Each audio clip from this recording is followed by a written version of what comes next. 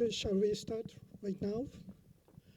Okay, today is February 23rd, Sunday, to 2020, and my name is Anegawa. I'm directing this program, Grand Design Project and Grand Design by Japan program. And this might be the forum three, and the title of today's forum is Natural Disasters and Crisis Management. I have good information and bad information about this forum. The first, before the forum, today is a Sunday and tomorrow is a holiday because of the new emperor's birthday. And we will celebrate for the first time as a new emperor, the present emperor. So that might be the good news. And good news about this forum is we have the first forum of the 10 years of experience, because Grand Design by Japan or Grand Design Project was introduced 10 years ago. And we celebrate the 10 years anniversary. And this might be the last because this might be the last year of this program. So we plan the three final forum. The first one is today's forum. And this might be the second good news. And the third good news is we invite three renowned established academics from the United States and Kyoto University and Tohoku universities, and they are the leader in this field. So Keio University and the Keio Business Schools might be very proud of the fact we are inviting these three renowned professors, and we have the good opportunity to listen to their lectures. So this afternoon is very important. And the final bad information is, as you know, the new coronavirus infectious disease. And universities are refraining from the big size event. So I asked if only the good, healthy students and healthy people should come here. And so we record today's lectures and we stream and broadcast the lectures through the YouTube. So you can enjoy the lectures from your home or any other places. But the number of the participant is a little bit small compared with the usual events.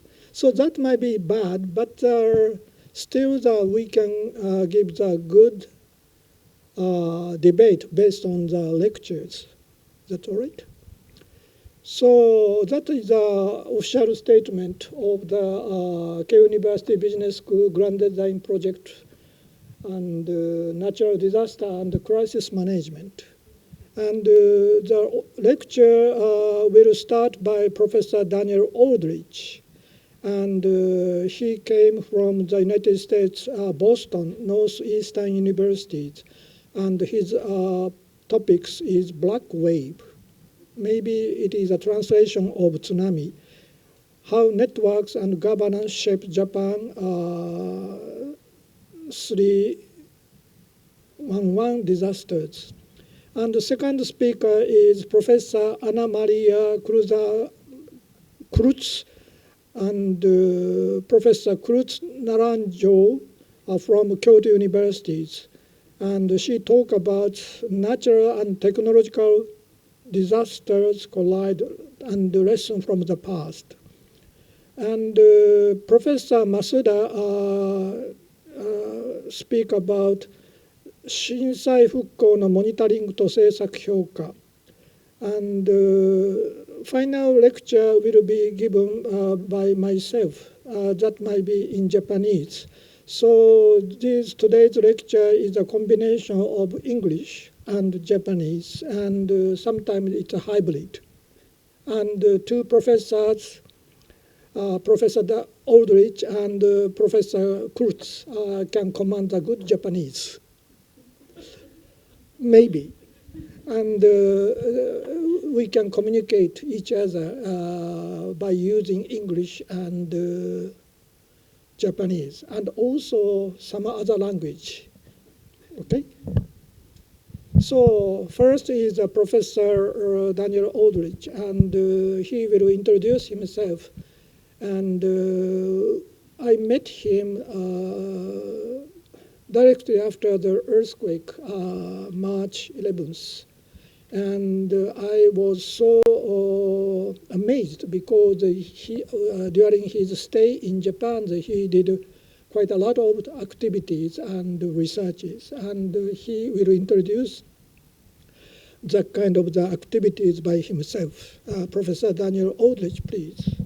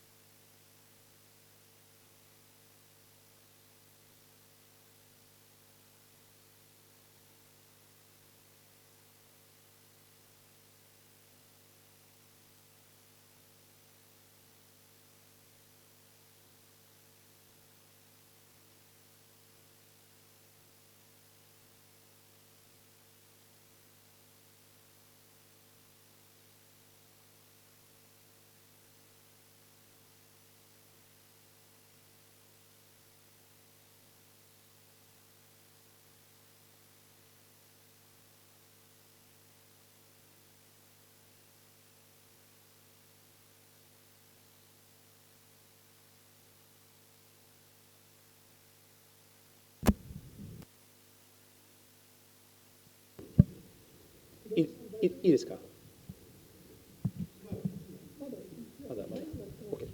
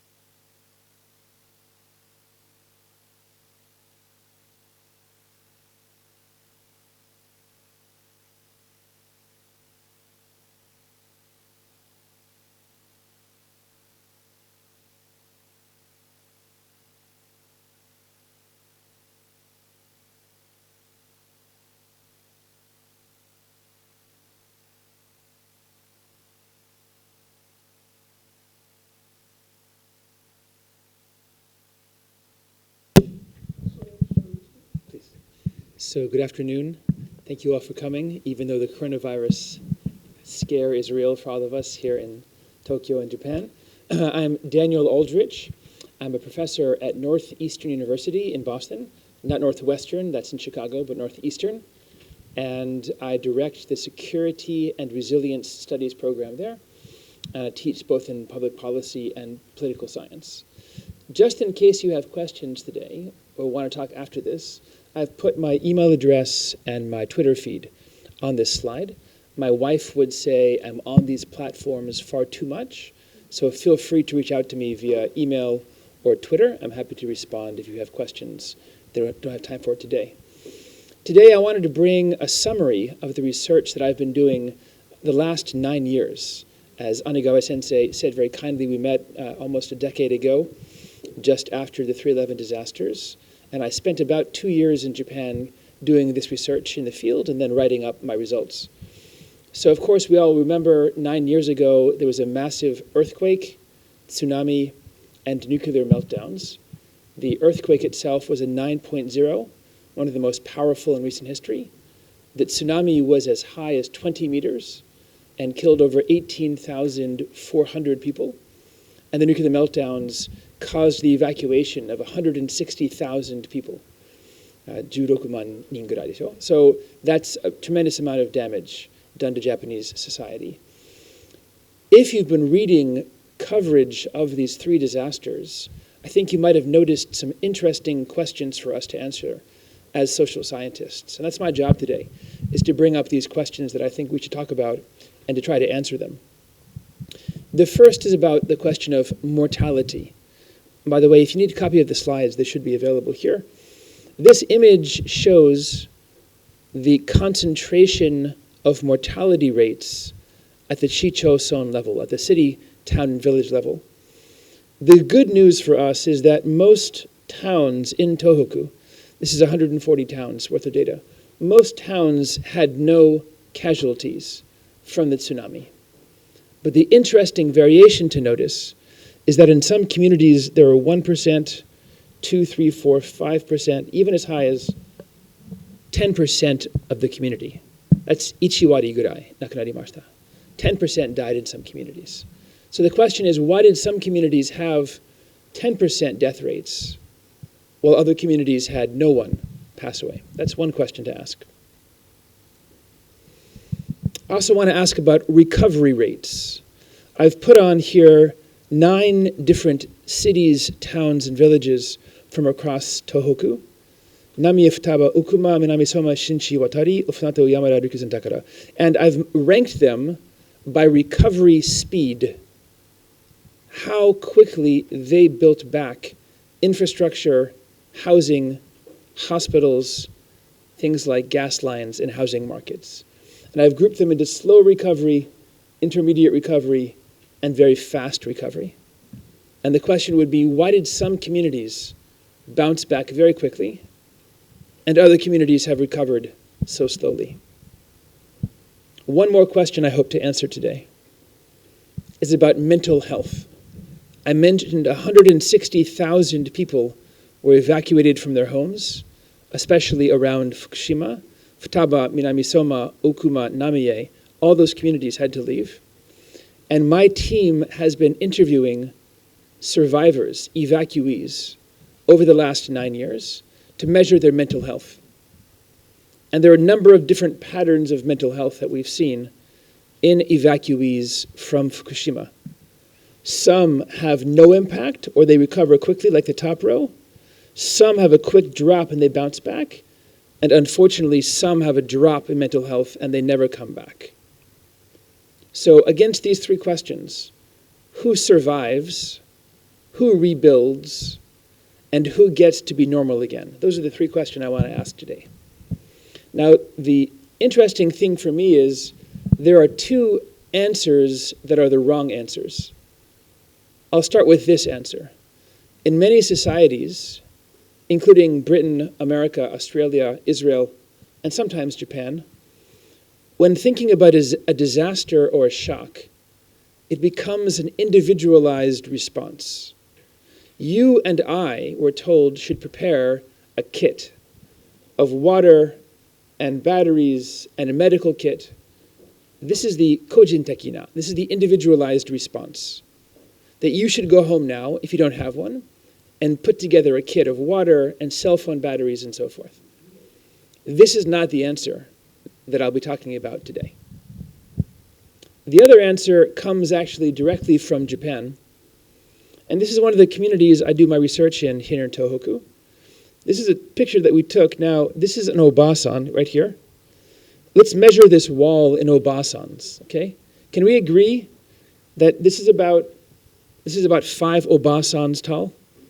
Is that fair? Right, this tsunami wall? So let's just say that she's about 1.5 meters. Can we agree the wall's at least 7 meters tall?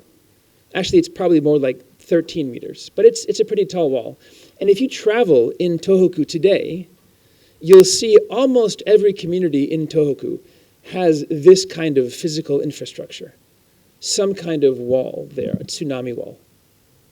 I'm going to answer, this is not the answer we want either. Not the individualization, and not the Kokyo Jigyo, not the public works projects. So neither of those, I believe, is the answer to why we have variation in survival rates, in recovery rates, and in mental health. Instead, I'm going to argue that the core factor that determines those 3 outcomes are the strength of social connections, often called social capital. You could call them kizuna if you want to, shimin shakai, whatever you want to. But there are 3 different types of social ties. The most common is what we call bonding social capital. Bonding social capital connects people who are quite similar to each other. For example, if you live in Chennai, in India, and you're a member of the Patinavar caste fishermen, most of your friends are probably Patinavar caste fishermen. If you live in Boston and you're an academic, most of your friends are probably English-speaking academics. This is called homophily. It means we're most comfortable with people who are like us. But occasionally we have friends and connections beyond our ethnicity, our religion, our race, our obvious characteristics. We call those bridging ties. Bridging ties can come through institutions, like kindergartens or schools, workplaces, through kendo, judo, kyudo, bocce ball. Things that we do that connect us to people who are different than us. Maybe through a church, synagogue, or mosque. A final type of connection that we have is a vertical connection. We call this a linking social tie. I'm going to argue that all 3 types of connections are critical determinants of post-disaster recovery. I'll start with the theory. The first decision made by any survivor of a shock is whether or not to go back and rebuild their home and their business. Should they go and spend time and money and give up other opportunities to rebuild their home? Or should they move someplace new where there was no shock and begin life over again? We call this exit and voice. The costs of rebuilding are very high. Even with the Japanese government's aid, and even with private insurance, many new home construction in Tohoku is more expensive than the coverage provided, meaning you have to spend your own money. There's a financial cost of rebuilding your home, as it was. And there are psychological costs of rebuilding in the same community. You may have lost a pet or a family member. You may have lost your business or your home. Being there, especially in temporary homes for a long time, can be psychologically upsetting. And finally, there are opportunity costs. Every day you're in a damaged community, like Minami Sanriku. You could be someplace else like Sendai, and you could have a business working again and clients again. So the first decision made is exit and voice. We have found around the world, including in Japan, individuals with stronger connections, social connections, who feel a sense of place. Those individuals use voice and they rebuild. Individuals with fewer connections often use exit and they leave the area. So the very first decision after a shock depends heavily on these kind of social connections. The second reason why these social ties matter is because they make it easier to overcome collective action barriers. Many of the challenges that we face cannot be solved by one individual or one institution by themselves. It requires everyone working together. The most obvious example might come from Haiti after the 2010 earthquake, when there are no police officers left, there are no government officials left. The only way to maintain order was if every family in the community put in 1 hour a day into a patrol around the neighborhood. It's 3 o'clock in the morning and I'm asleep, comfortable that you're out there watching my house and my family. If I don't know you, if I don't trust you, I won't sleep very well. Many challenges that we face after shocks require this level of collective action. Where we have social ties, it's easier for us to work together. One more theory we call mutual aid or informal insurance. Hopefully most of us have car insurance, health insurance, we have life insurance. This kind of insurance cannot be purchased with money. You can only get it by putting in time and trust into neighbors who live nearby. If you've met your neighbors, if you've interacted with them before a shock, if your children go to the same school or you go to the same synagogue, then after the shock, you can knock on their door and say, "Hi, it's Daniel. My house is damaged. Can my son stay with you for a few hours while I go look for help?"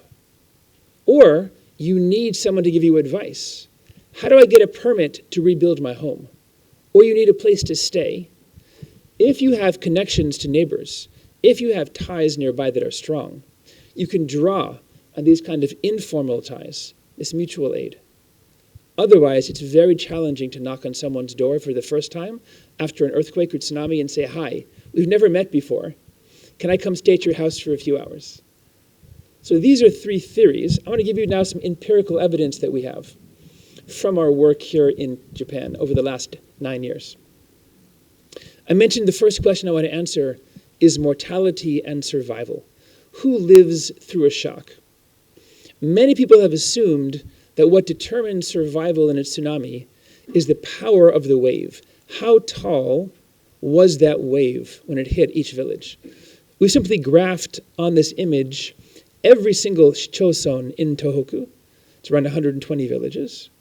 And we've graphed then the height of the tsunami on the x-axis and mortality on the y-axis.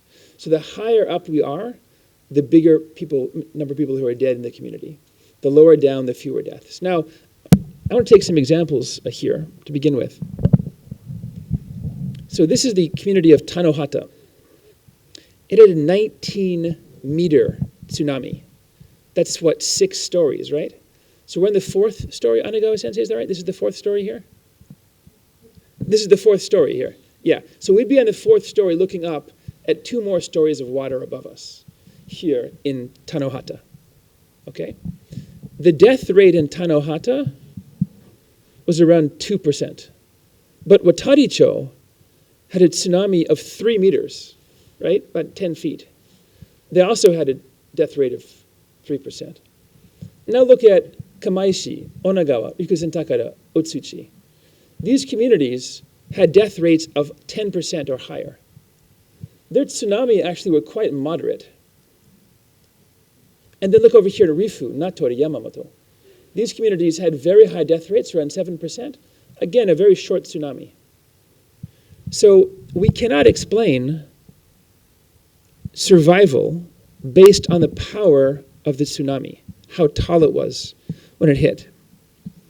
And the benefit of being a social scientist is I spent the last few years asking annoying questions of people who survived these shocks around Tohoku. And I put their answers into 5 categories of reasons why mortality varied. Many survivors argued they survived because of the height, the takasa, of the tsunami. And again, I don't think that's very helpful. I heard a very cynical answer from some survivors. It's a very seiji-tekina, a political answer. Here's the argument they made. Certain Tohoku villages for a long time have supported not the Shiminto, the LDP, but opposition parties, like the communists or the socialists or the democratic. And they argued over time they've lost funding for early warning systems, for training, for survival, for fire engines. And they argued that therefore death rates were not a function of the tsunami, but rather a function of politics. It's a very dark answer. I like it, so we'll keep it in for now. I've got many colleagues at my university who are engineers. And the engineers always ask me the same question. How tall was the tsunami wall? How much concrete was there between the village and the hazard? And they argue the taller the tsunami wall, the stronger the tsunami wall, the lower mortality should be. Like Kano, for example, which had a 30-meter wall. Two other arguments I've heard regularly. Demographics might matter. What if the elderly are in higher numbers in certain villages? And the reason that we have higher mortality rates is because there are more elderly people living in those communities.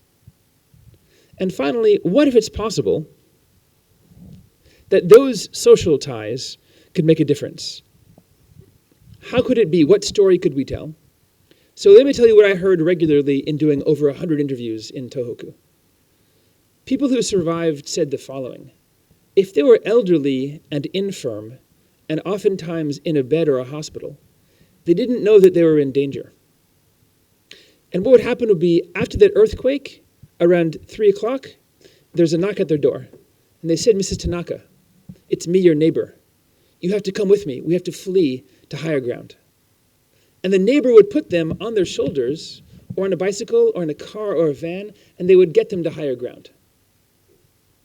Now, if enough people do that in a community, then the overall death rates would be lower, not because of the height of the tsunami, or because of politics, or because of demographics, but rather because the community was tighter knit, and they helped each other out with that collective action. And in fact, that's exactly what we found. The best predictor of tsunami survivability came from a measure of social ties. Here we're using crime rate, but we have other measures as well, including, for example, kominkan, measures of associational membership, chonaikai, and so forth. But basically it goes like this. If you lived in a village or a town or a city where people know each other and they work together and they trust each other, then holding everything else constant, the survival rate is much higher and the death rate is much lower.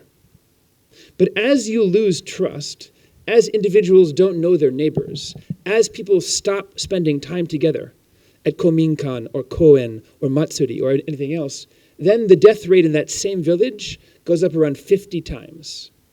So at the low end here, if you have a very connected village, death rates are around 1 in 1,000 people. At the high end of a disconnected village, it's around 1 in 50, which matches actually pretty well with the data. So the first question I asked was, who survives? And the argument I'm making today is, people survive who are connected in connected areas. Do we have strong social ties? Second question, who rebuilds? Who comes back? So this is Ishinomaki, taken about 2 weeks, taken about 2 years after the tsunami. By the way, notice it's the exact same angle. See the yellow bars here? So you tell me, you're all falling asleep here. You tell me, has Ishinomaki recovered in those 2 years?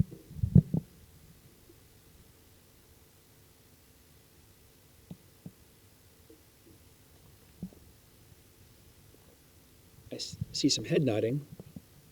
Everyone agrees? Yes, Ishinomaki recovered in those 2 years? What evidence do we have? How do we know? How do we judge that?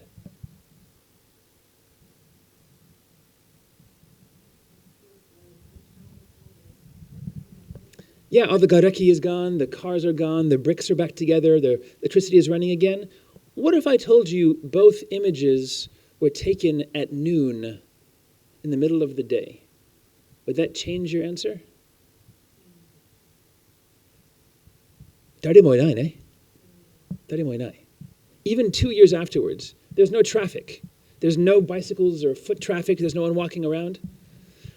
So the question is, for recovery, how do you measure recovery accurately? Because infrastructure here is 100% recovered. But business, school attendance, and hospitals are not. So in my project, I measured recovery using 14 different indicators, including business, real estate, infrastructure, and so forth. We've got one more image from outside Tagajo in Sendai, about 1 month, 1 year, 2 years. And this white van is still here. Hard to explain why that's there, but maybe insurance fraud. But again, we have cleanup, we have debris being removed. The only way to know if there actually is recovery is to understand holistically multiple levels of recovery. Let me ask you, what do you think helps villages, towns, and cities rebuild faster?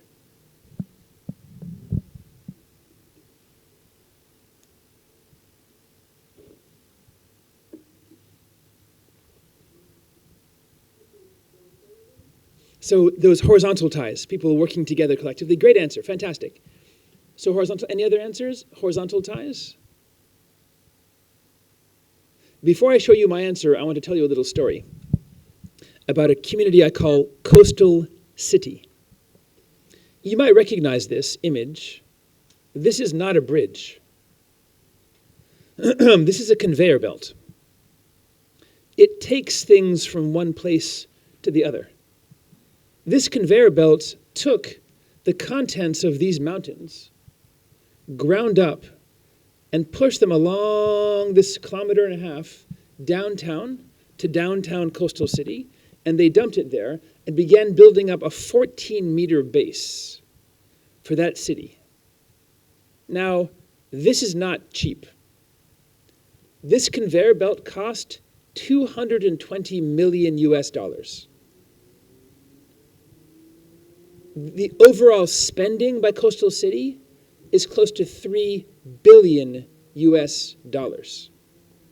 Now, Coastal City is a community of 16,000 people. Let's see, 16000 人ぐらいでしょ? So you can do the math, right? How much money per person they're spending? Where did Coastal City get the money? How did they afford a $220 million conveyor belt and $3 billion in repairs? So I did interviews in Coastal City and about 35 other villages. And I asked them, where'd you get the money? You don't have $3 billion.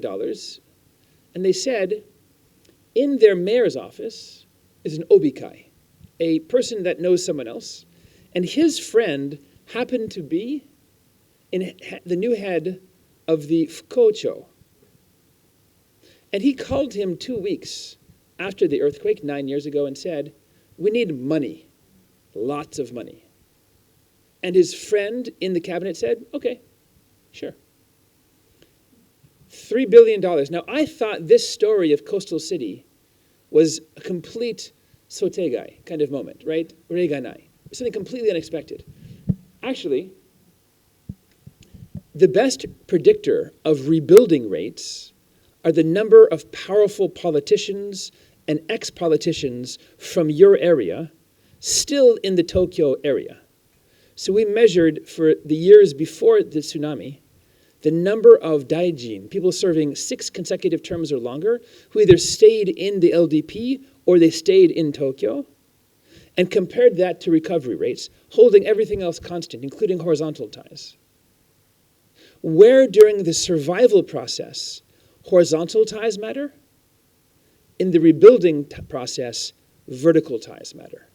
You need vertical connections to Tokyo, to the people in power, to bring in money. For example, how do you convince Obayashi, the company, to build homes in your community and not just to build new Tokyo Olympic Festival stadiums?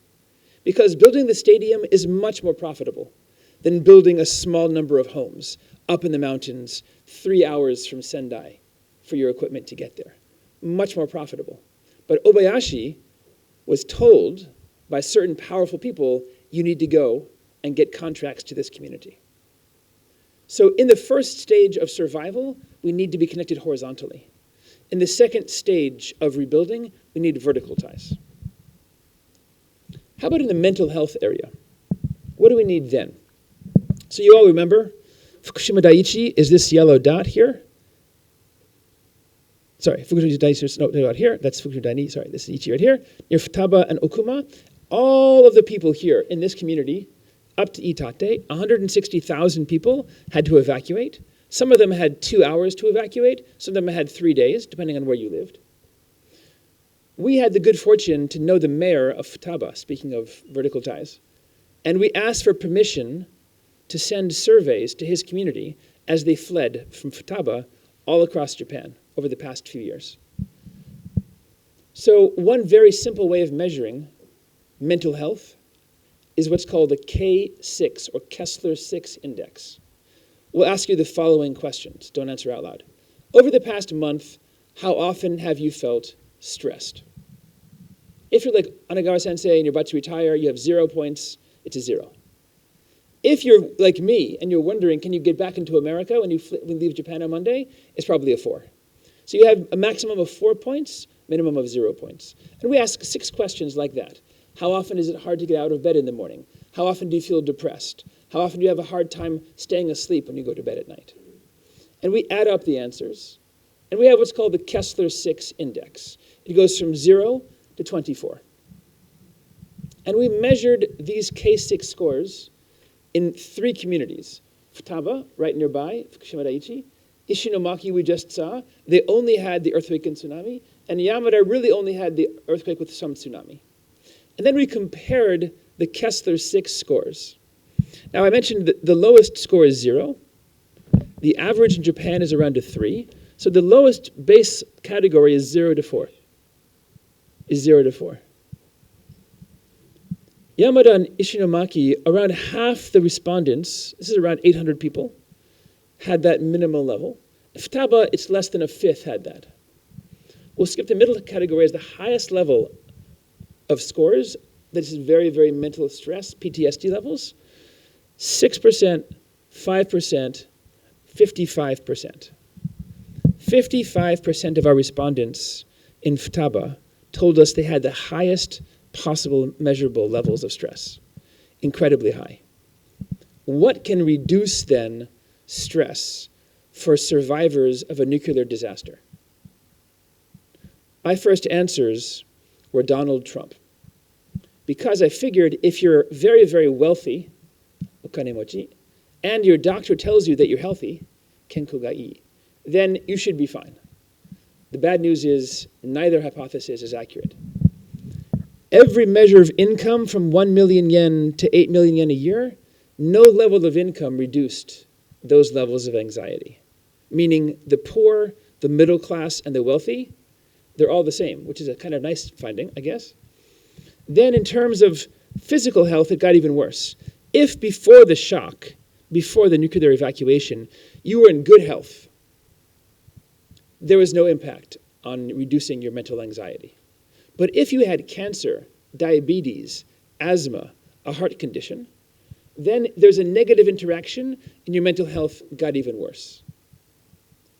Can anyone guess what one factor reduced these Kessler-6 scores for Futaba evacuees?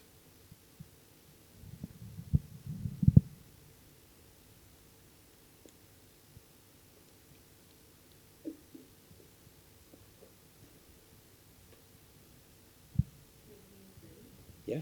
Known neighbors, close friends. The more connections that you had in the evacuation process, the lower your Kessler-6 scores were, controlling for age, income demographics, how far you went, and all the other factors that we had. Now, here's the interesting thing. I've argued today that social ties matter a lot. In fact, I've argued they matter more than an individual kit, the kojinteki, and more than the kokyo jigyo, kind of the building a big wall.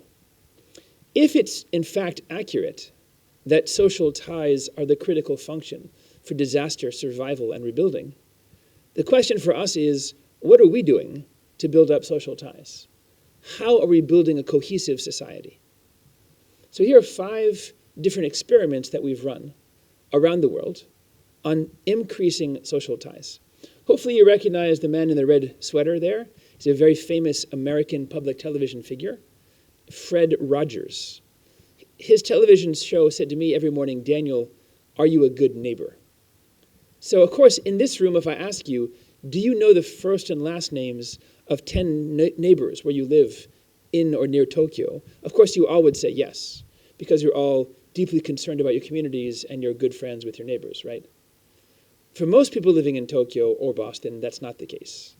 Fewer than 1 in 8 of us can mention first and last names of 10 neighbors. That's a problem. Because the first person on the scene of a heart attack or a fire or an earthquake like in Kobe or an earthquake like in Sendai are neighbors.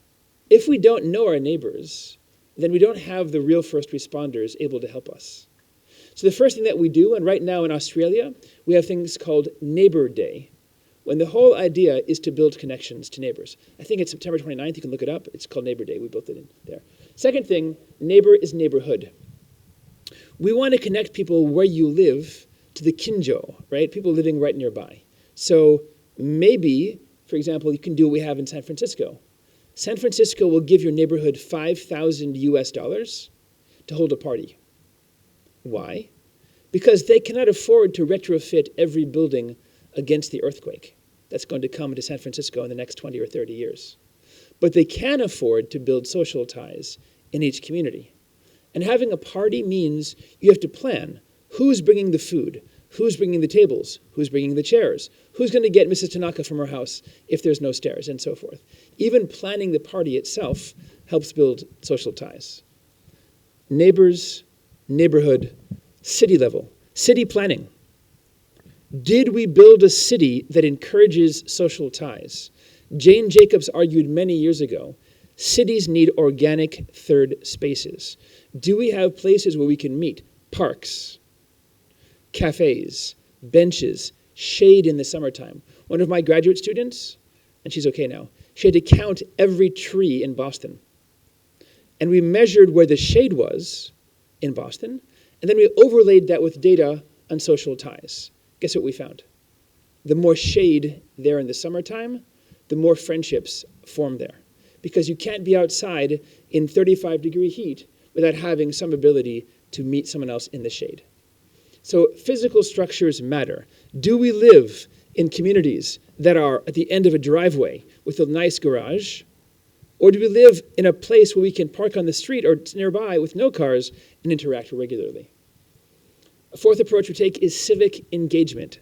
Societies need people for the very boring kinds of meetings, maybe like this one for you right now. A meeting where there's an expert talking blah, blah, blah, or about voting, or schools, or PTAs, or zoning. We need to have events where local citizens believe they're part of society. They have to believe their voices matter.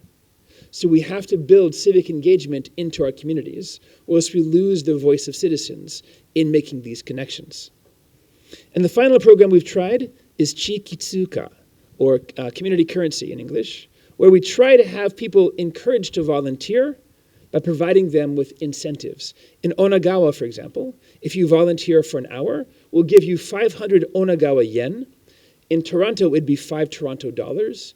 In Ithaca, it'd be 5 Ithaca dollars, and so forth. This Chikitsuka can only be spent at local mom and pop stores, businesses, farmer markets, not at Mr. Coffee or Mr. Donut or McDonald's or whatever. And this encourages volunteerism, and then the money circulates locally at local stores. All 5 of these programs we've found increased trust and cohesion, an average of 15% after the first year of building the program. In fact, we've been so successful that we have funding now for a program called Ibasho up in Masakicho, for programs in Nepal and in the Philippines. And what we found is individuals participating in this project called Ibasho, they have a broader network, more friends, a sense of efficacy, a belief they can make a difference, and a sense of place. They see their homes as where they want to stay for the future. Okay, so I want to wrap up today. I asked 3 questions. I said, 1, who survives a shock? I asked 2, who rebuilds fast? And I said 3, who regains mental health after a shock? I've argued in all 3 cases, horizontal and vertical ties matter. In the process of survival, even before a tsunami, and all the more so during long-term duration shocks, for example, horizontal ties make a difference. Vertical ties make a difference in the process of rebuilding. And then horizontal ties make a difference in the mental health that we need over time. Many of us, unfortunately, live in a society where we still invest in the kokyo jigyo. We still build tsunami walls. We still build large-scale hakamono. What Japan and America and all the other countries need now, facing these kind of shocks, is not large-scale concrete projects, but small, micro-scale social cohesion. Thank you very much.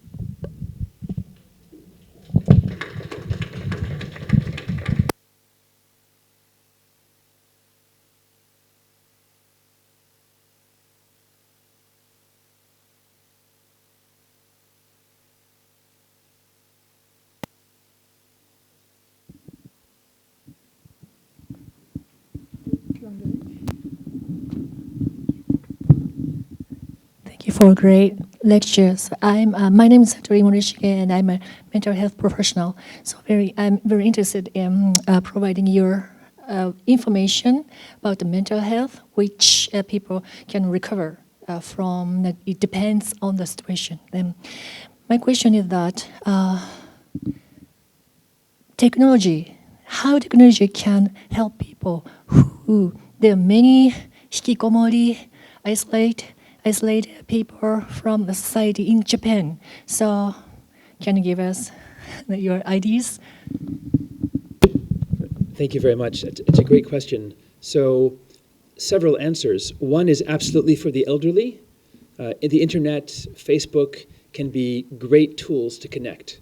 If they're not able to leave their home or don't want to leave their home, they can build online connections over shared interests or to grandchildren in other countries or to friends who live nearby. So we've done research actually and found individuals who are active online often do build strong social ties. The challenge is during a disaster, that virtual network is often very hard to reach. For example, if you were in Sendai, you know your phones worked for about 24 hours and then not much longer after that. So for the elderly, many of the connections that we've studied for this project have been local in their community itself. If they can use a virtual technology, phones, texting, whatever it is, to connect locally, I think that's an incredibly powerful tool. If the only connections they're going to have will be further away to people in other communities or elsewhere, it might be less useful for them in that moment of shock when there's power that's cut out, there's no running water or electricity, and they need literally physical help from people nearby. So for the hikikomori, for the elderly, for the toshiori, nenpai no kata, whatever it is, for them, absolutely, technology can be helpful, but I think it's a specific type of technology. The other danger that I see is, especially for my students, much of technology nowadays can be very isolating. It can really make you feel like you're by yourself, either through, like, for example, being bullied online, or through video games that are just you and your Candy Crush or whatever we're playing these days. So those technologies are also available, but rather than connecting us to other people, they can actually make us feel cut off. So I think we have to think carefully how we're using technology. I would say not any technology is helpful, but those that really build bridges. There's a platform called Nextdoor. It's kind of like Facebook, but only for your community where you live. So for example, I live in Boston, and on Nextdoor, I can only connect inside my community in Boston, not to New York or Washington or Seattle or Tokyo, which means everyone that I meet online is an actual real-life neighbor. To me, that kind of platform, I think, would be very, very helpful to run. Is the platform organized by government, your community, or your states, or just the voluntarily people make that infrastructure? So Nextdoor actually is a private firm. I've seen local governments build up, but also NPOs and NGOs as well.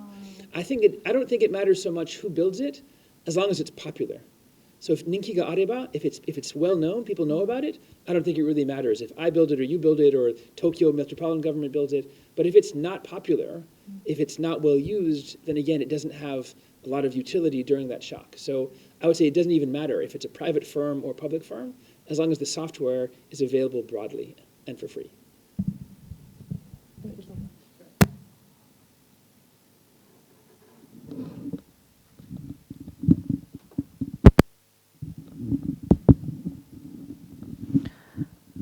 Hi, I'm Hiroko Sugaya, a KBS student. Thank you very much for your lecture. It was very interesting. I have two questions. I understand that social bonding in cities and villages is very important for them to recover or survive a big tsunami. But I'm just curious, how did you measure social bonding in each community? And also, why do you think such social capital is different among the communities? Thank you for the question. So my answer to the first one is read the book. You can buy it on Amazon.com. We measure it with many different things, including the number of kominkan. We measure associational membership in chonaikai and unions nearby. We measure connections in voting. We also measure the number of community centers being used in the community. So we have measures of membership and also activities. And you can read the book and find out. There's a great question, though, about why there are different levels of social ties. I have a lot of theories. Now, this book didn't explore the history there. So my mentor is Robert Putnam, and he wrote a book called Bowling Alone. He would argue that the current day, 2020, social ties are a function of 1720, 300 years ago. He would say what happened 300 years ago matters for modern day social ties. Did 300 years ago local guilds and like Gyogyo Rodo Kumai or unions, did they get together? Did they work together? Or were they isolated? And he argues that historically, that pattern of a positive or negative interaction builds up over time and affects where you are right now in 2020. Now, I don't think it goes that far back. He says 300 years. I would say probably it's maybe 40 or 50 years, especially after World War II. Did the community, for example, there are parts of Kobe, like Mano, for example, very well known for being activist, engaged.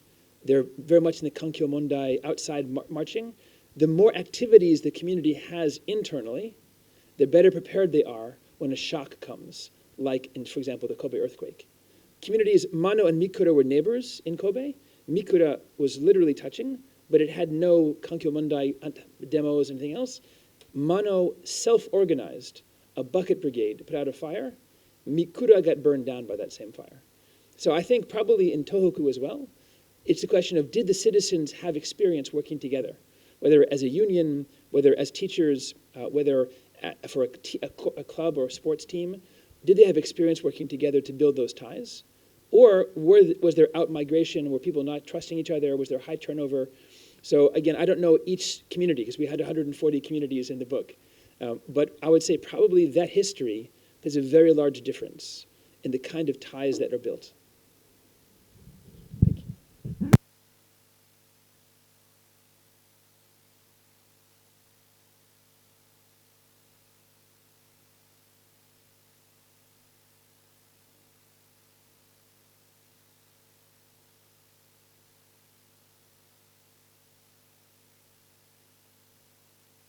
Thank you very much. My name is Ana Maria Cruz, and thank you very much for very, very interesting presentation.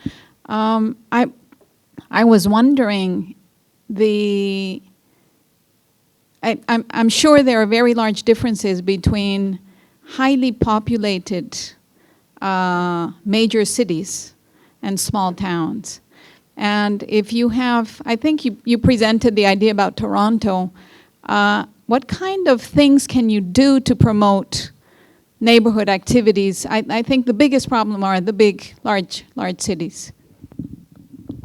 Yeah, so it's interesting.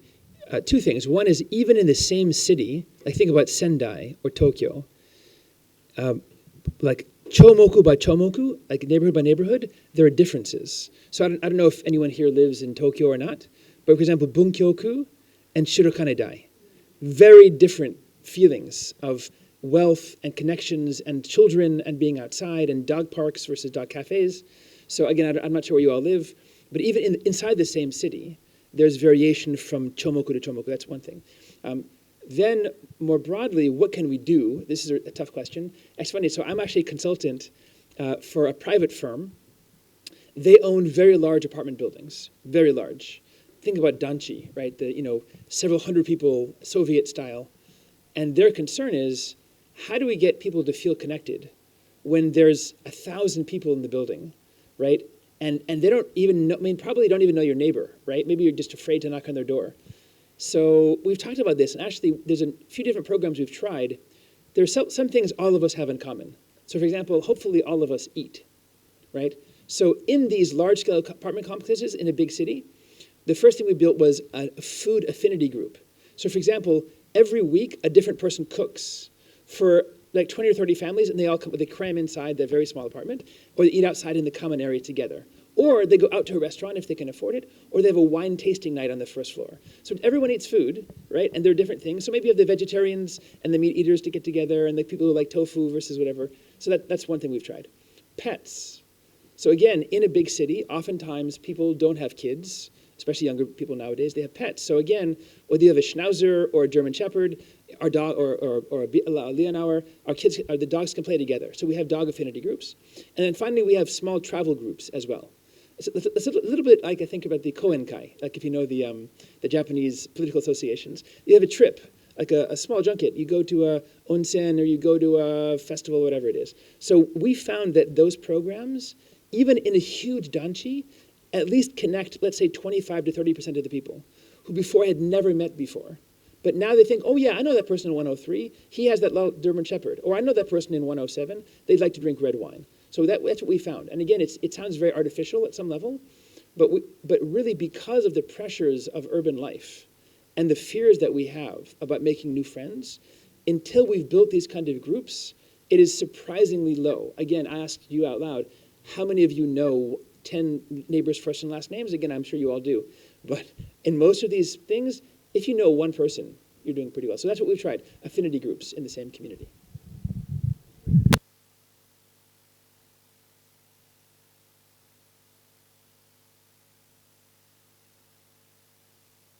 Hi, my name is Ari. Thank you very much for the presentation.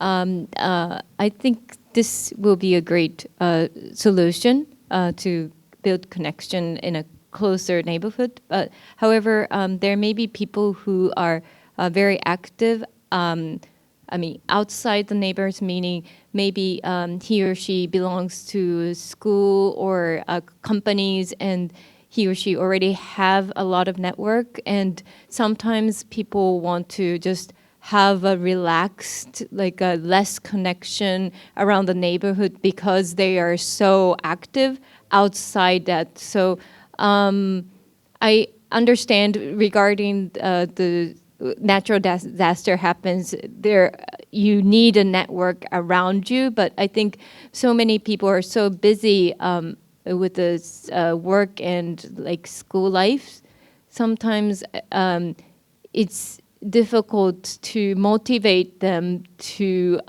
actually build a network through the neighborhood, because sometimes it can work like against you, meaning you want to relax like where you live, but if you know people around you are like everywhere, oh, that person is from 101 and then that person is 210, like people can get tired from that. What do you think about that comment? It's a good point, right? And many of us, especially in Japan, if we're working late and we come home at 10 o'clock at night, the last thing you want to do is knock on a neighbor's door. But the challenge we think about is this way. Imagine it's almost like immunization against the flu or inoculation against measles, right? In the sense that these are group events. If we all don't have some level of local connection, then when that shock hits, if there's a fire in your building, if there's a flood, if your neighbor has a heart attack, right? And I mean, you know these stories to be true. There have been buildings, danchi, where people have died and they've been in there for weeks in some cases because no one knew that they were there. That's the worst case outcome for us, right? Forget about these very rare natural hazards. We wouldn't call them disasters, but natural hazards. These are relatively rare in society, right? Whether it's Japan or North America. The real problem would be daily living. And also imagine if you're so nervous about not knowing your neighbors. You want to be relaxed, but maybe you don't really go out so much anymore. You don't take walks in your neighborhood. You don't walk your dog so far, right? So we know that impacts your health. Actually, people who walk more are healthier. So the way we talk about this idea is not about getting ready for a big shock like these rare shocks, but rather, don't you want a community where people can at least walk around and feel comfortable? Or at least, if I see my neighbor's face, maybe they don't know my business, but I know their face at least, right? I know who they are. There's a very famous book by Oscar Newman called Defensible Space. And he argued, if you don't know the people in your community, you can't begin then to connect to who belongs and who doesn't belong, right? If you recognize your neighbor as having a grandchild over, right, you won't throw the grandchild out of the common room when she's there eating her nambe or whatever. So I think it's true. We do have these two different pressures, the need to anonymize and play on our phones and be separate and ignore people. But at the same time, if all of us do that, then whether it's a big or small town, and of course it happens in both types of places, we'll be creating a society where there really is no communication or connection. And again, we're talking about Japan, where we live right now. Imagine we're talking about North America, where there's already polarization politically, right? If I'm a member of one party and you're the member of the other party, maybe I don't want to speak to you at all, right? You can find you're my neighbor, right? So those are the kind of things we have to overcome. This is really the thinking that we need, how critical these local connections are.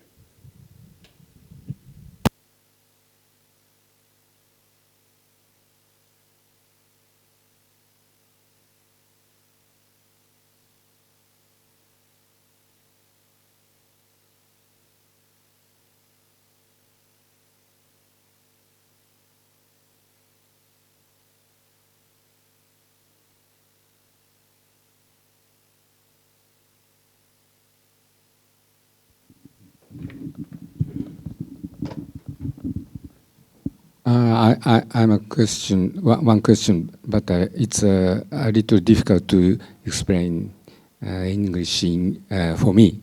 But I try. According to your presentation, the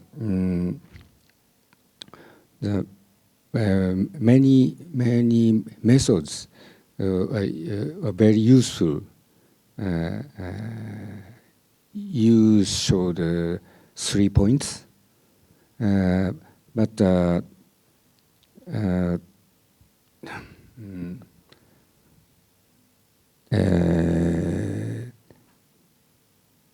whole of the solution, or essential solution, is some kinds of social capital improvement, I feel. In Japan, the social capital is decreasing gradually. It's a problem, I feel. Of course, the technology or social connections is and so on are very important. I agree, but it's just methods. I feel it's not a target of this problem.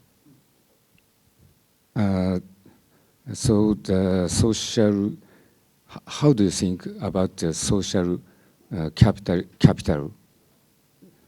Of course, I know you mentioned in this lecture, but more precisely, please. Yeah, I mean, it's certainly true that across Japan, social ties are dropping. Connections are dropping, voting rates are dropping, most forms are dropping.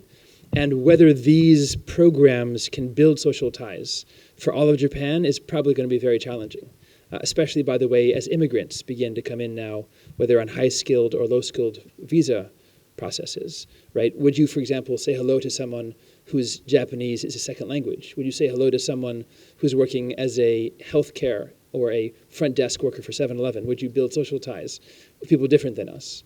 But I think for Japan, the overall levels of social capital are higher to begin with, let's say. The homophily and homogeneity in Japan is higher, let's say, than in North America. That is to say, people are more similar here in Tokyo or Sendai or in Tohoku than in New York City or Boston. There already is a shared connection of language, ethnicity, right? That's already shared. So in that sense, building social ties in Japan is a little easier than it would be, let's say, if you go to Singapore, where there are Malaysians, Indians, Chinese, Westerners, expatriates, right? And maybe they do speak Chinese or maybe they don't. Here in Japan, 97% of the people already speak Japanese.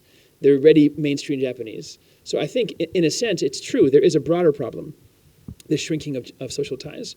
It's also from a very high point, though, right? So I think part of my research argues that right now, in 2020, Reiwa ni, I guess, we're still in Reiwa ichi, I can't remember what Reiwa we're now, but whatever year we're in, is it ni? Ni, okay, I knew that, yeah. We still have a chance, at least at the local level, to try to build back this community tie. And I see all the time, by the way, the central government always promoting sort of the Natsukashi Furusato kind of moment, right? Did you go home for Obon? Did you reach out to your home Ohaka? All those kind of moments. That's really saying, do you have a connection? Do you feel that connection?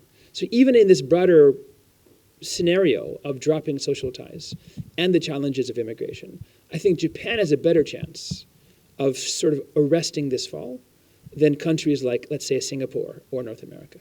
That's how I see it, at least. Thank you.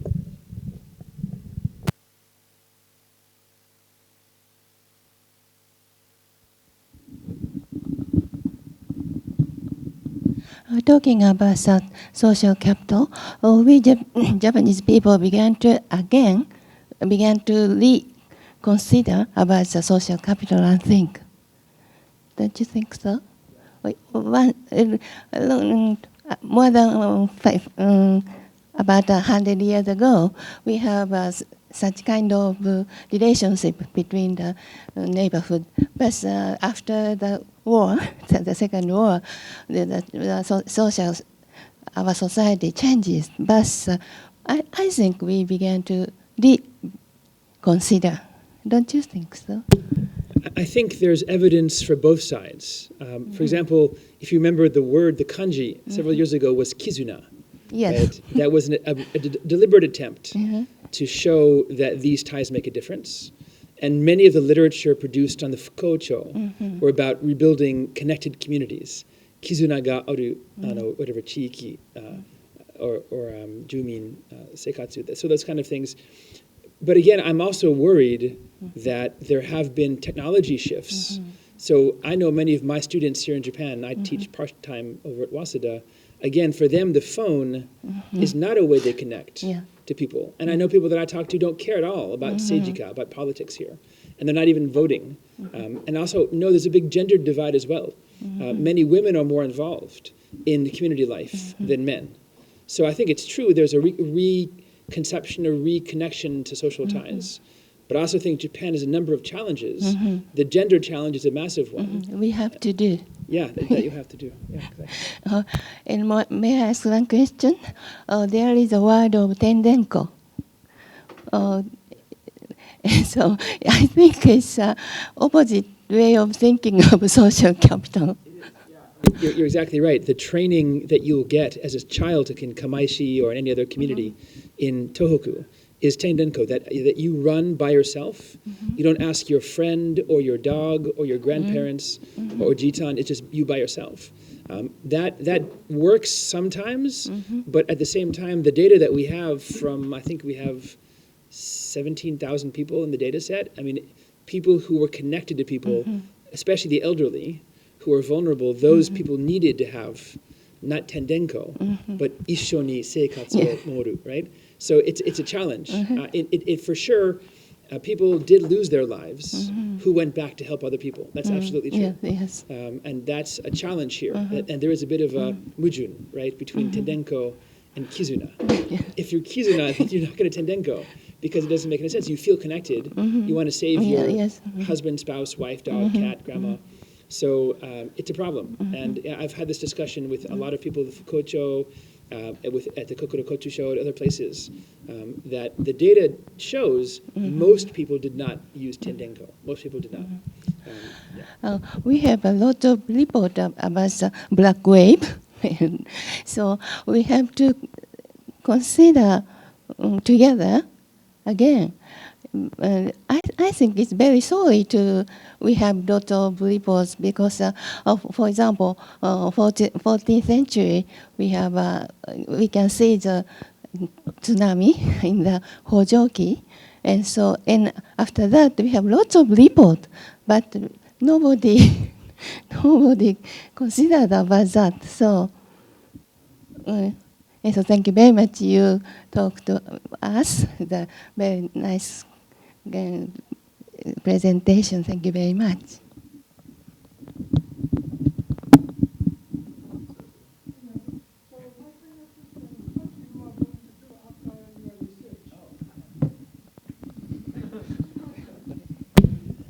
For academics, that's the best question to be asked.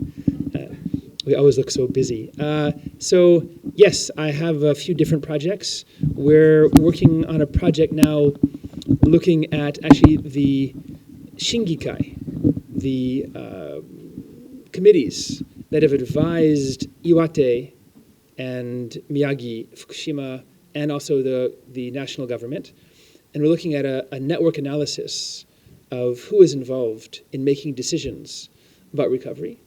And we're also doing work right now in North America on post-disaster recovery to understand what factors there, if it's like these kind of connections, have made a difference over time.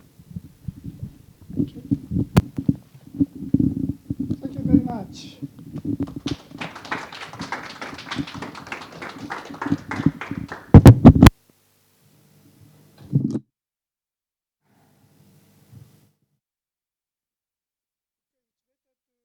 Have the 10 minutes break from now, and the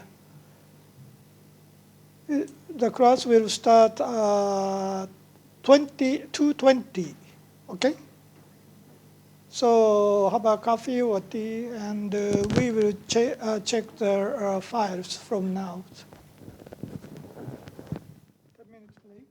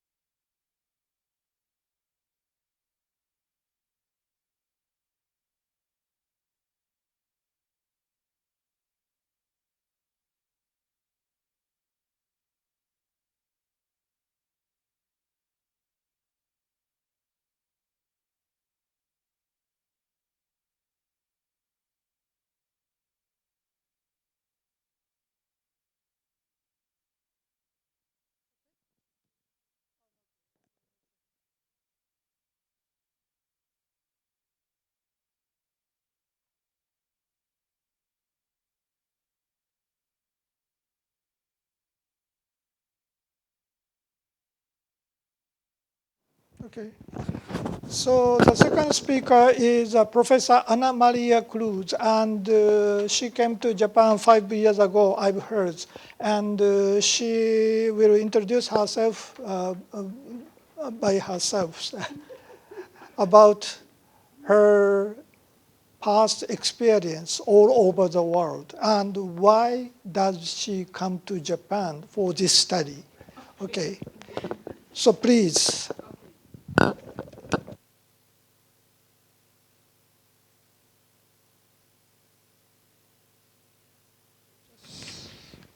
Put into your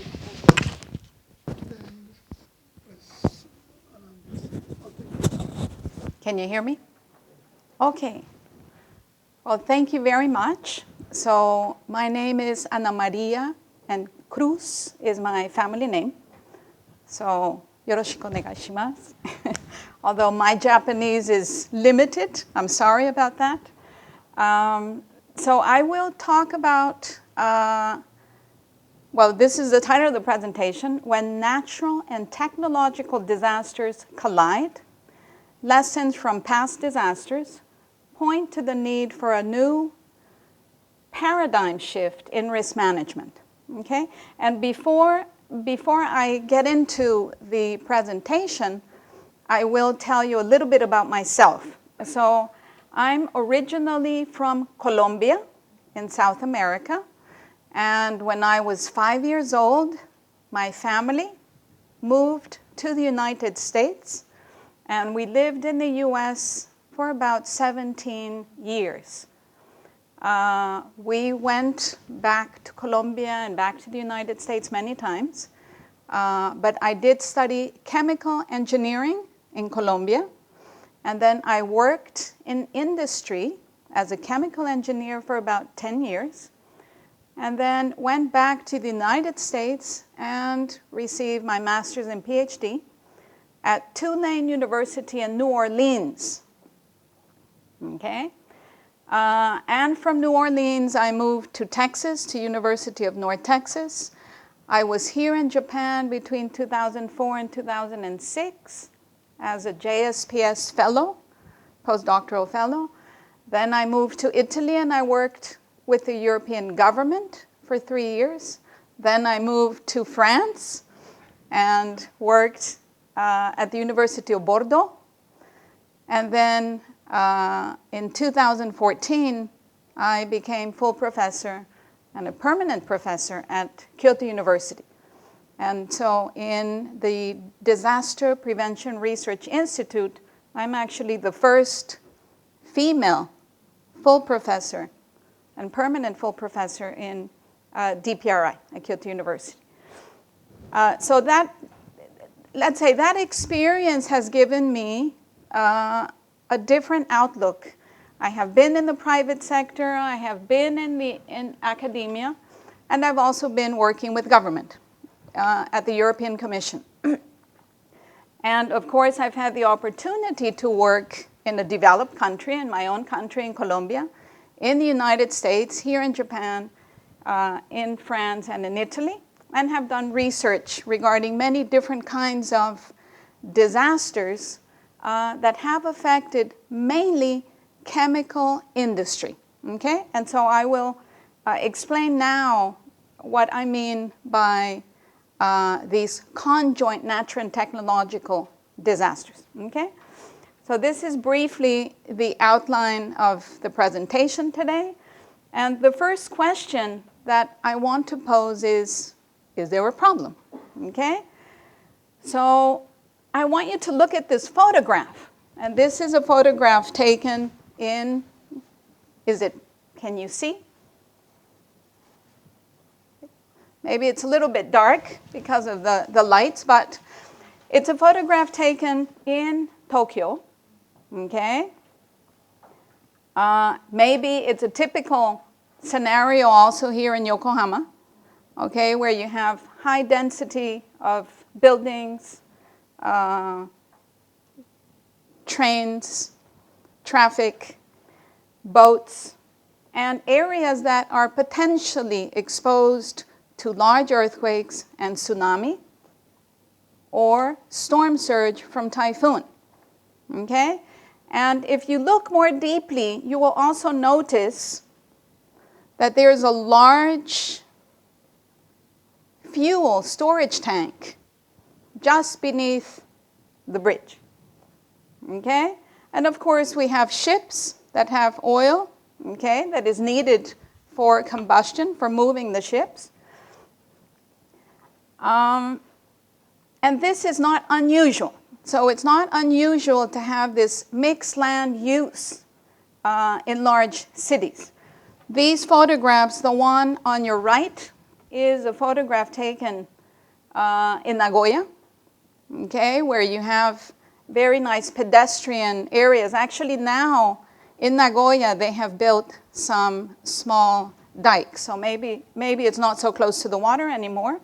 Those pictures were taken in 2016, okay? And then on this side we have a picture of Kawasaki port area, okay? Again, we have a mixture of a lot of people and industry. But what we learned from the Great East Japan earthquake is that when you have large flooding, as occurred during the tsunami in 2011, you can have a lot of this oil that can be spilled, as you see here on this photo of Kesenuma Bay. And if the oil is ignited, then you can have floating oil fires because of the debris. Okay? Of course, you can have other kinds of damages. Not only oil spills, but fortunately, up to now, we have not had any toxic chemical releases that could travel much farther than oil spills.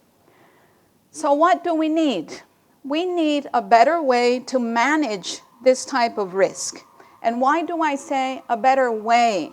Because up to now, the way we prevent a typhoon? I cannot imagine if when it is a typhoon, it must sound very horrible.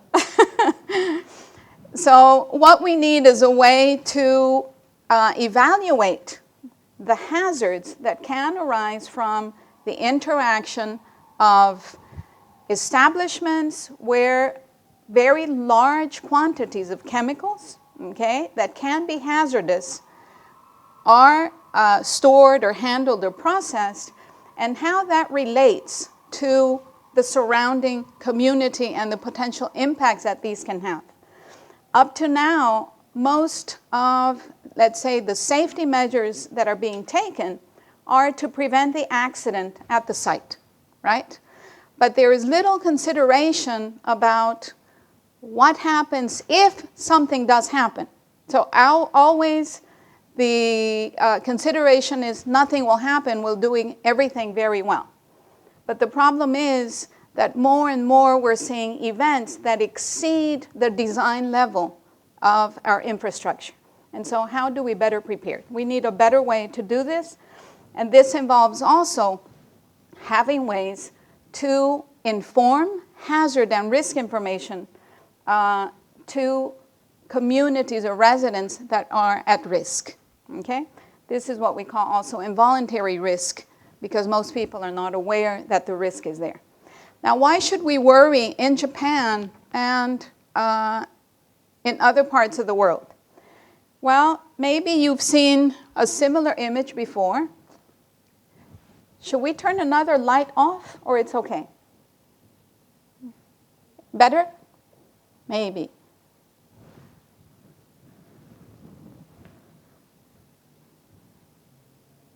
Thank you very much. Is it better? One more? It's okay. A little better. Okay, I'm sorry. So what we know up to now is natural, at least reported natural disasters have been increasing since reporting started around the 1900s, at least official reporting. And Asia in particular has seen the highest number of events reported, the highest frequency. What is less common to see is the fact that technological disasters have also been on the increase. And Asia, again, is one of the areas that has seen the largest increase. Now, this is in part because a lot of the chemical industry has been moving to especially Southeast Asian countries. And so there is a rapid economic development, which also means industrialization, but often without all the safety requirements that are needed. These trends, of course, put more people and property at risk. And this combination of natural hazard events occurring where you have a lot of people, property, environment at risk with technological disasters, or the potential for them, is what we call a NATIC. So NATIC is just an acronym for natural and technological. NATIC. And in the rest of my presentation, I'm going to be talking about natural and technological disasters involving the releases of hazardous materials. So for example, the Fukushima nuclear accident caused by the Great East Japan earthquake and tsunami is one example, okay? So before I continue, let me show you what is the status of these kinds of events around the world. So studies from different databases that compile information regarding chemical accidents in general, whether they are caused by human error, failure in the systems, or caused by natural hazards, indicate that there has been an increase, particularly in those events that are triggered by natural disasters or natural hazards, because sometimes it's just maybe a lightning strike, okay? So not necessarily a disaster, but a hazardous event. This graph in particular shows data from a database in the United States called the the National Response Center database that collects records of all reported releases in the US. They are not reported as NATIC, so we have to extract, identify them, and then they can be presented here. What we also know from this database is that hydrometeorological related incidents are on the increase. So of course, one of the questions that we may pose is, well, what happens in a world with a changing climate? How will those events change? Probably if we have more severe events, we are likely to have more NATIC events in the future as well.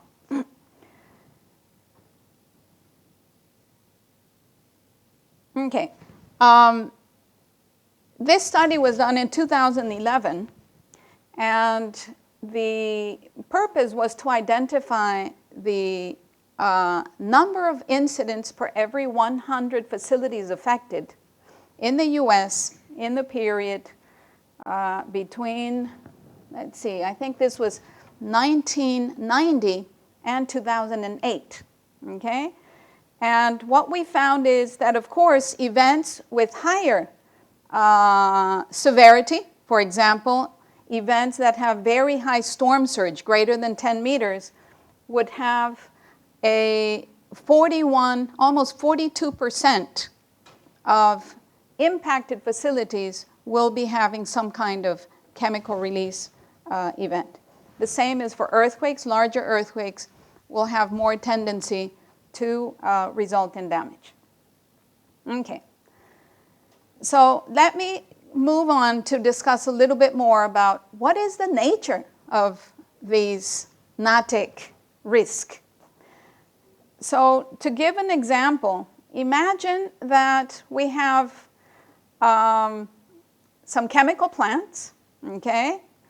And when you have on the left side just a technological event that happens due to human error, some upset in the process, we normally plan and program our emergency response.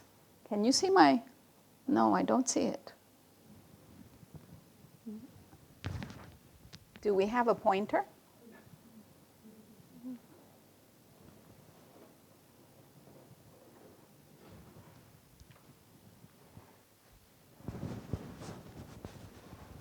Sensei, it's okay.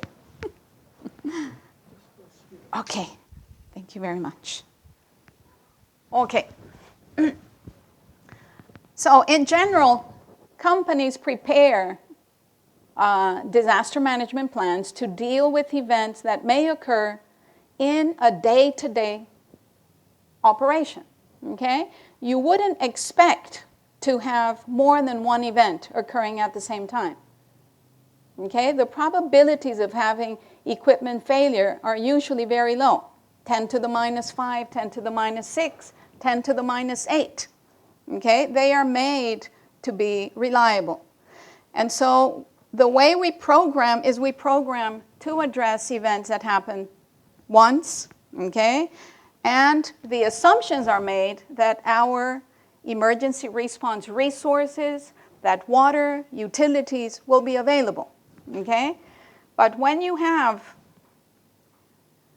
a natural event, well, what we see is that the natural event affects also our, let's say, safety barriers and our mitigation measures, and therefore, okay, and therefore, we may lose our capacity to respond, okay? This means that NATIC disasters pose a much higher risk in areas that are unprepared for these kinds of events. And I think I will discuss some examples, also one from Japan and from other areas to show you some of the problems that can result. We also know, and if we think about the Fukushima nuclear accident, or I don't know if from here, from Yokohama, it was visible, the explosions at the Cosmo Oil Refinery during the Great East Japan earthquake. I know it was visible from more than 7 kilometers, but I guess here we're much, much further. How far are we from Chiba here? Across the ocean, across the bay, right? Anyway, but it was on the other side of the bay. That way, okay. Okay, I'm lost. I'm lost in the building. So, but what we know is the likelihood of having simultaneous multiple accidents are much higher, okay?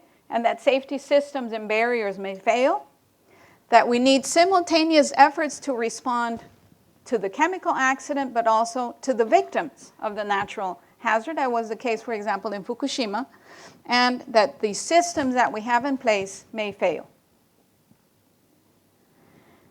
So what is involved in the risk management of chemical accidents? So are you familiar with the risk management process? Usually it entails having the identification of hazards, okay? Analysis of those hazards and the potential to cause harm. And so in the case of a NATIC, it means, first of all, characterizing the hazards that are related to the natural hazard, then identifying the potential scenarios and the vulnerability of equipment that might be affected, determining the potential consequences of those scenarios, and then taking the necessary measures in terms of countermeasures, both soft and hard, to prevent accidents, preparing emergency response plans, preparing business continuity plans in the case of how will we continue our business, and so on. And so this is a cycle. It should be a cycle that is where we monitor and we can improve. Currently, most risk assessments in companies take very long time, more than 2 years, and so they become very static. And it becomes a report that you put away and you don't use frequently. But what is most important is that there is a huge need for multidisciplinary efforts And risk governance is very important because now it's no longer only the problem within a facility, but we're also looking at external impacts that can cause problems in a facility, such as a floating boat that is going to hit my storage tank, and so on.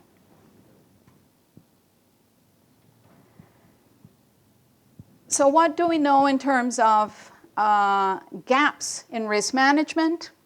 Well, up to now, there is still quite limited empirical data to determine. So when you're doing a risk assessment, one of the things you want to know is what is the probability of a certain event to occur, and if it occurs, how can it affect my installation? Okay? So we still have limited data, particularly concerning tsunami and floods. Okay? And these are generally not factored in process safety. So you might say, oh, but companies take many measures to build according to the design codes, right? In Japan, you have very strict earthquake design codes. The problem is that those do not affect the management of the process. Okay? And so more than 50% of accidents that occur do not occur due to damage to the infrastructure, but due to damage or impacts on the mitigation measures and on the processes themselves. The Fukushima nuclear accident, as you know, was more about the location of the backup generators and externally about the external power plant, external tower, electrical tower that collapsed due to a landslide caused by the earthquake. And so this is more typical of the type of damage that can happen in chemical plants. And again, there are big gaps between the people that are working in the design, in the management, in the safety operation of chemical plants that leads to gaps in all the process. And so what this becomes is that there is generally low awareness among industry officials about the real need to consider these kinds of scenarios, but also generally low among government officials, particularly local government officials who, for example, in Japan, the combinato, which are the large industrial parks, they don't report to local government. They must report to the prefectural government. And the prefectural government will provide information to the local government. Often the local government doesn't do much because they don't want to lose their tax base. So there are some problems there. Okay, so what else do we know? Currently, there are no established methodologies for area-wide risk management. What do I mean? That we look beyond each facility and really look at our possible interactions with the environment, including those external forces that can affect the facility. There is also no method for evaluating and rating industrial facilities' level of preparedness for these kinds of events. So there's a big gap. And so I argue that we need a paradigm shift. We need to move from the looking at individual plants as if by looking at our own plant, we're solving the problem when it comes to natural hazards, but we need to have a more holistic view and that advocates for NATIC resilient societies or NATIC resilient territories.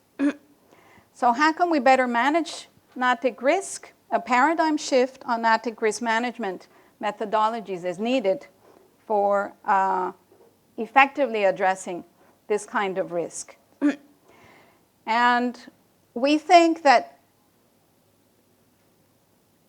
some concepts from what we call resilience engineering could be very useful. Although resilience engineering so far has focused mainly on the management of individual facilities, resilience engineering focuses on the ability of a system to withstand a major disruption within acceptable degradation parameters and to recover within an acceptable time with composite costs and risks. Here is another definition from resilience engineers in practice. The intrinsic ability of a system, because chemical industries are systems, they're very complex, to adjust its functioning prior to, during, or following challenges and disturbances so that it can sustain required operations under both expected and unexpected conditions. So again, here comes the issue of uncertainty.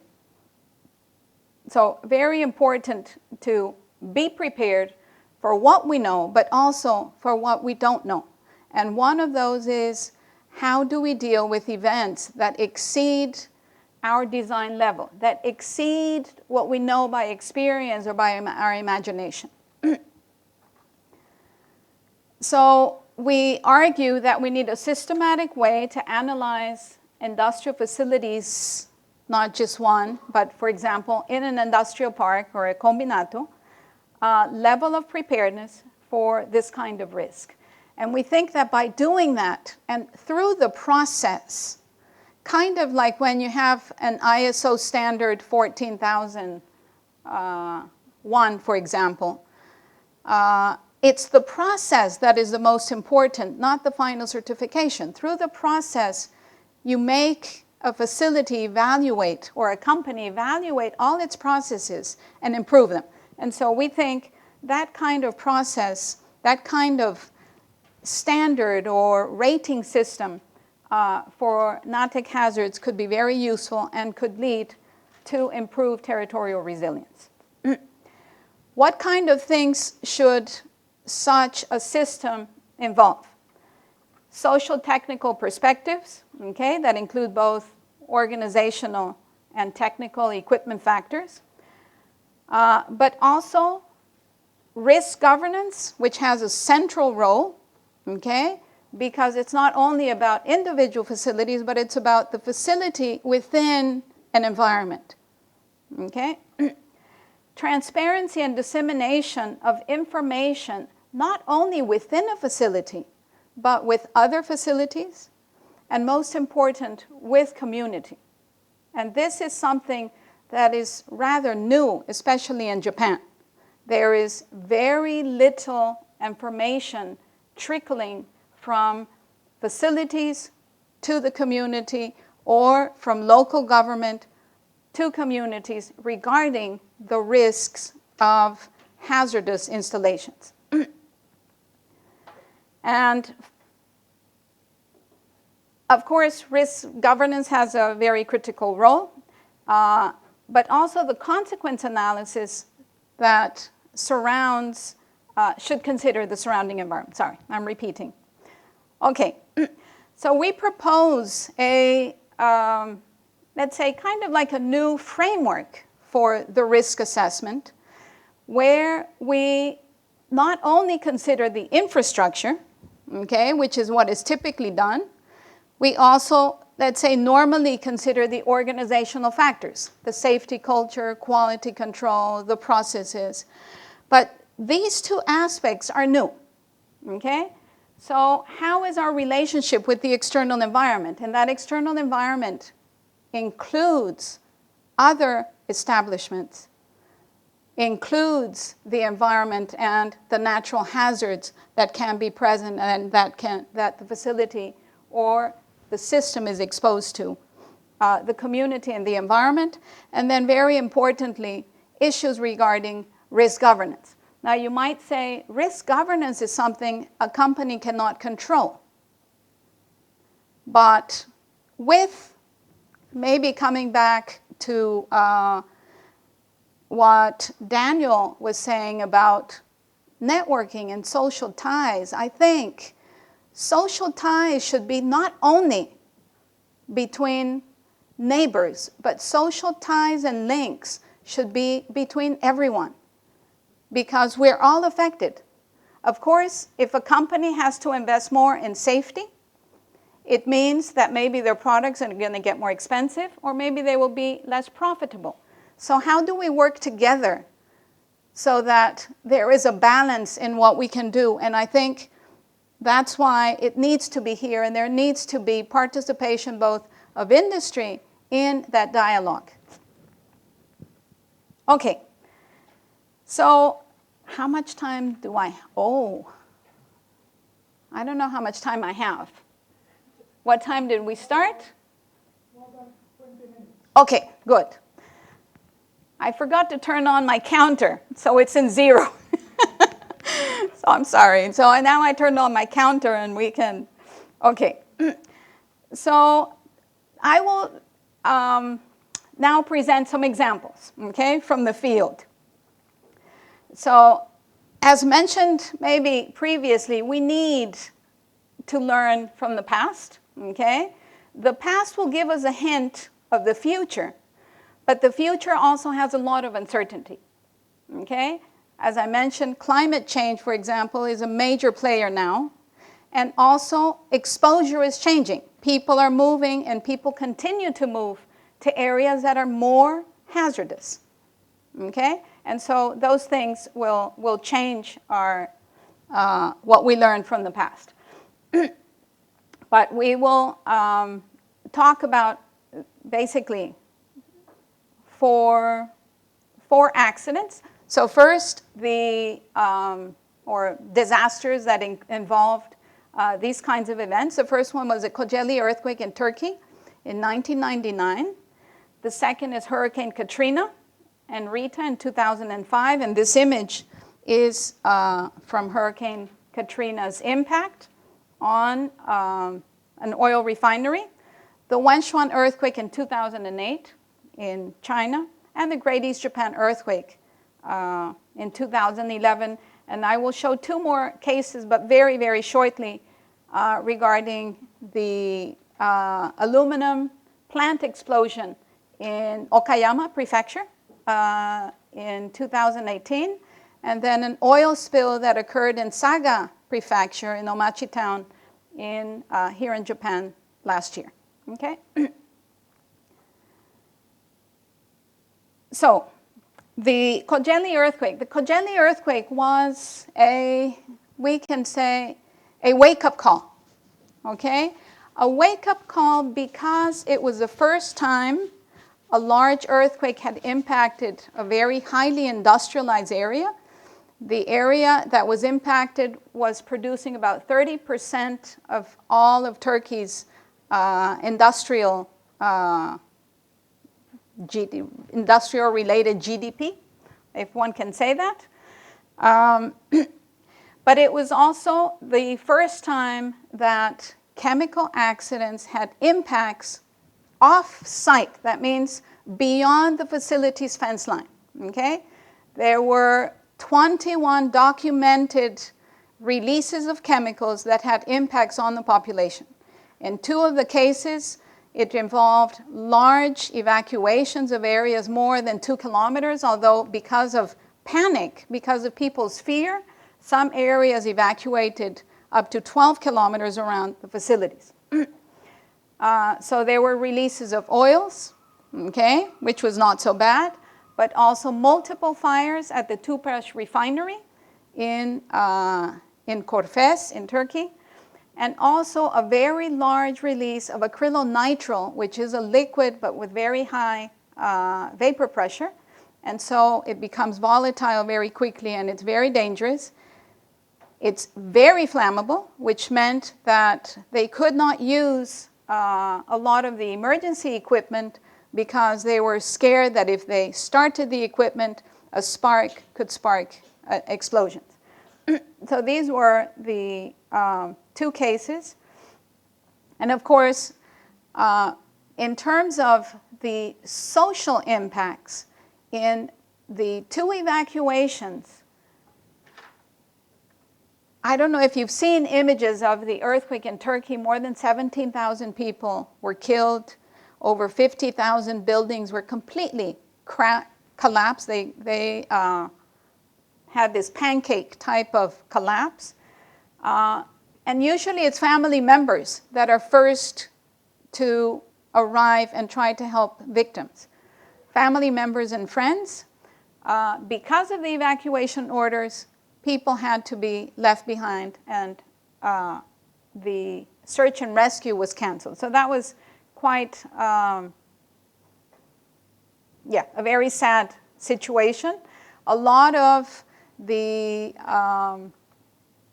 damage that occurred in Turkey was due to process upsets more than infrastructure collapse, which is surprising because in terms of the buildings, most of the buildings, the problem was building collapse. Okay. The next one are the Hurricane Katrina and Rita, which impacted the U.S. Gulf of Mexico and made landfall just south of New Orleans on 29 August 2005.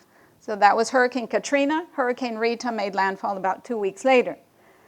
The hurricanes triggered huge flooding, and of course, because of the storm surge affected a lot of oil tanks, many floating outshore platforms, and the volumes of oil release were more than 30.1 kiloliters of oil that were spilled.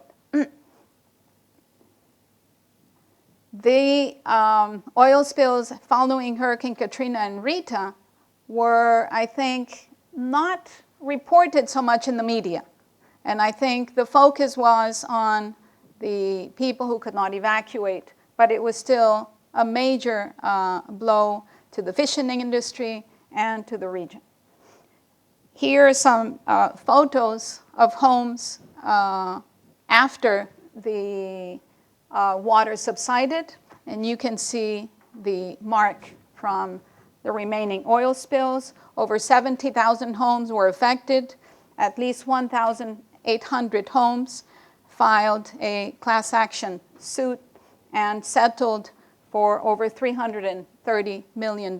So it was also very expensive for the company. The Wenchuan earthquake in 2008, on May 12, 2008, affected an area of China which is also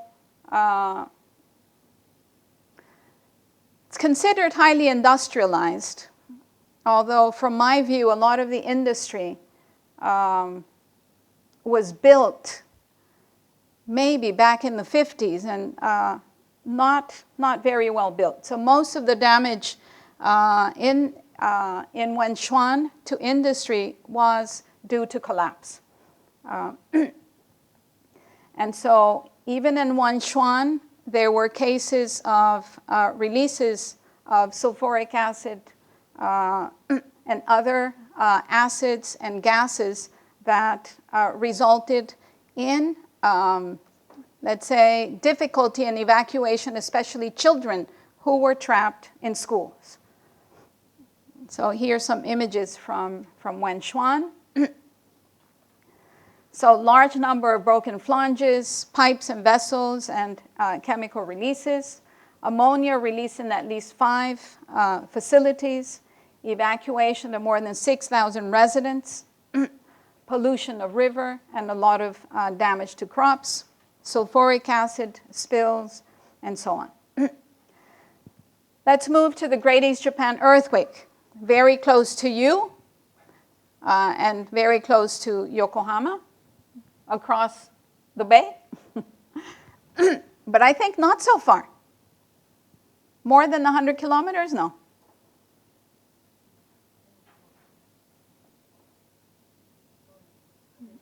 You think more than 100? Maybe if you go by road, but if you go straight across? Yeah, I don't know. Anyway, so as you know, the Great East Japan earthquake triggered fires and explosions at the Cosmo Oil Refinery in Ichihara City in Chiba Prefecture. Now, these are some images during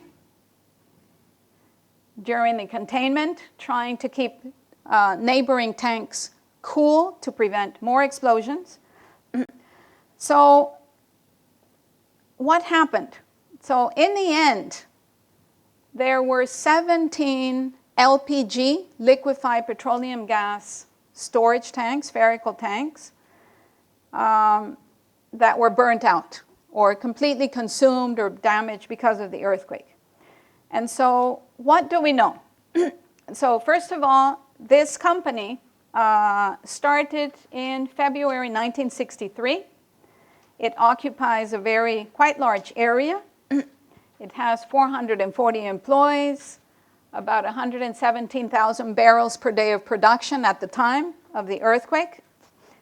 And at the time of the earthquake, there were these 17 LPG tanks, and this tank number, I'll tell you the number, whoops, okay, 364, was filled with water, okay? Now, why was it filled with water? This is a common practice because you do what you call an integrity test, okay? And you put water, and if there's some leak, well, it didn't pass the integrity check.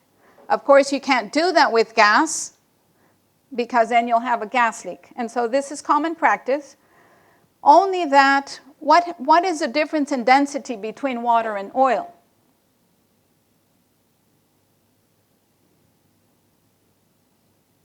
If you've done some cooking and you put water and oil, where does the oil go? Top, right? So oil is less dense, okay, or it's less heavy. But at the time of the earthquake, this tank had water. And water is about 60% heavier than oil, which means that it was under a state that the tank was not designed to hold water and suffer such a large ground motion. And so the braces of the tank were damaged, but it didn't collapse, okay? Half an hour later, there was an aftershock in front of Ibaraki, 7.4 magnitude aftershock with 99 gal, and that resulted in the buckling of the legs of the tank and collapse. The tank, when it collapsed, it pulled all the connected pipes, kind of like if this collapses and you have many, many cables. Well, in a refinery, you have hundreds of pipelines, and when it collapsed, it pulled many, many of those pipelines, and we had a fire. Well, actually, we had a gas release. The gas did not ignite until maybe half an hour later. Can you imagine if you have in your home, you forget and you leave your gas on without lighting it, and you come back in half an hour, and it finds maybe the motor of your car, boom. And so that's what happened. And then the rest is history. Because of very small space in Japan, the distance between those tanks was between 30 and 40 meters. In other countries, that would be unthinkable. We know that if one of those tanks explodes, it can affect an area 200 meters in radius. Okay? This is a problem in Japan. It's a problem that we don't have a lot of space, and so anyway. So the other problem was that, of course, this resulted also in the evacuation of residents living around 2 kilometers in radius around the refinery. Fortunately, a lot of people had also evacuated for the tsunami, and so there were no injuries or anyone hurt. We're almost finished. Okay. So let me just quickly present then two cases. One is the evacuation following an aluminum plant explosion due to floods in Soja City. Actually, this is Shimohara or Shimobara, I don't know what is the correct pronunciation, in Soja City, where the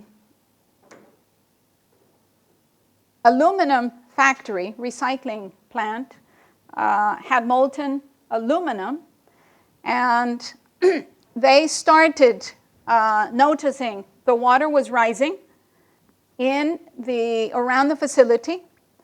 Around 10 p.m., the workers of the facility, already with water up to their knees, decided to evacuate because they knew that molten aluminum at over 1,200 degrees centigrade in contact with water could cause an explosion. And so they evacuated, and the explosion occurred at 11:35 p.m. Again, fortunately, no one was killed. We don't know why they didn't inform anyone. They could have called the fire department and say, we're evacuating because it's dangerous. They did not inform anyone. And so people were in their homes, and a lot of people were affected. Now, there was, let's say, also fortunately, no one was injured. Some houses that received pieces of molten aluminum, those that had people in them, they managed to bring water and put out the fires before it consumed their houses. But some houses, there was no one in the houses, and so those houses burned down. So again, just some examples of problems that might happen. Now, coming maybe to what Daniel was talking about earlier, one of the good things that saved, I think, Shimohara town is that they had a very close-knit Jishu Bosai Soshiki group. And because there was already concern for flooding, they had already had several meetings and had informed residents to start preparing for evacuation. And so when the explosion occurred, they were very quick to gather everyone and evacuate before another explosion could happen. Okay, and then the final one is the oil spill that occurred last year in Saga Prefecture. And so this oil spill occurred at a iron works facility that makes bolts. So bolts are, do you know what a bolt is? Anyway, like a screw, but they're very large, okay? They're used for industrial purposes, maybe to hold down a huge tank or very large machinery. And so they have to quench the very hot bolts in something to cool them down. If they would use water, they would probably have explosions. So they use oil to quench the hot bolts. And this is the quenching tank. But what happened? These quenching tanks are at, this is actually the level of the street, and the tank is under, okay? And when floodwaters began to come in, they went into the tank, and of course, where does the oil go? Up. And so it made the oil come out. This area suffers flooding every year. And so they have a pumping system that pumps out the water when they have a lot of rainfall. But because it was now contaminated with oil, they could not pump it out. And so we had prolonged flooding. The measures that were taken were a lot of people just evacuated vertically also to the second floor, but a lot of people were trapped in their homes. And I was just there the day before yesterday trying to understand if the community activities are as strong as they were, for example, in Shimohara, but it seems they weren't. And so that might have played a role in the fact that a lot of people ended up trapped in their homes. Okay, so to conclude, I'd like to say that the risk management of natic hazards requires a new paradigm. These examples show that we need to look beyond the facilities. Area-wide, or let's say scope beyond individual facilities is needed. We need cooperative actions for risk reduction by local governments, companies, and residents, which I think are the most important in the case of these joint natural and technological hazards or disasters. Natic events are likely to occur when natural hazards exceed design levels, and yet we don't prepare for that. Normally we prepare for the design level event, not for what happens beyond. Efforts for risk reduction should include both hard and soft countermeasures. And I think working on community network and social capital is a soft type of measure in disaster reduction. Knowing and sharing risk information should be the first step towards territorial resilience and risk reduction, but I think it's not easy. And then some final recommendations. I think we need to mainstream NATIC and industrial accident prevention programs. We need to establish reconnaissance field teams to extract lessons learned every time there are events, and promote chemical accident risk management and what is known in the US as community right to know. So it's a law. Here in Japan, we don't have something similar, but I think we should move in that direction.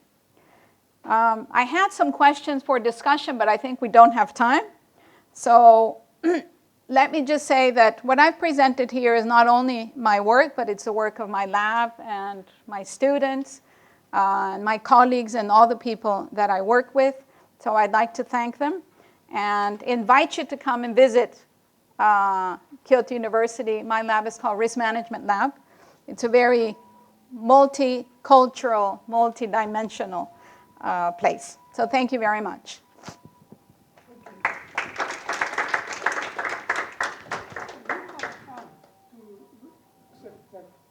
I have time. Okay. Thank you very much. Any questions?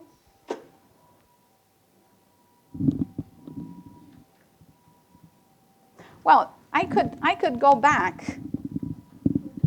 Yeah, okay, good. You have a question. My name is Satori, and thank you for a very great lecture. So your lecture is related to the previous professor as well. So that I think that both two hard stuff, including capital and community level and soft stuff, is very important to prevent such kind of accidents. So my question is that what the percentage of that? Of course, if we don't have money, so like the mister asked the professor, if we don't have a capital, so it's very hard to prevent some kind of accident. However, if we don't have any relationship, of course it's disastrous. So what do you think, what percentage of cover to maintain a good level in the restoration? You mean what kind of investment in safety or no? What percentage of effectiveness of capital and human relationship in community? But when you say capital, what are you referring to, I think? Okay. Yeah. Capital, sorry, I'm so the professional, but capital means the funding budget to build such kind of infrastructure. Necessary, of course. However, only this one is not, useful, I think, because of the result of research. So what do you think about each percentage? It's not so clear, I think, but your idea and your principle, I'd Okay. like to know. Okay, thank you very much. So I think it depends where. Okay, I think it depends where we are looking at the problem. I think in Japan, probably it's not a matter of capital, but a matter of willingness to acknowledge that there may be a problem and that we should act together. Because I think there is already huge amounts, companies are already investing huge amounts of money in being safe. And I think they are safe, honestly. I visited many facilities in Japan, and I can say you can eat off the floor of an oil refinery in Japan and feel you won't get sick. If I go to my country, an oil refinery, they have leaks in every pipe, everything is old, everything is not controlled. So my concern is not that Japan is not doing things safely. I think they're doing things safely. I think because the systems tend to work separately, different ministries tend to work separately and non-communicate, that there are gaps and we're overseeing the gaps. And I don't think it requires a lot of money to oversee those gaps, but willingness to acknowledge and then take some action. For example, why not have some preparedness measures? Why not inform residents? Okay, there is a very small possibility that we could have a chemical release. Okay, I think there is some measures for fire. For example, children learn in school what to do in case of a fire. So they knew they have to put a little handkerchief and go low. Do they know what to do in case the company has a chlorine release? No. That kind of information is not being provided. And I think, I don't know how it would be managed, but I think it's more organizational mentality. I think I have no idea how, but I think it's not about money. In other countries, probably there is a lot to do with money. A lot of countries, for example, Colombia has a very good law in place, but there is oversight, there is corruption, there is lack of human resources to do inspection. Okay? So a lot of the people that are doing inspection, they know nothing about earthquakes, nothing. So how can they evaluate whether the facility that is in an earthquake-prone area will be okay? They don't. And it's not their fault. It's not the fault of the local government. They just don't have enough resources. So I think it depends on the place. Sorry for the long answer. I put some questions there.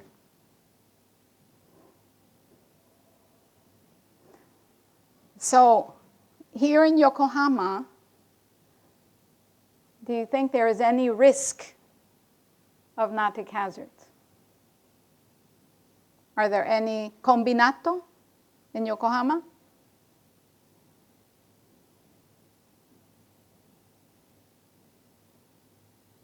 Probably under normal circumstances, very low. But under a large earthquake or a tsunami, and it doesn't mean that we have to prevent. We cannot prevent everything. And I think the Great East Japan earthquake, that was one of the things that taught Japan. We need to think beyond the design level because we cannot prepare for everything. We need to work both the soft and the hard measures. And so, okay. Any comments or questions? Yes. Here, I can bring.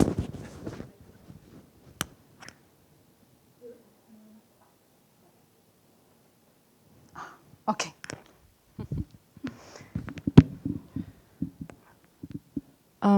Thank you very much for the very interesting lecture. I guess you have a lot of great advice to the Japanese government. You said there may be some organizational mentality problems in the Japanese, among Japanese ministries and agencies, right? Are you taking any steps to place pressure on the government, the Japanese government, to do something to overcome the problems? Okay, thank you very much. So, let's say directly no. I think it would not be, from what I see, I think in Japan it has to be kind of, I don't know, kind of soft. So what I try to do is every time I meet with people in industry, when I've met, I visited Kawasaki Port and met with some representatives from Ministry of Land Infrastructure and Transport that have an office at the port, and they were surprised. And they were surprised that in the US, there is already a community right to know law. They didn't know that. And so I think people know that there is a problem, but nobody knows how to solve it. And I honestly, I don't know either, because I don't know sufficiently about the system. Okay? So what I feel is, yes, everybody acknowledges that there is a problem. We've done surveys also. I didn't have time, but we've done surveys of residents living in Kawasaki Port, in Ichihara City, in Sakai Senboku, which is the large combinato in Osaka, and also in Higashinada Ward in Kobe. And most residents know and worry about the problem, okay? Most residents have taken some initiative to look for information, but they are passive. They are not taking any, let's say, grassroots, kind of like in the US, people would start. No, not that kind, but I think there is interest. I've met with people in, for example, the Osaka prefecture that are in charge, and they think, yes, it's a problem, we have to do something, but nobody knows exactly how. So I think maybe raising awareness slowly. I also work with OECD, Organization for Economic Cooperation and Development. We have a chemical accidents working group and also a NATIC working group. And so one idea has been that maybe if we put pressure from outside, that means if there is some new, then maybe from outside, then the government can be more easily organized to respond to that external pressure. But if you have some ideas, please give me. Thank you. And there is one more.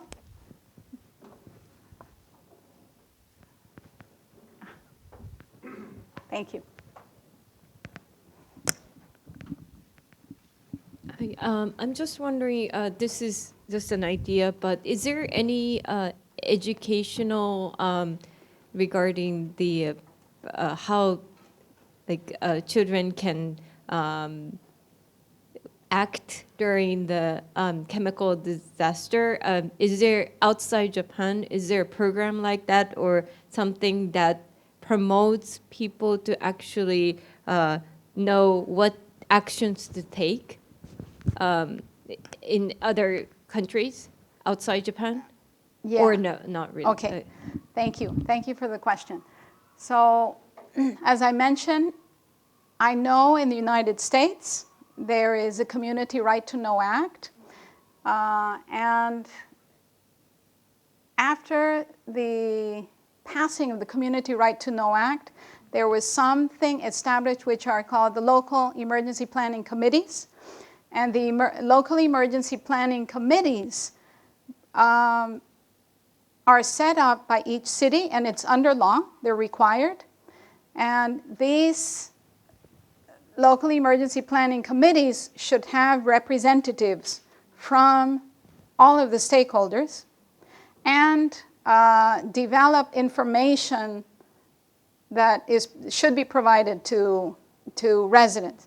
Now, I know, for example, in Torrance, California, there's a mobile refinery, and they have a lot of brochures that and they organize workshops, and they organize chemical accident reduction fairs. So they have some activities. I think that after the 2001 disaster in New York City, and recently with the new, well, not so new, with Trump administration, I don't know what's happening with the laws and rules in the US, but I know that a lot of rules, environmental rules, are being kind of watered down. So I don't know what the situation is. And I think it's mostly the companies working with residents, but by law they should do it. I mean, it's private companies who's Private working company. together with the community, and it's not usually the government or the nonprofits who are having that fair or all that events. The examples I know, it's mostly Right. the local emergency planning committees and the companies themselves. Okay. Yeah, because they're required by law. Ah, okay. Yeah. So because it's required by law, they will do it. They will inform. Inform, And so yes. it used to be that all that information was online. So in the US, the regulation says that they should estimate the impact or show the radius of impact of their worst case flammable and their worst case toxic scenario. Okay? So what does that mean? For example, if they have chlorine gas and they have ammonia, okay, let's say they only manage 1,000 kilos of chlorine, but they have 200,000 of ammonia. They do, and they should do either an instantaneous release, okay, for example, for explosion, or a 10-minute release for other gases or liquids, okay? And so they estimate what would be the impact area. And the one that is the worst, that's the one they should report. And so they have prepared pamphlets, and those pamphlets are given to residents or made available at their facility or at the local office. All of that information used to be online before 2001. That information was taken offline after 2001, and because it was danger for terrorism, I think the reasons being others, but if you're a resident, you can go to the local office and request to see that information, and they must show it to you. Yeah. In Europe, there's the Seveso Directive 3, which now requires also that that information be made public. So it's also, but in terms of how much they're including that type of information for children, for education, probably not so much. Yeah. Okay. We can continue talking after. So thank you very much. I'm worried that it's already, yeah, maybe very late. Thank you very much. Thank you very much. Okay. So another 10 minutes break.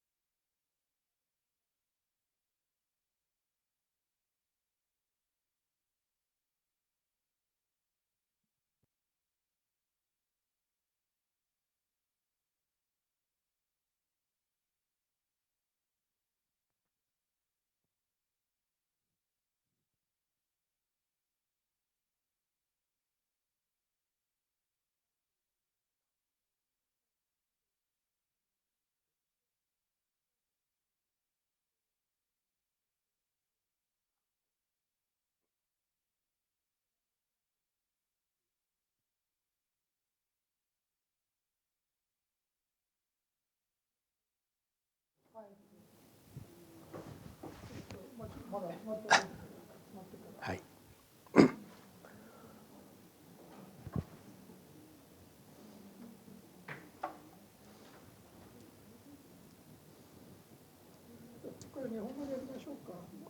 はい、その方が助かります。お二人の外国の方には。ちょっと少し先生のあれを解説して、お互いにご存知ですか？いや、あんまり。So I will introduce by myself.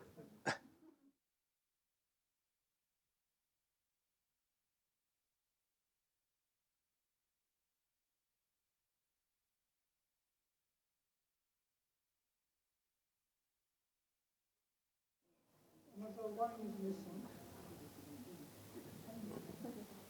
Okay, so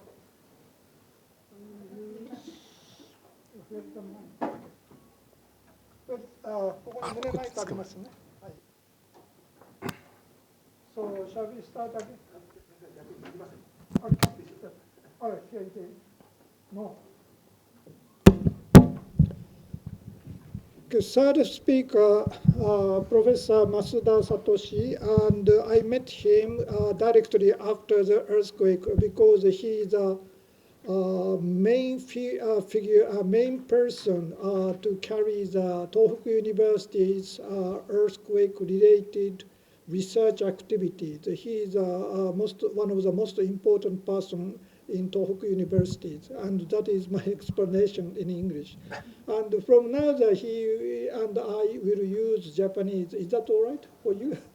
Okay, so please practice your Japanese listening. すいません、日本語ネイティブの方はその方がストレスがかからなくて計1ぐらいのさっきの話になるかもしれません。で、今日のメインのテーマは震災復興後のモニタリングと政策評価の話をやろうというふうに思っているんですけれども、ちょっと自己紹介も含めて震災前にやってた、事前対策の話をちょろっとだけして、その後震災の後の話をしたいと思います。僕自身のバックグラウンドは、都市計画ランドユースプランニングの分野にもともとは所属してました。で、関心はここにあるようにハザードマップと土地利用規制がどう関係しているのかというようなことを考えていたりもします。で、事前対応の中でおそらく最も強力な規制方法は土地利用を規制して危ないところには人は住まないというのが最も強力な防災対策だと思うんですけれども、ただ個人の土地利用の利用権とかですね、居住地選択の自由とか、そういう基本的人権をコントロールしてしまってもいいのかということもあって、なかなかこの分野は皆さんの同意が得られない分野でもありました。で、これは青いのが、事前に作っていたハザードマップで、こっちは石巻、こっちが仙台、こっちが石巻ですけど、これぐらいの地域が、津波、想定されている津波が来た時に浸水するので、ここのところに住んでいる方は気をつけてくださいというのが、基本的にハザードマップです。で、こっちが仙台、こっちが石巻ですが、でも今回311は想定外の大きな規模が来てしまったということもあって、浸水エリアは元あった地域をかなり内陸部まで食い込んでいるということになります。ただ仙台は幸いなことにこのエリアはほとんどが農業の水田の地域でしたので、この仙台港の一部を除くと、それほど、この荒浜のところを除くとそれほど津波で人が亡くなるというのはそんなにたくさんなかったわけですが、逆に石巻でいうとここの沿岸部のごくわずかしか浸水しないという想定を県が公表していたこともあって、南浜のここらの人たちは逃げなかったですし、人たちも多かったですし、この北上川を遡上して内陸部まで津波がやってくるということに対しても備えが薄くなってしまったということがあります。ですので事前にリスク情報を提示すると人々は自ら防災対策を行うだろうというのが一つのリスクコミュニケーションの重要なテーマだったんですけれども、間違った情報を伝えると間違ったことが起こるし、さらに想定をどこまでやったのかっていう情報、それ自身も伝えないといけないということなんですけれども、一方で、これは津波の前の2008年に行ったアンケートですが、この時は津波のことは宮城県の防災対策のメインではなくて、30年に1回ぐらいやってくると思われている宮城県沖地震というのを考えていました。それでこれ県内のそれぞれの町内会がどんだけ地震で揺れされて建物が壊れて危ないかっていうのをランキングしたのがあって、0から100までこうなっています。で同じようにさっき自主防災組織の話がありましたが、それぞれの町内会単位の自主防災組織はどんだけ準備しているのかというので、備蓄をしているとか防災訓練をやってるとか防災教育をやってるとか避難訓練やってるとかっていうのに応じて地域対応力というのを一応作って、これも0から100でランキングしてたということです。でこの図が言ってるのは、本当はですね、全ての地域が災害対応力をたくさん高いレベルまで上げてるっていうのが理想だと思うんですけれども、資源の制約もあって、もしそれができないとすれば、危ないところほど一生懸命頑張って事前の対応をしていてほしいというわけで、そうすると右上がりの図になっててほしいなというふうに思うわけですが、実際はそうなってなくてですね、ほとんど危なさと対応は無相関という、そういう状況になっていました。ですので事前対策として危ないですよという情報を提供したとしても、それに応えてちゃんと動く地域もあるけど、多くの地域は動かないというのが問題だなというふうに思っていて、これどうするんだということを考えていて、一つは地域防災レベルのマンパワーで何とかならないかというので、自主防災のリーダーを養成してそこから防災活動を広げていこうという活動と、もう一つさっき言った防災型の土地利用規制で、ややトップダウン的に規制をかけるということができるのかできないのかという、そんなことを考えていました。でここに2001年という論文があるんですけれども、ちょうど今から20年ぐらい前に地方自治体が防災対策と都市計画で何やってるのかっていうのを調べていました。でさらに10年前に国交省のここに書いてある研究所と一緒にそれから10年経ってどうなったかっていうのを調べて、その翌年に地震が発生しました。でもよく見てもらうと、ここに私の名前はなくてですね、国交省と調査をしてたんですけど、このデータは公表してもらっては困るということになって、国土交通省処方の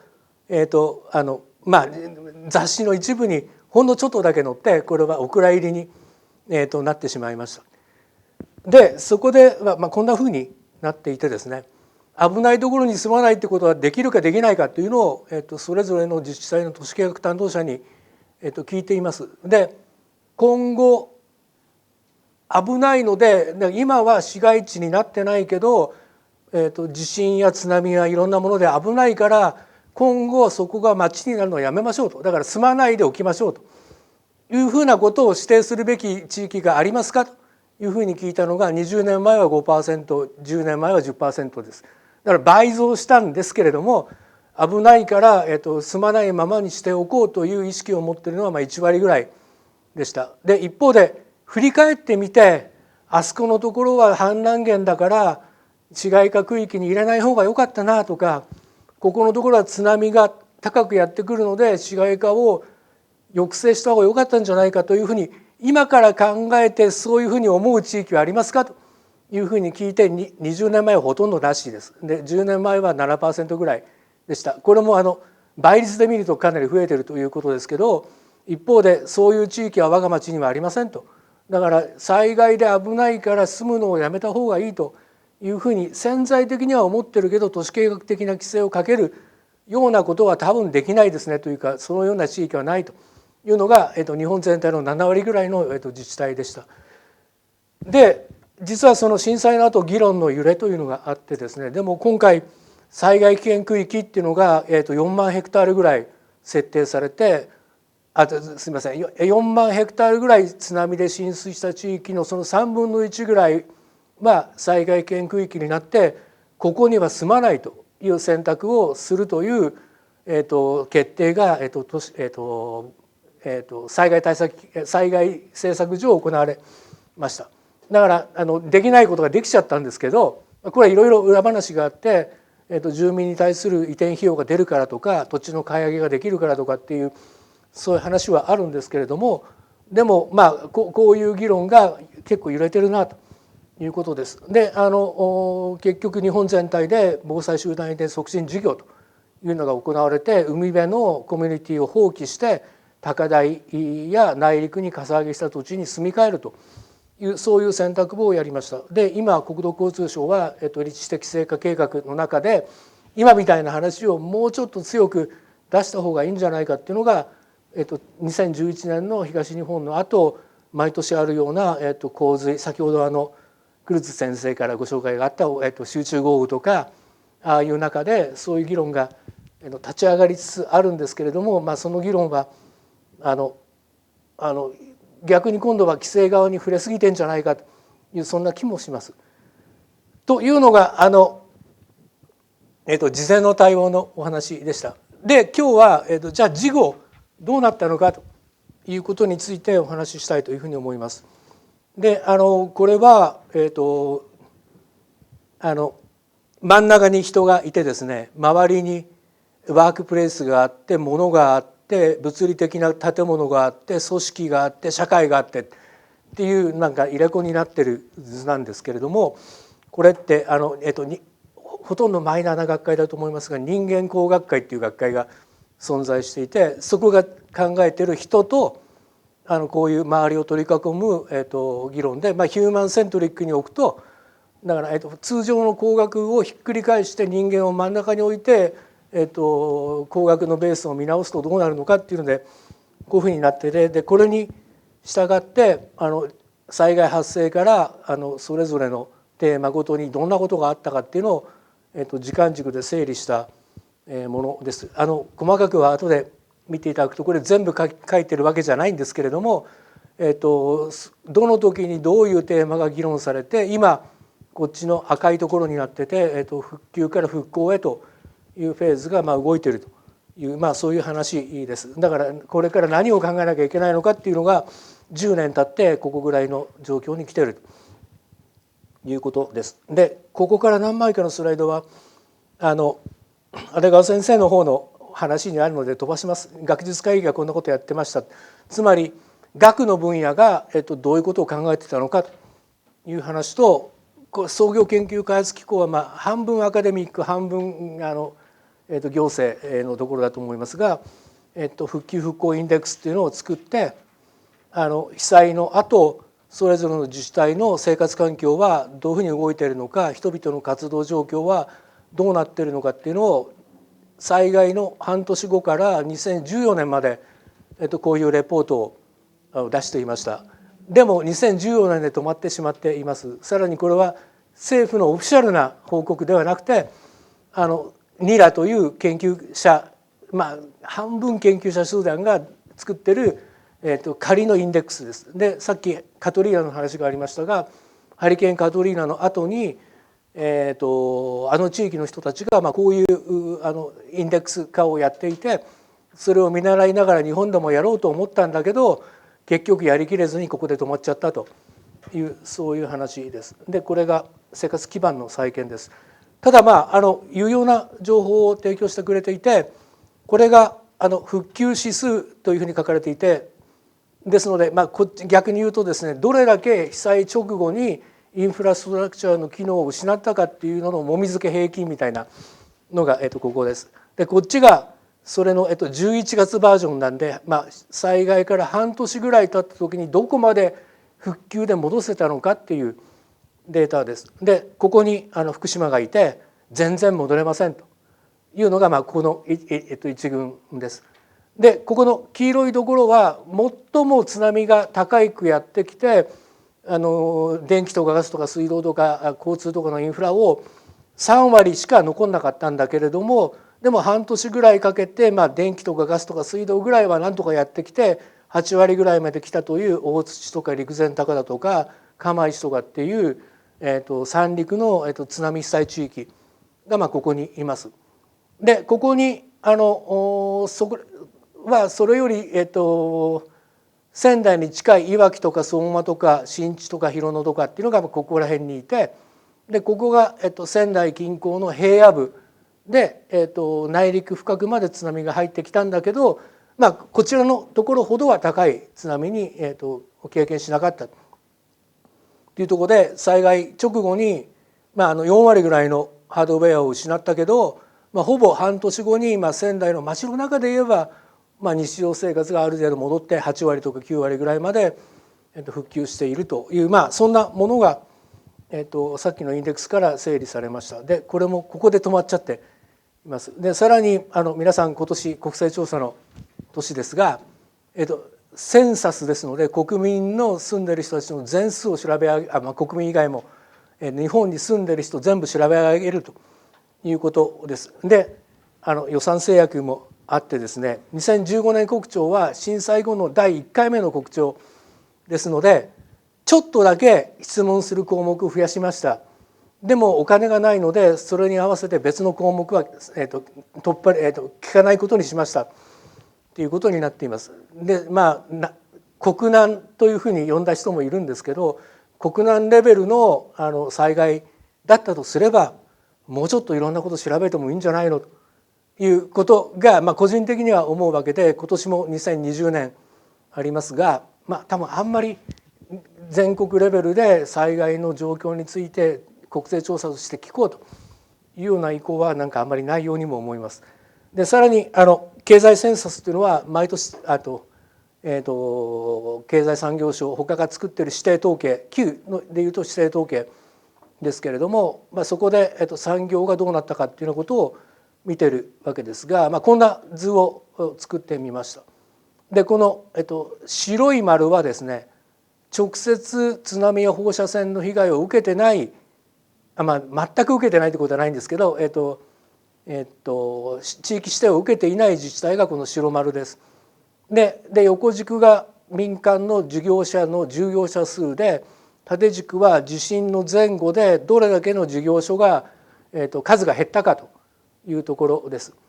でこの右上がりの曲線は、ログログでマイナスのスケールになっているので、大きな自治体ほど減少率は小さいという、そういうことを示しています。だから逆に言えば、過疎が進んで小さくなった町はさらに小さくなって、このままでいくと消えていくというのがこの斜めの線で、東北の自治体はこんなトレンドを持っていて、縮退を始めていました。ただそこに地震や津波がやってきて、例えば女川でいうと、多くの事業所が流されて、ちょっと端っこ切れてますね。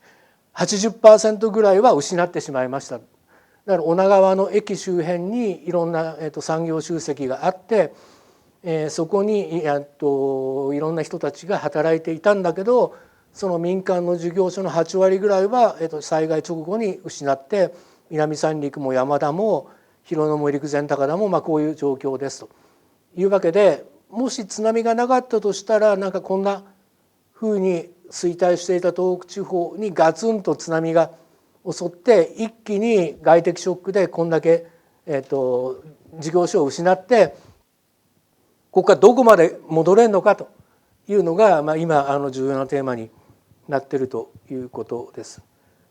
で一方で復興事業は課題だったんじゃないかという、そういう授業もあって、こんなに32兆円もかけてなんで戻れないんだとか、配分された配分先が望ましくなかったんじゃないか、あと国費 100% でやるとモラルハザードを生んで、よく経済の人はゾンビ企業を生き残らせて東北の地域にとってはマイナスだったんじゃないかというような議論をしていたりもします。で本当のところは多分あんまり皆さんよく分かってない、私も含めてなんですけれども、というようなことがあって、で行政である復興庁は月次の KPI を出し、これだけ戻れました。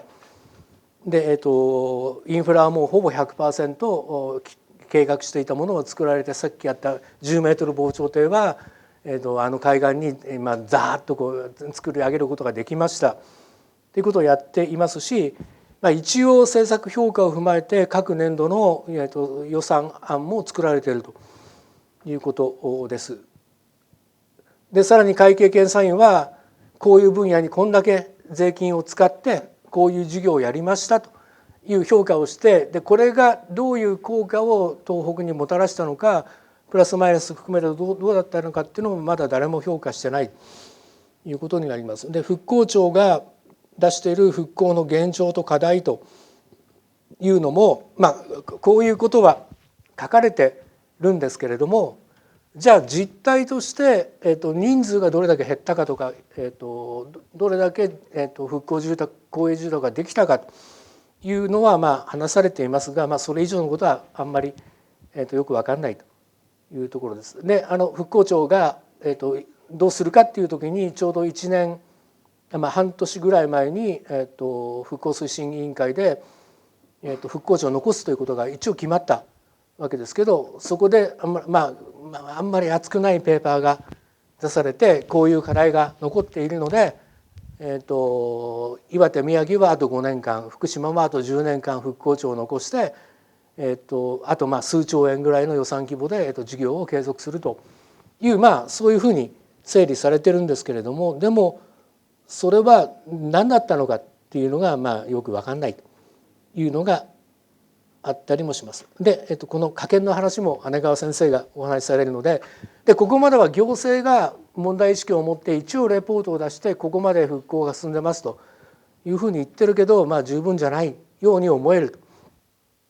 で一方でさっき学術会議の話もしましたが、それぞれの研究者は関心を持って地域に入り、半分迷惑を与えたりもしながら地域調査をやってるわけですけど、それがどんな分野で何が行われているのかっていうのはこんなのが科研費の配分で、細かくはあんまりかえって見えないので、私よりはこの後のプレゼンの方が見えると思うんですけれども、それぞれ社会学であったり、地域経済学であったり、農学であったり、工学であったり、都市工学であったりという縦割りの学問分野ごとに、数千万円ぐらいの予算を取って、大型の科学研究プロジェクトをやってるということもあるんですけれども、でも分野が違うとなかなか交流ができてないというようなこともあり得たりもします。でさらに学術会議はこの8冊本というのを出していて、それぞれの分野ごとに日本学術振興会が予算を配って共同研究をやってる形にはなってますが、僕はどこにも関係してないので、配られた先生が身内の人たちの周辺で研究班を構成して、それぞれ政治学、行政学、リスクなんとかですかね、経済学、メディア、国際関係論、教育、なんてそういう本を出したりもしています。でこれは理工系8学会が出している、一応共同研究の合同調査報告というのはなってますが、でも合同調査ではなくて、これもやっぱり建築学会、土木学会、機械工学会、原子力学会ごとに報告書が出されているというようなことになったりもしています。リエティア飛ばします。であと特にその復興の中心の一つである住まいの再建については京大の牧先生ほか土木建築都市計画の人たちがそれなりにアクティブにいろんなことをやっていますし、ここにある弁護士の事業連絡会の人たちも罹災証明というスタンスだけで復興を図るのは多分問題じゃないかというようなことをやったりもしているというわけです。でその後僕らのいる東北大学の地域イノベーション研究センターが何やったかというお話になるんですけれども、当時のバタバタ状況はですね、この中井さんというジャーナリストの人が取材に来て、ちょっとずれちゃってるところもあるんですけど書かれていますので、被災直後1年2年ぐらいの間に、被災3県の大学はどんなことを考えてたのかっていうのが、一応ルポとして残っていて、その後震災復興研究センターっていうのを経済学部では立ち上げて、一方で全学的には災害科学国際研究所という組織が立ち上がりました。でこんなチームを組んで、さっきバラバラにやってるのをなんか社会科学系、もうちょっと言えば、地域経済プラス、経済地理学ぐらいのメンバーで、眺めてみようということで、ここにある水産業、建設業、製造業、農業みたいなものをやっぱり分野バラバラになっちゃうんだけど、でも一つの研究体として眺めてみたいということで、毎年1回ずつなんかこんな本を、出してきて、5年間、共同研究をやったりしています。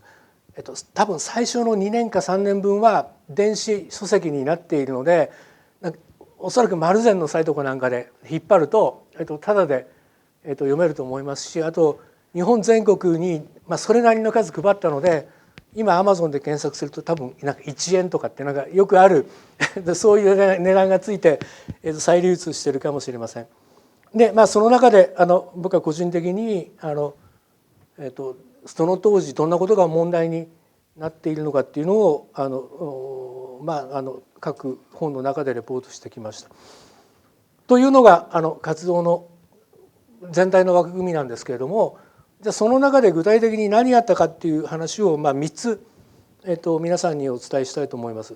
で一つは、これから復興復旧するので、いかなる課題が出そうかということを先手を打ちたいというふうに思って、あんまりうまくいってないんですけど、2021年も来年ですが、来年ですね。復興10年で東北はどう変わったのか変われないのか変わらないのかということを見るためには何を考えなきゃいけないかということを考えてみようというわけで、シナリオプランニングの議論を8歳後の夏休みにここにある十数人のメンバーでこんなことを考えていました。で今から考えると全く不十分なんですけれども、でも当時まだ復興庁ができていません。復興増税はまだ決まっていません。復興特区制度は検討中です。で民主党政権が続いて自民党はまだ政権を取ってません。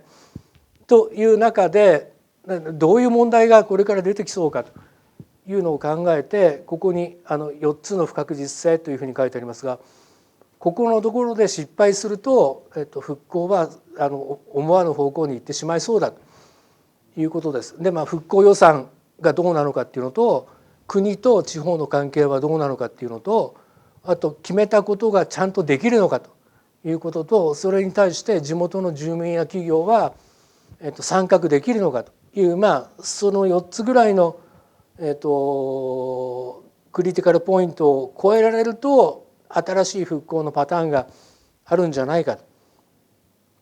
例えばですね、ここ、震災前から、仙台平野の米の米作探索地帯は日本で有力な米の生産地だったわけですけど、高齢化が進み農業後継者がいなくてなかなか米の収量が上がらなくて、一方で米余り減少も起こっているという中で、大規模補助整備をやって農業の効率を上げてというプランはずっと前からあるわけだけど、でも今回津波で流されてしまって補助整備が行われて、農業法人がたくさん設立されて、もう高齢化した農家の人たちは、耕作の受託を農業法人にやって、工作権が集約されて農業生産効率は上がるであろうというふうに思うと、ここに行くわけですけど、でもやっぱりそう簡単にはいかないかもしれないというのが、ここら辺で、あとトヨタ東日本が、宮城にやってきましたが、自動車産業が新たに、東北に根を張って、東海と九州に次ぐ第3の、製造業の基地があそこにできれば、新しい東北の産業構造が転換していくことになるかもしれない。でこれも、企業誘致の段階では一応来ることになりましたし、あそこで、地元の中小企業も技術力を上げてトヨタに納品したいと。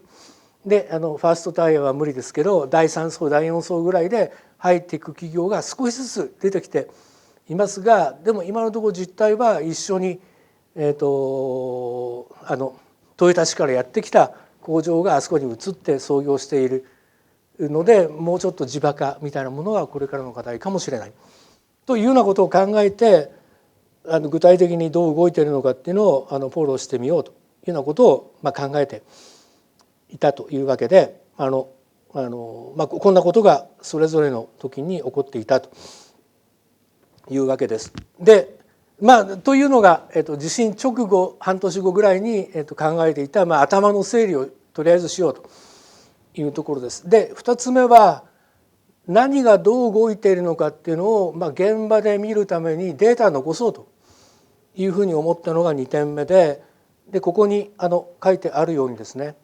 経済学部の研究機関なので、経済学者も経営学者もそれぞれにいるので、個々の企業がどういう意思決定をし、その地域で業態を再編成し新たな経済主体になっていくのか、でそれを積み上げて、広域的に長期的に産業横断的に見ていくと、何らかの、展望が見えるんじゃないかということを考えて、毎年1回、企業にアンケートを取ろうというようなことを始めたわけです。それで東北には5万何千社ぐらい本社を持っている企業があったんですけれども、そのうち被災3県プラス八戸に本社を置いている企業をピックアップすると3万社ぐらいにプラスアルファになって、で、その企業にアンケート票を送って、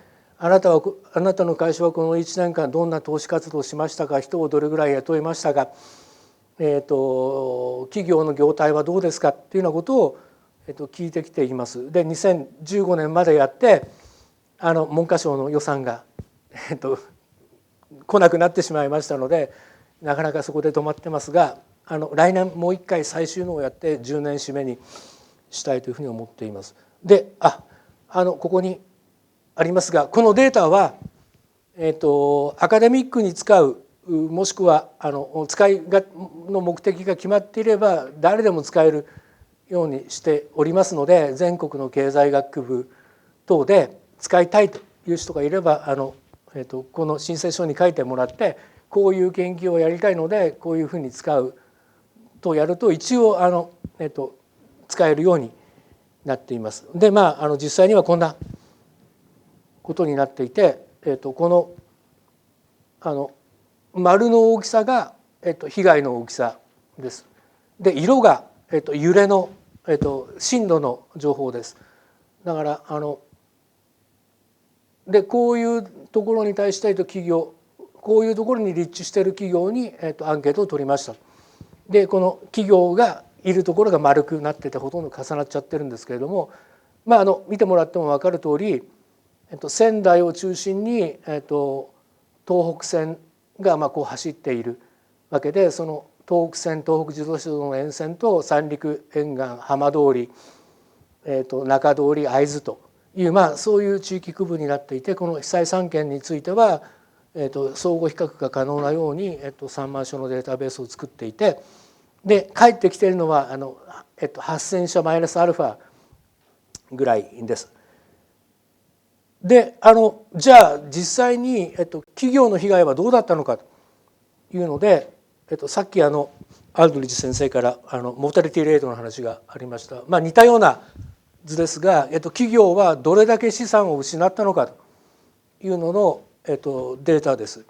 でここにあるように震災前にどれだけ資産を持っていて、災害直後にその有形固定資産がどんだけ失っちゃったかと、在庫とか設備とかそういうものの損失率を一応聞いています。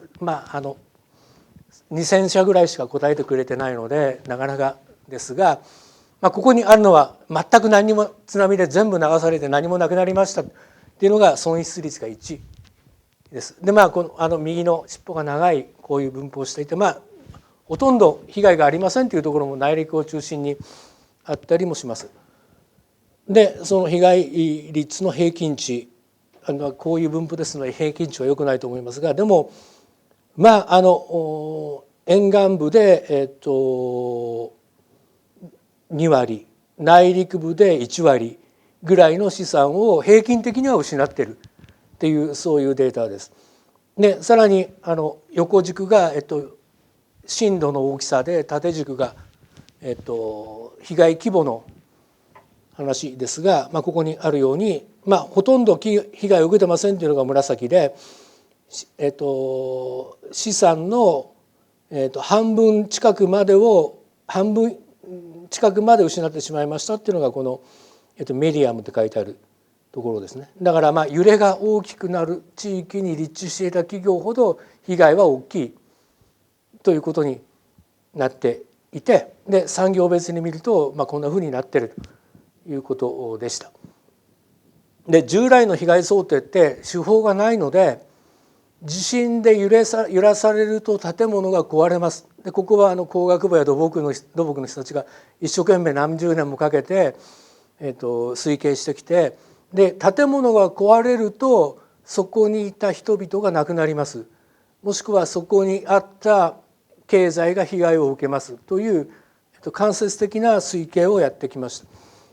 でもうちょっとそこダイレクトにできないのかというようなことを考えて、産業施設の津波被害関数っていうのを出してみようというふうに思ったのがここです。でこれは浸水深です。どれぐらいの高さの津波を受けたのかというのと、縦軸はどれぐらいの設備や備品を失ったのかっていうのがもう縦軸です。で見てもらうとフィッティング良くないっていうのはその通りです。そんなにないんですけれども、でもこっちの青い方が建設業です。建設業で地方の一大産業なわけで、パワーショベルとかなんとかっていう重機を失いましたとか、鉄骨とか木材とかっていう、建設資材を失いましたと、建物の会社の本社ビルがなくなりましたみたいなものも含めてこっちの青い方です。でその他の産業が赤い方です。で被害率関数を見てみるとこんなふうになっていて、建物でも浸水深2メーターぐらいで、壊れる壊れないっていうのが大きく決まるということになってるんですけれども、これはもうちょっと早い段階から平均値でいうと立ち上がっているということになります。でこんなのは論文にしていて、それでこっちのダラダラっと上がっているのが構造物の被害関数の推計値です。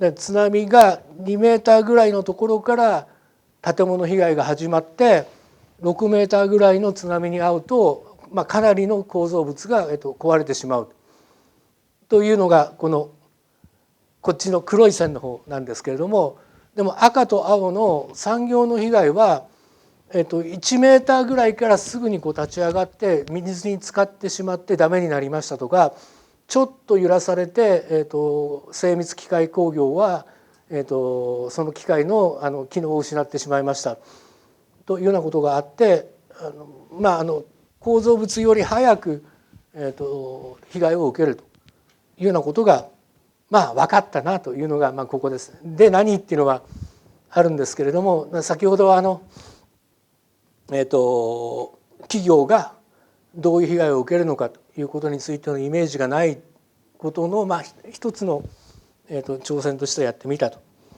いうことです。で次にじゃあ地域の復興はどうなってるのかというので、業況感とか人手不足感とか資金繰りとかっていう主観的評価を経営者に聞いているのが次のグラフです。実際にどれぐらい借金してますかっていうのも聞いてるんですけれど、なかなか評価が難しいので、経営者の主観的評価ですが、でも見ると分かる通りですね、民主党政権がコンクリートから人へといって建設業を急激に絞ったのが震災直前で、地域の建設業はもう持たないと言ってる時に津波がやってきて、2012年は地域で最も業況感のいいのが建設業ということになりました。だから当面の復旧活動、さらに言えばインフラの再建活動、新しい住宅の建設というのが起こって、こういう復興需要がこの時にあったというわけです。でも逆にここにある小売業というこの四角いのを見てもらうと、人々が避難してしまって、人口が減りました。もしくは住み替えで、石巻じゃないですね、もうちょっと内陸の方がいいかもしれません。北上とか女川とか雄勝とかっていう、半島部の人たちは津波にあっても住めないので、石巻の町の中に出ます仙台市内に、引っ越します。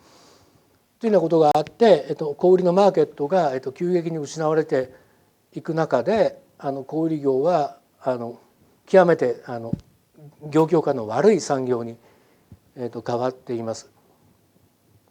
で資金繰りも、同じような状況だったんですけれども、でも復興予算が、ややジャブジャブについているところもあって、後でお話しするグループ補助金のような形で、資金は確保できるし、二重ローン対策もそれなりに進んで、お金の面での、心配は、ないわけじゃないですけど、以前の災害に比べると比較的、資金繰りの改善は早かったということになってますが、でも実際に売り上げが上がらない小売業みたいなところではやっぱり資金繰り結構厳しいというのが、ここだけ取り残されているというところですね。で同じように地域別にこの業況感を見ると、2012年の7月ぐらいは、仙台の国分町は大阪弁が飛び交ってたみたいに、全国の復興支援の人たちが、仙台に本拠地を置いていろんなことをやってたということがあって、宮城県内陸部の業況感がいち早く、2012年頃に立ち上がりました。でその後2014年頃に、福島県の浜通りでも廃炉作業の、ある種の方向性が見えてきたりして人は戻れないんですけれども、でも公共投資は、ここら辺から福島でも始まるということになっていたりもします。でさらに、日本全国今人手不足なんですけれども、東北も初めて、有効求人倍率が1を超えてずっと超え続けていますが、ミスマッチはあるとはいえ人が全く足りないというのが、2013、14、15とどんどん厳しくなったりしています。で避難して人がいないということと、それなりに、復興需要が加わっているということで、企業経営に対して資材不足と人手不足はどれぐらい影響しているのか、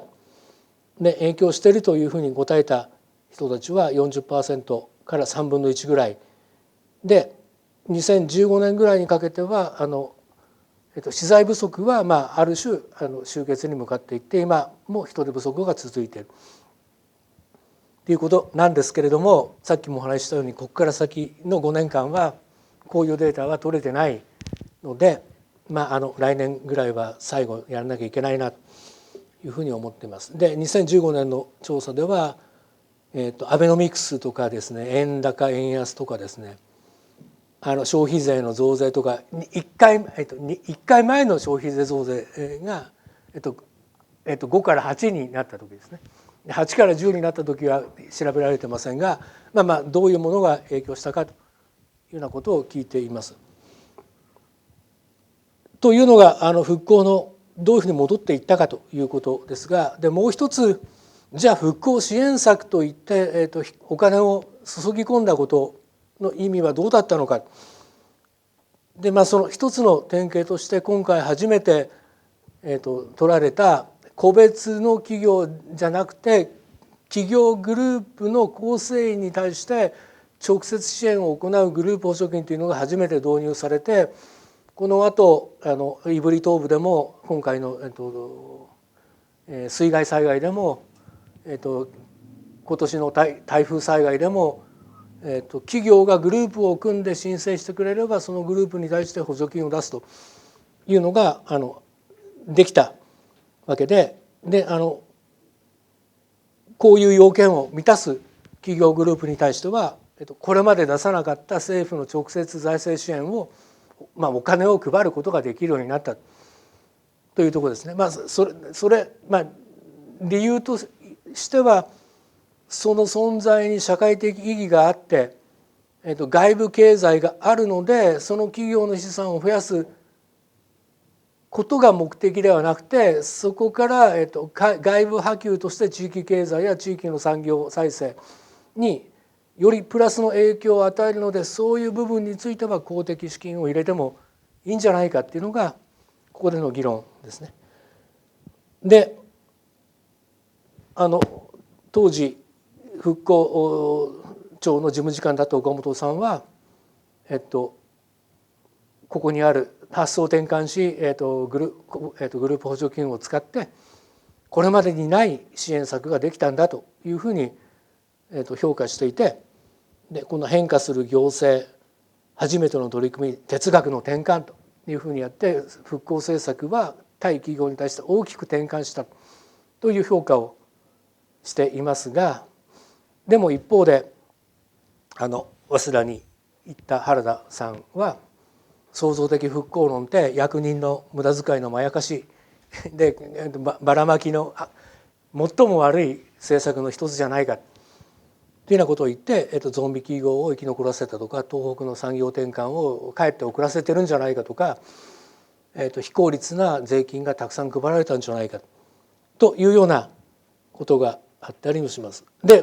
これどっちが正解かっていうのはいろいろなんですけれども、じゃあグループ補助金の実態少し見てみようということで、どれぐらいのグループに対してどれぐらいの国費や経費が投入されたかというのを見てますが、最初はこの11年12年でほぼ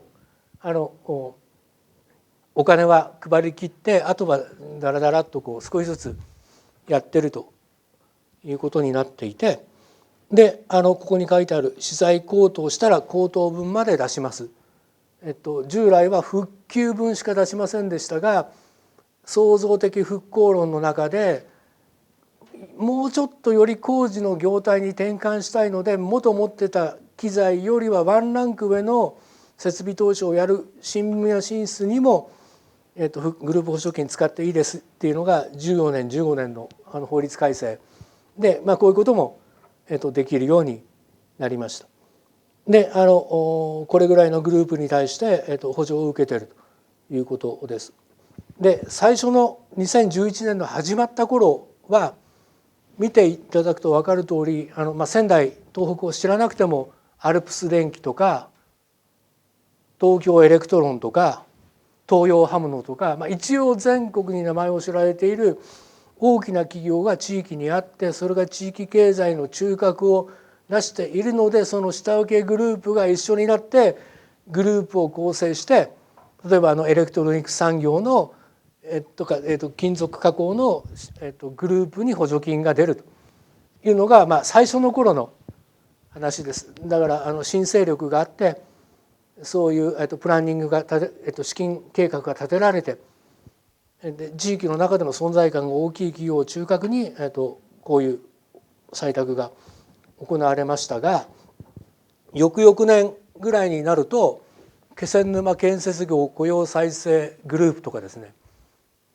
どこないですか、新石巻地区住環境復興グループで木造の住宅を建て替えるのがあるので、地域の工務店が一緒になってグループを組んで工務店に対しての設備投資にお金を配るというような比較的地域の中小企業やサービス業や、というのがグループを組んで、補助金を取るというような形にだんだん変わっていったりもしています。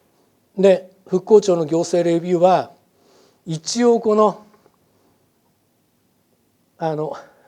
ちょっとちっちゃくて見えないですね。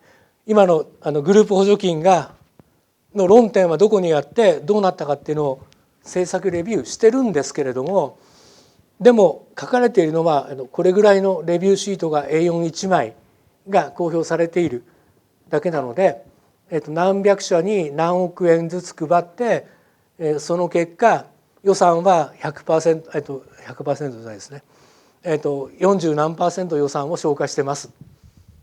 だからかうまくいってるかうまくいってないかって評価は難しいんですけれども、でも当初考えていた政策財政のスキームに従ってお金を支出しています、問題ないですという、そんなような話をやったりしてますが、問題として使い切れなくて、さっき 40% の話がありました。予算は取ってるけど使い切れなくて翌年繰り越してる、これは何ですか。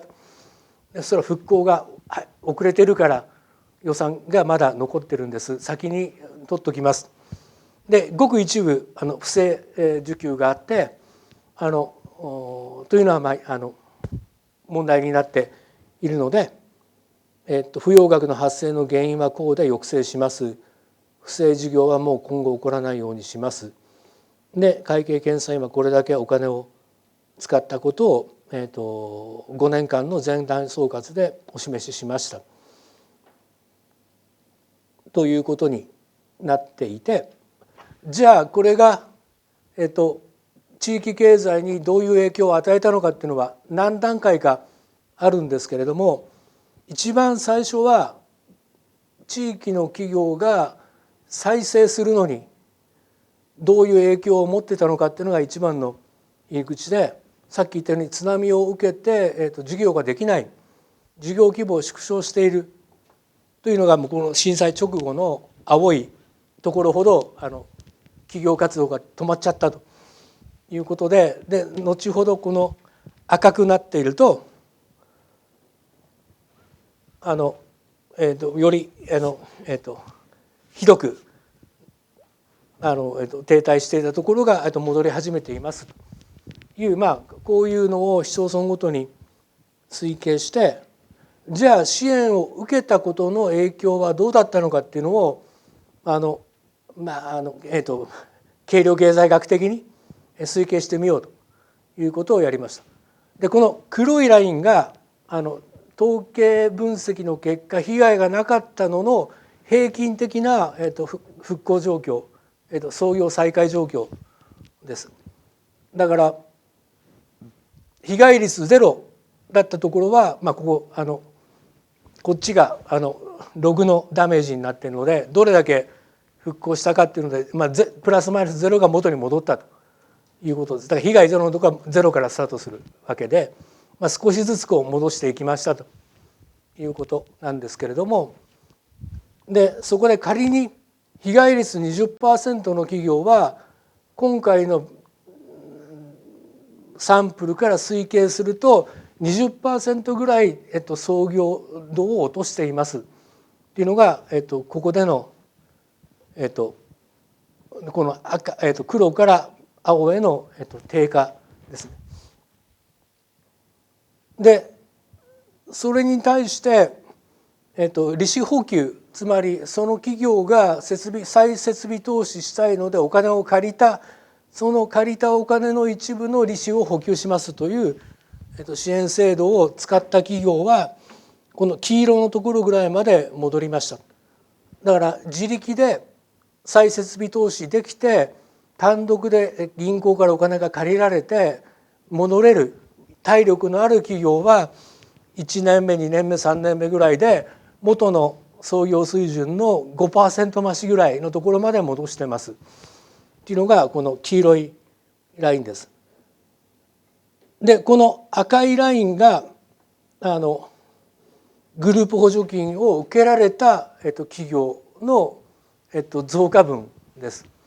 だから利子補給に比べてこれぐらい創業率がプラスになっているということです。でこれが効果はあったということが計量経済学的には言えるわけですけど、これだけ投資してこれだけ創業が上がったことを地域経済としてどう見るのかっていうのはもう一つ先の話で、グループ補助金を投下したことによって地域の企業が操業の活動水準を元に戻すのに、一定程度の影響力はあったと。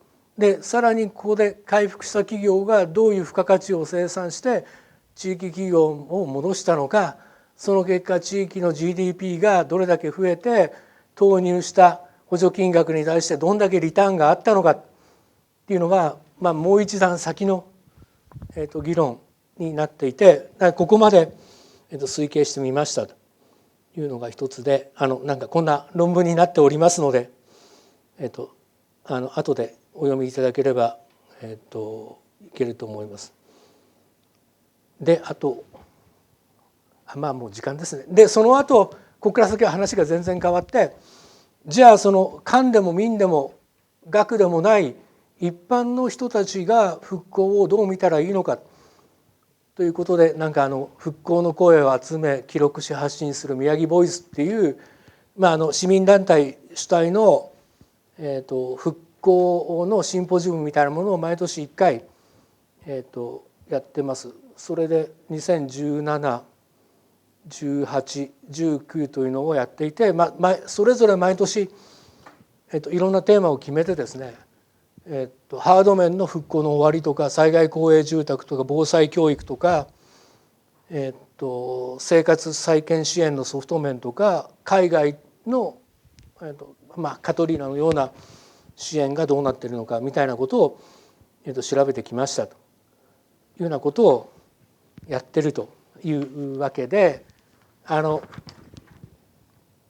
一番最初のお話に戻るとですね、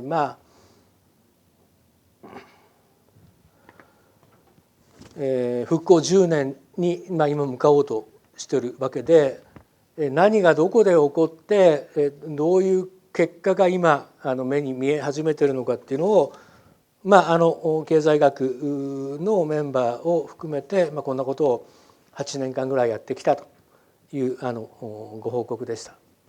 以上で終わりにしたいと思います。何かご質問があれば。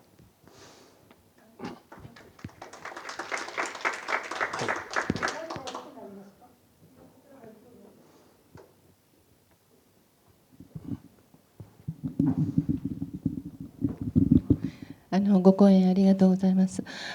今先生のお話2つちょっと伺いたいんですけど、今私も実は医療システムの再構築という研究をこの時にしたんですけど、グループで科研費で研究したんですけれども、先生の話伺ってると産業の中に農業が含まれてないんですが、農業はどういうふうになっていってるのかっていうことと、もう一つは土地の問題で農家の方々というのは土地の所有権というものにすごく大切に思ってらっしゃると思うんですね。でもそれを借り上げて所有権は持ってていただいて、占有権を譲っていただいて、何か例えば農業の工場を作るとか、新しい形の農業をするとか、日本の農業生産物の自給率30数%ですから、それを少し上げられるんではないかって思ってるんですけれども、あまりそういう研究の話を伺ってないので、先生がいろいろと深く研究なさってるので、何かいいアイデアとかいいご意見とかあるかしらっと思って伺わせていただきましたけども、はい、2点よろしくお願いいたします。データについてはですね、企業というか法人に聞いているので、個々の農業経営者は法人化されていませんので、今回のアンケートに引っかからないということで、農業生産法人として登録している組織については今回のところに入ってるんですけど、そんなに数がないので、ちゃんと集計して出てくるところまではさっきのアンケートからはよく分かんないということです。でもう一つ、土地の所有と利用については、津波で流されてしまった地域で、特に高齢化者の農業世帯はもはやもう一回コンバインとかトラクターとか買い直して自らやるということを放棄している経営者もたくさんいて、でその人たちは農地は所有したままですが、それの耕作権をさっきの農業法人みたいなところに委託して、でそこで一括の農業生産をやるということが、一応は進んでる。でこれはだから意図しない災害の成果で、なかなかできなかった耕作権の集約っていうのができたということなんですけれども、ただ逆に言うと、そこで農業法人で、農業生産に頑張ろうという人たちがやはりその数的にそんなにたくさんいないということもあって、若手が数人でこの集落全体の田んぼのなんとかをやってるというような状況になっているので、そこに対して補助整備で国のお金が比較的潤沢に入ってますし、農業生産の立ち上げ段階の設備投資についてもいろんな補助金が存在しているので、変わってはいますが、でもこれからそれが継続できるかというと、課題はまだ残っているように思います。ただいくつか新しい試みはあってですね、もっと企業型の農業をやりたいっていう、例えば水耕栽培のイチゴで、世界に売って出るんだみたいなことを考えている人もいますし、アイリスオーヤマって何ですか、今家電で有名になってしまいましたが、あれがもっと小さいパックの米を無洗浄米として出して、それをアイリスオーヤマが持ってるホームセンターのネットワークに乗っけて、新しい流通経路、農協経由ではない米のパックを出して、で小分けして比較的単価を高く売って、都市の消費者に新しいルートで売ろうみたいなことも起こってますし、野菜工場みたいなものもできてはいますが、でもそれで全部生き残れるのかっていうのはまだよく分かんないところ。私が医療システムの再構築を考え始めたのは、震災の後に震災地を歩ってみて、これで医療がなくなったらこの辺りは滅びてしまう、それこそ過疎になってしまうと思って、何かしら研究したいと思ってグループで始めたんですけれども、やはりある一つの転換期になると思うんですね。先生もさっきおっしゃいましたように、それがたまたまそういうようなことにいい方向に農業の一部がなったっていうようなことをおっしゃってらっしゃいましたけど、そういう機会であると思うし、それからやはり先ほどの市街化調整区域の割合を見ていると3割ぐらいしか市街化調整区域、反対かもしれませんけどなってなかったと思うんですね。でも東京都ですら市街化調整区域がかなりあるんで、東北地方でしたら時価がそれほど高くないから、東京都に比べれば高くないから市街化調整区域にして所有権を持っていただいて利用して、そこから収益を上げるという、その方々がやらなくても、そういう、さっき先生企業がとおっしゃいましたけど、一部の企業が始めているところはあるとは思うんですけれども、そういうようなことができるんではないかって考えていたんですけれど、災い転じて論は震災の後なかなか難しいところです。ただ東北大学がやってるメディカルメガバンクの構想は震災にかこつけてっていうところが強いように思いますが、でもカルテの電子化とか、そのフォーマットの共有化とか、各人がその IC カードとしてそういうものを自ら持って、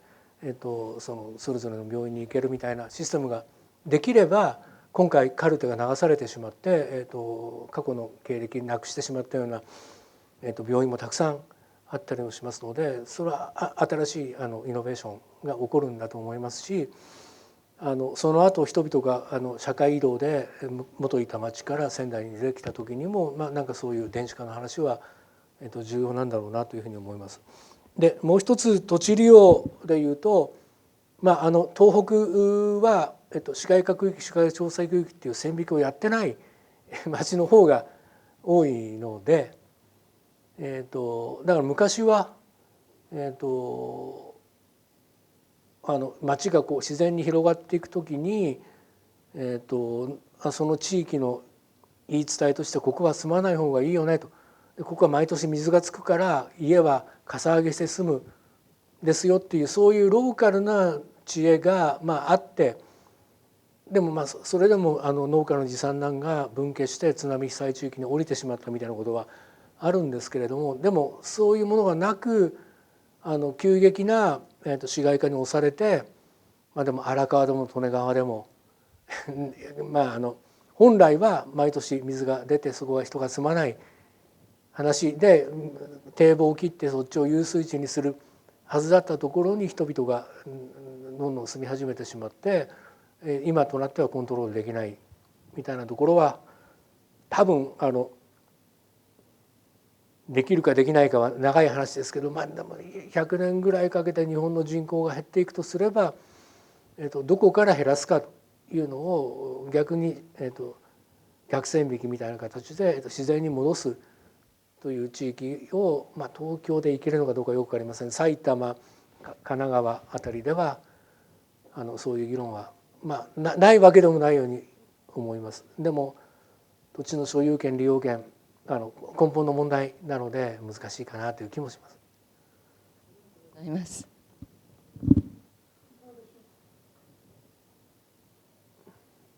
こちら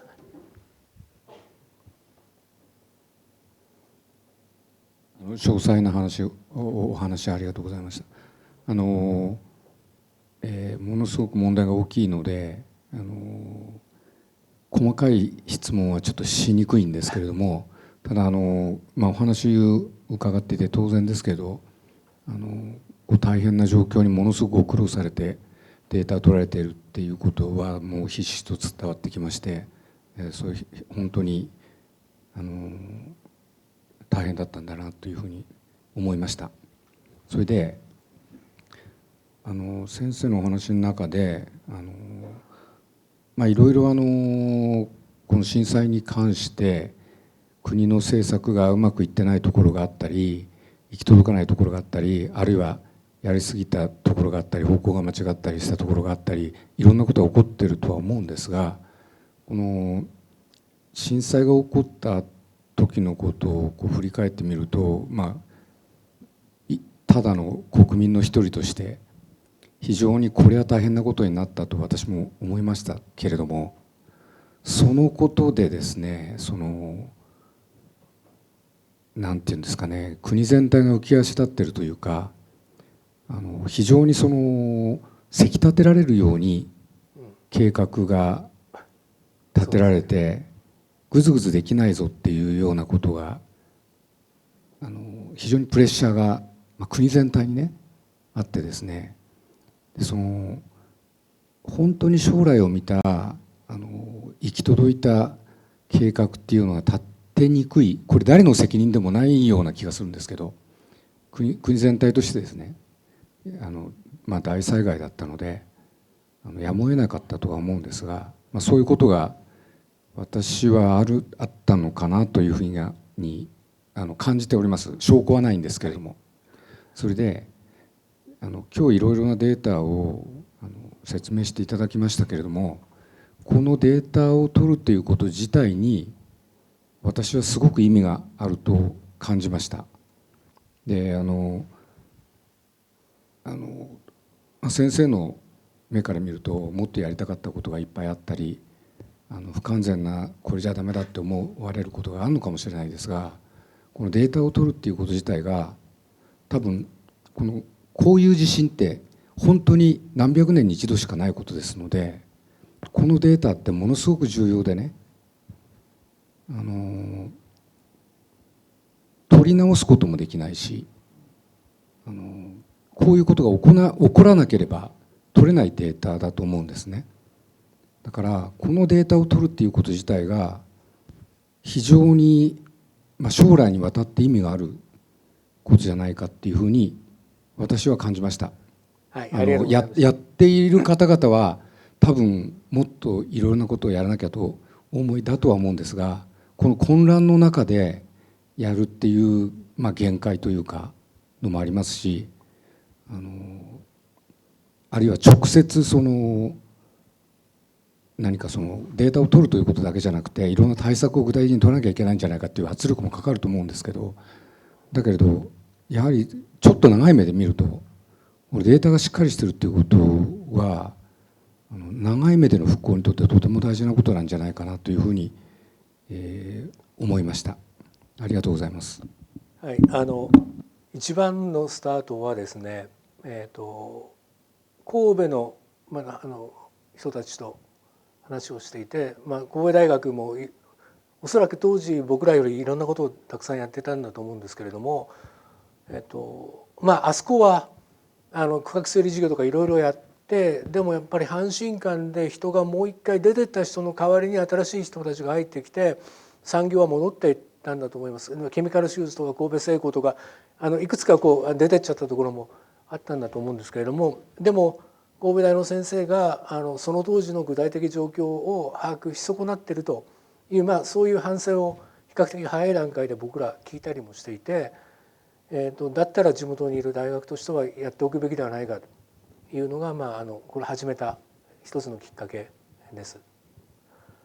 でこのアンケートは、皆さんにも使ってもらえるということも考えてますし、熊本地震の時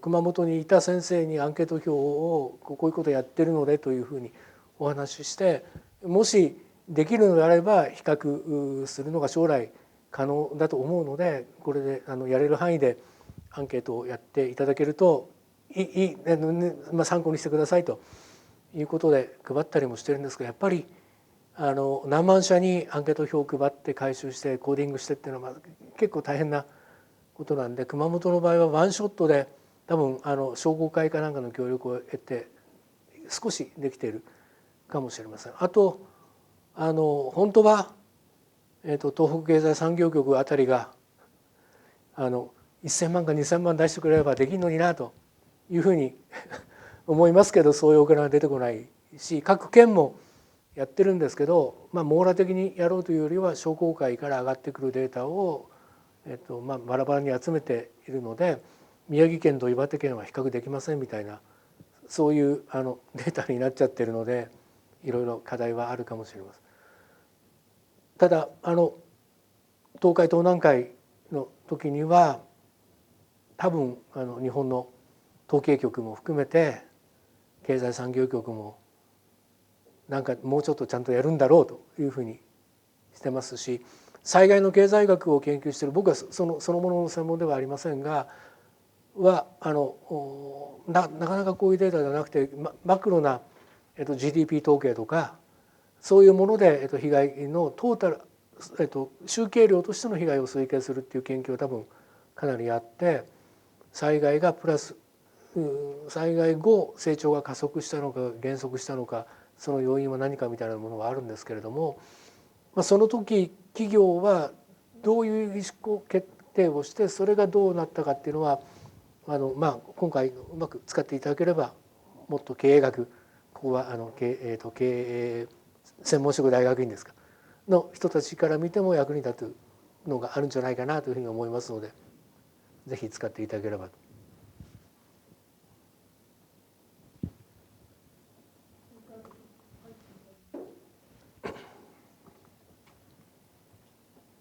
ありがとうございます。いろいろ制約の多いご研究をされて、情報をいただいてありがとうございました。私は森重と申します。で、私の質問はですね、インベストメントをしてたところが一番伸びてっていうところなんですけど、その内容に関して、そのインベストメントの利子を払ったそのインベストメントした内容が、要はそのテクノロジーを使ったものに対しての投資をのためにお金を借りた企業がすごく伸びたのかなというふうに勝手にちょっと考えたりとかしたり、でも場所的に地域的に元の体制に戻すっていうところにしたのかっていう、その内容が分かれば聞きたいのが一つと、もう一つなんですけど、もうこの世界的な状況としてやはりもうテクノロジーを入れないで今後仕事を伸ばしていくってことはかなりこれからは難しくなってくると思うんですが、それに対してのその政府がお金をばらまいているのが、もしそういう将来的なテクノロジーの方なのか、それともそうではない、国ですからやはりセーフティーネットとしてのその昔のところでそんな機械なんて使いたくないよというような考えのところで一応お金を上げているところで他のそのテクノロジーに関してはもっと利益を追求するところに任せているのかとかですね、5年間のそのブランクがあるのであれなんですが、その状況を肌感で今分かっているところでもいいのでちょっと知りたいなと思いました。よろしくお願いします。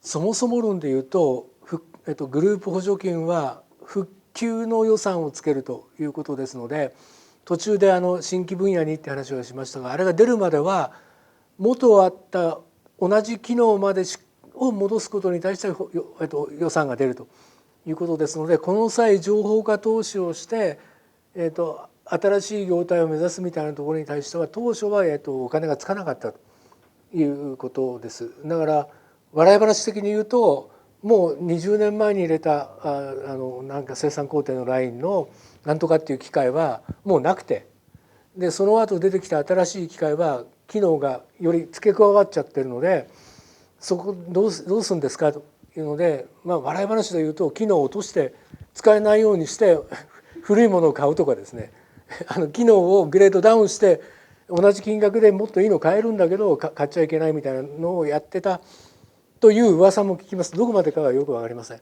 ただその後、新分野に転換することが重要だというふうになった後は少し情報化投資で、新しい分野にも進出するとか、例えば、建設業で言えばCAD とか BIM とかドローンとかですね、ああいうものを使って新しい、計測や設計の、技術を手に入れて、でより効率化して、建設業をリニューアルしようというようなところにも、少しずつ、動いているようには思いますが、あと何ですかね、あと農業でいうと最先端の水耕栽培で温度湿度みたいなものを完全管理遠隔管理して、ある段階で加湿するとか、ある段階でモニターを見つつ温度を上げるとか、そういうのができるような仕組みを入れてるところもあるんですけれども、でも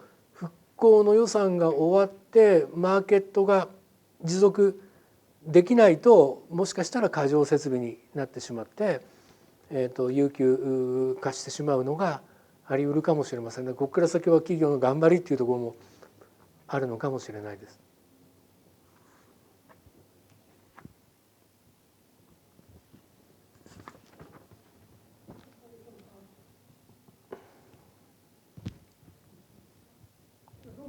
どうもありがとうございました。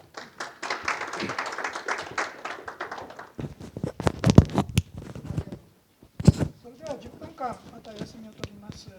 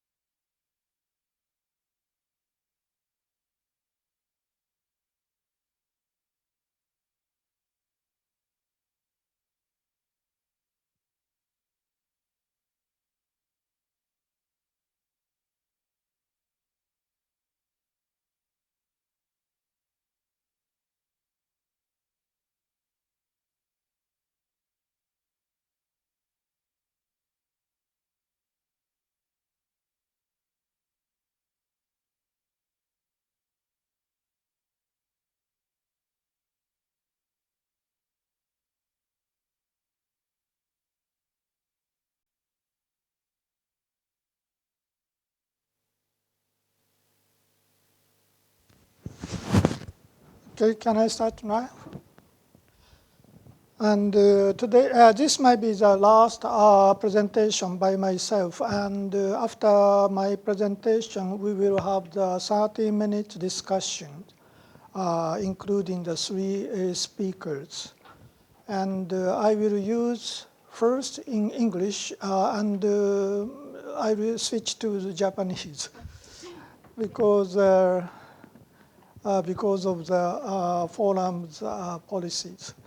And my presentation is quite simple. And past 9 years, under the name of the Grand Design by Japan or Grand Design Project, that program continues up to 10 years, up to now. And 9 years, the topic is the Great East Japan Earthquake Forum regarding to the crisis management and recovery plan and everything. So what the first information I wish to give you is in the past 9 years, I planned, I operated and directed many forums, more than 20 or 30 in the past. So it is quite difficult for the individual persons. And I was so much impressed with the three speakers. Professor Aldrich, and he is doing his own research very quick and wisely, and he wrote books and papers, so I was so much impressed. And also Professor Anna Maria Cruz, and she came after the earthquake, but her topic is very important for the future urban disaster that might be waiting for us in the next incoming 10 or 20 years. Around the Tokyo metropolitan area or Nagoya area or Osaka area. So we didn't recognize that kind of the importance. And I was so much impressed with her research and presentation today. And finally, Professor Masuda, and we know his activities and his central role to gather the researchers and to gather data, and it is very comprehensive and very persuasive. And he wrote papers and books and everything, so I was so much impressed. And unfortunately, my own individual activity is very limited. I try to do research, and I try to educate people, and I try to do something else. So three purposes for this Grand Design by Japan program, and also the Great East Japan's earthquake related activities. And what I did is very limited. So in the past 10 years, just I did forums. And what I'm thinking is, what is the role of the universities and what is the role of the business school? I'm a part of the business school professors, and I spent 35 years in business school, and I have been teaching the student, MBA student, in the past 35 years. And but almost 10 years ago, 2011, I was so much amazed with the new natural disaster. I didn't imagine that kind of a thing. March 11th, 2011, the weather is almost like today's weather. That is the beginning of the spring in Tokyo metropolitan area. It is a little bit warm. It's not like in Tohoku or so. In Tohoku, it might be much more colder than Tokyo area. So we are expecting the spring will come soon. But in this building, the huge earthquake I noticed. And directly after the swing of the earthquake, I recognized something serious did happen in somewhere, which might be, which the location might be a little bit remote, but I noticed something important did happen. And after several months, I was thinking about what the role of the university and what the role of the business school. And that's the reason I switched the topic of the grand design by Japan. At that time, that was a student initiated project. But I asked the student to switch their agenda and topics to the disaster-related topics. And the result is it might be very difficult. Typical MBA student and business school student, even the business school professors are not good at adjusting their research agenda or some interest, research interest or professional interest to based on the disaster. So I noticed something wrong with the university or business school system, that the business school students and professors wish to think the business as usual. And even if there is a huge earthquake and tsunami and serious accident did happen, people tend to speak, to think business as usual. So after 9 years, up to now, that impression continued. So that's why I continue this kind of the forum, because we need a place to exchange ideas and opinions of the professionals, even if the business school people are remote in a sense. So that is a most important message I wish to give you in English. So can I change to Japanese? Okay? So こういうわけで、実際やってきました。で、私たちがグランデザインプログラムの中で震災対応のフォーラムを9年間続けてきたわけですけども、何ができたかなという時に大学の役割でリサーチと教育というのがあります。研究と教育というのがあります。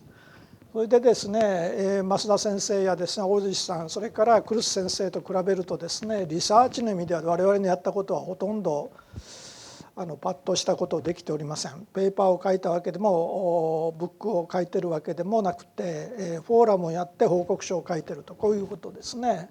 というわけでプラスマイナスマイナスということで、プラスマイナスで大したことはないと。教育に関しては先ほど申し上げましたけれども、ビジネススクールの学生っていうのはビジネスに関心があるわけであって、クライシスマネジメントとかそういうものに関してどう考えるかというふうに考える人が数が少ないと。でなおかつ考える人がいてもですね、考えるきっかけがないと。でこれはここの3人の先生方とは全然違うわけで、条件が違うわけですね。一部の学生がですね、石巻の水産業どうなるんだろうかと考えてみたいというので1年間チャレンジしたわけですけれども、そのための予備知識もなければ、前提となる水産業の知識もなければ、そこに行って調べる足もないわけですから、実際上机上の空論になるわけで、教育としてはですね、首都圏の大学がこの教育に取り組むというのはなかなか難しいというのが結果として分かったと。これは京都大学や東北大学とは全然違う話になるわけですね。で私がどうにかできたなと思うのは、その連続のフォーラムを毎回毎回計画してきて行いましたというので、その一部をですね報告書という形でここに書いて出しております。でこの後今日のフォーラムも含めてニュースレーターにして報告書は作りますので、9年間あるいは10年間のファイナライズする形で最終版でフォーラムの報告書もできますし、ニュースレターもできます。それからもう一つ私が課題として考えているのは、日本の政府あるいは日本の大学あるいは日本の教育組織あるいはビジネスはですね、何かおかしなところがあると。おかしなところがあるというのは問題に対応できないところがあると。でそれはですね、この震災のところで私が感じた一番の大きなメッセージになるわけですね。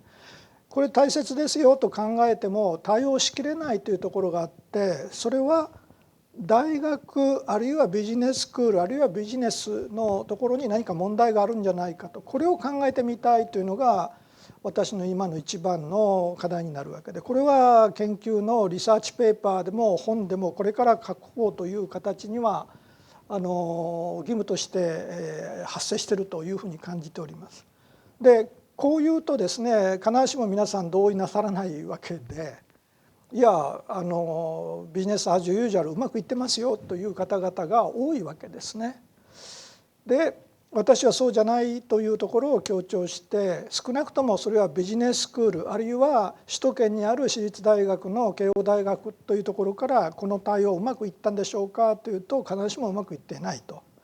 簡単に言えばですね、自分の問題としては取り上げなかったというのが首都圏の大学にありますし、ビジネススクール首都圏にあるビジネススクールとしてはこの問題に取り組もうとしても先ほど申し上げました理由で十分に取り組めなかったというのがありますと。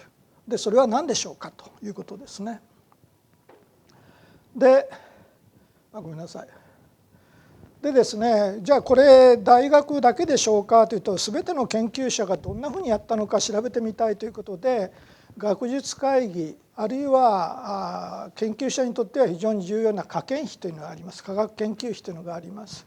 それで日本の研究者がこれにどう取り組んだのか、あるいはその研究者の総元締めである日本学術会議ですねがどういうふうにこれをまとめたのかというのが実際上ホームページとあるいは提言報告という形であります。でそれを見てみましたということで、私はこれを分析して結果ですね、今の結果ではですね、同じ結論を持っているわけです。でうまくいってないというのがトップの学術会議もそうですし、研究者の活動に関しても言えるわけです。で何が言えるのかなというと、研究者が個別にバラバラに動いていて、それをうまくまとめる仕組みが日本のトップの組織にないと。それは政府でもいいですし学術会議でもいいんですけれども、うまく方向性がつかめないと、こういうことになります。で、それを補完する意味でこういうフォーラムという形で私は強調したわけですけれども、グランドザバイジャパンというのが2010年に作りまして、これは慶応大学の資金で未来先導資金というのがありましたので、それを使いましたと。そして最初の2年未来先導資金、それから最後の3年ですね、2017から2019年度は未来先導のチェアシップレクチャーというシリーズで、このちょうど5年間半分の期間を慶応義塾の未来先導基金というのをいただいて、これを動かすことができたと。その途中の5年間はですね、私のセルフファイナンスでポプリというふうに呼んでますけれども、自分がいろんな研究資金を集めてですね、細かい小口の研究資金で動かしたというので、私たまたまその時に富士通チェアシップというのをいただいておりましたので、研究資金がですね他の先生よりは若干多めにあったということで、それを使ってですねこのフォーラムを維持したわけですが、そういう形で動かしてみたと。ですから小規模になります。3人の先生と比べる、あるいは大規模な研究している方から見ると小規模になります。でその小規模のやってよかったなということもありますが、こういう形で授業をやってますと。それから石巻とか2011年8月調査シンポジウムやったりしましたということですね。それからこれは2010年プログラム全体のロゴというのを作ってですね、これまでのビジネススクールが取り組まなかった社会課題をきちんと取り組もうという形でありまして、この頃はかなり先見の明があったわけですけども、今は SDGs というふうな形で国連がそれを大規模に広げてますので、国連の方向性と私の10年前の方向性は一致していたということが言えるわけですが、ちょっと新しさはなかったと。で翌年そこの下にグランデザインバイジャパンで2011クエイク&津波プロジェクトという形で20回の20数回ですね、それから100人近くのスピーカーをお呼びして、何千人かの聴衆が毎回いらしたと、毎回ですか、合計でいらしたということですね。でですね、フォーラムはですね山ほどやったということですね。でそのフォーラム全てこういうふうにレコーディングしてますので YouTube に載って全部見ることができますというので、ほとんど 95% のフォーラムに関しては YouTube で再現できるという形になっています。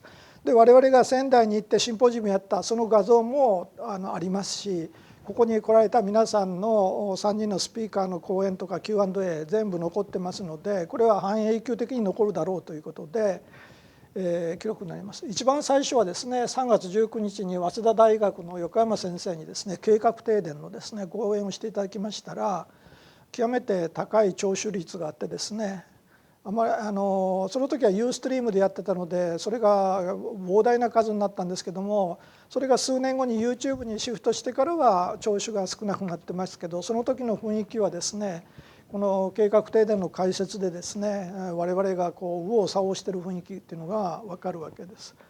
で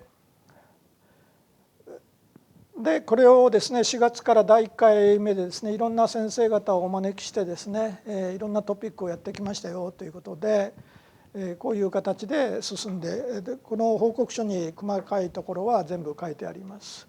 でですねこれもう第4回第5回ですね、ほぼ毎月に1回こういうフォーラムをやってたんですけども、これがどういう役割を持ったのかというのはちょっと自分自身で反省もしなければいけませんし、役割が効果が少なかったんじゃないのかなというところで、フォーラムという場でエクチェンジ、オピニオンをエクチェンジしエキスパートの意見を聞くというのがどの程度役割があったのかというその反省点が私にはありますが、私はそれ全て参加して全ての話を聞きましたので、私にとってはものすごい耳学問という意味では勉強量になったわけですね。でそれから私自身はフォーラムを自分企画することでもそういう話を聞きましたけども、それ以外に私はですね先ほど申し上げましたように自分でこう東北いろんなところ出かけていって話を聞くというよりは見るという場面が多かったですね。で震災直後でないと分からない雰囲気というのがあるというのでそこ行きました。それから第3番目のはですね日本学術会議、先ほど申し上げましたところに足しげく通いまして、あそこもですね一月に一遍ぐらい震災の会合というのをシンポジウムというのをやっておりまして、私はですね非常に出席率の高い観客じゃないです、オーディエンスだったんですね。でその時に思った印象があるわけですけど、学術会議非常にいいことやってるんだけれども問題があると。問題は何なのかというと、参加者がですね年寄りばっかしなんですね、私みたいな。それから暇そうな人たちばっかしなんですよ。で現場のビジネスマンが来てるわけじゃないです。若手の人が来てるわけじゃないです。それから制作担当者が来てるわけじゃないです。でじゃあ何なのかなというと、大学に属していて引退しかけている私みたいな人間とか引退した人間が来て話をして相互に意見を聞いているという、なんかおかしな世界だなというふうに思いまして、極めて素晴らしい発表が行われているわけですけれども、あるいは極めて有効なディスカッションがされているわけですけれども、現実の影響力というのはどうだろうかというそういう不安がございまして、それは今でも思っているわけですね。で私自身もフォーラムをやってますけども、その現実の影響力はですね非常に小さかったかなという思いますけども、そうそうたるメンバーをですねお招きしてですね、いろんな最先端のトピック聞きましたと。でその場をビジネススクールで提供しましたと。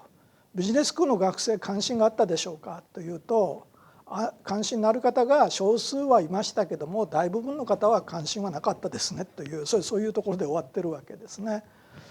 で例えばここ首藤先生という方をお招きしてですね、2011年とかそう仙台の国際センターで行ったということもありますし、ここに来て、先生の生涯の研究で「津波とともに50年」というですねタイトルがちょっと非常にインパクトのあるタイトルだったんですけど、そういう研究のご発表もいただいたということで、我々がその津波に関する全体像を知るというような場面としては良かったわけで、その手の話をですね山ほど聞きまして、ということですね。ということでですね、これでずっと続いてですね、これがですね2017年にも続きますと。それから慶応大学で時折ですねこういうプロジェクトがありますので、そこに参加していってですねここの案内をしますということですが、慶応大学先ほど申し上げましたけれども、首都圏の大学で被災してなかったので、リソースがある大学というのは首都圏の総合大学に限られるので、そこが最初の段階頑張るべきだったんですけれども、必ずしも頑張ってないと。東北大学はですねまず被災してるわけですから、最初の動き取れなかったはずなんでですね、でそれどうするのかなと考えた時で、なんかその例外として文学部の先生方がこういうのをなさっていたというのがあります。だから慶応もやってなかったわけじゃないと。でここ非常にうまいなと思ったのは東京大学ですね。東大は何をしたのかと、震災プロジェクトをですね50か60全部集めて大規模にやってますよというアナウンスがあったわけですね。でそこのプロジェクトのメンバーの先生方に聞いてですね、そんなに東大というのは1週間か2週間で70、80のプロジェクトを立ち上げられるんですかって聞いたら、いやそうじゃないんだと。前々からあったものをパッケージングで名前を少し変えて震災対応で70、80にしてというそういうことで、という話だったので、さすがに東大はそういうところは抜け目がないという感じがいたしました。で慶応大学も少しそれに似たことをやるべきだというので塾長に電話をしてですね、何かそういうことをやる計画ありますかと言ったらないと。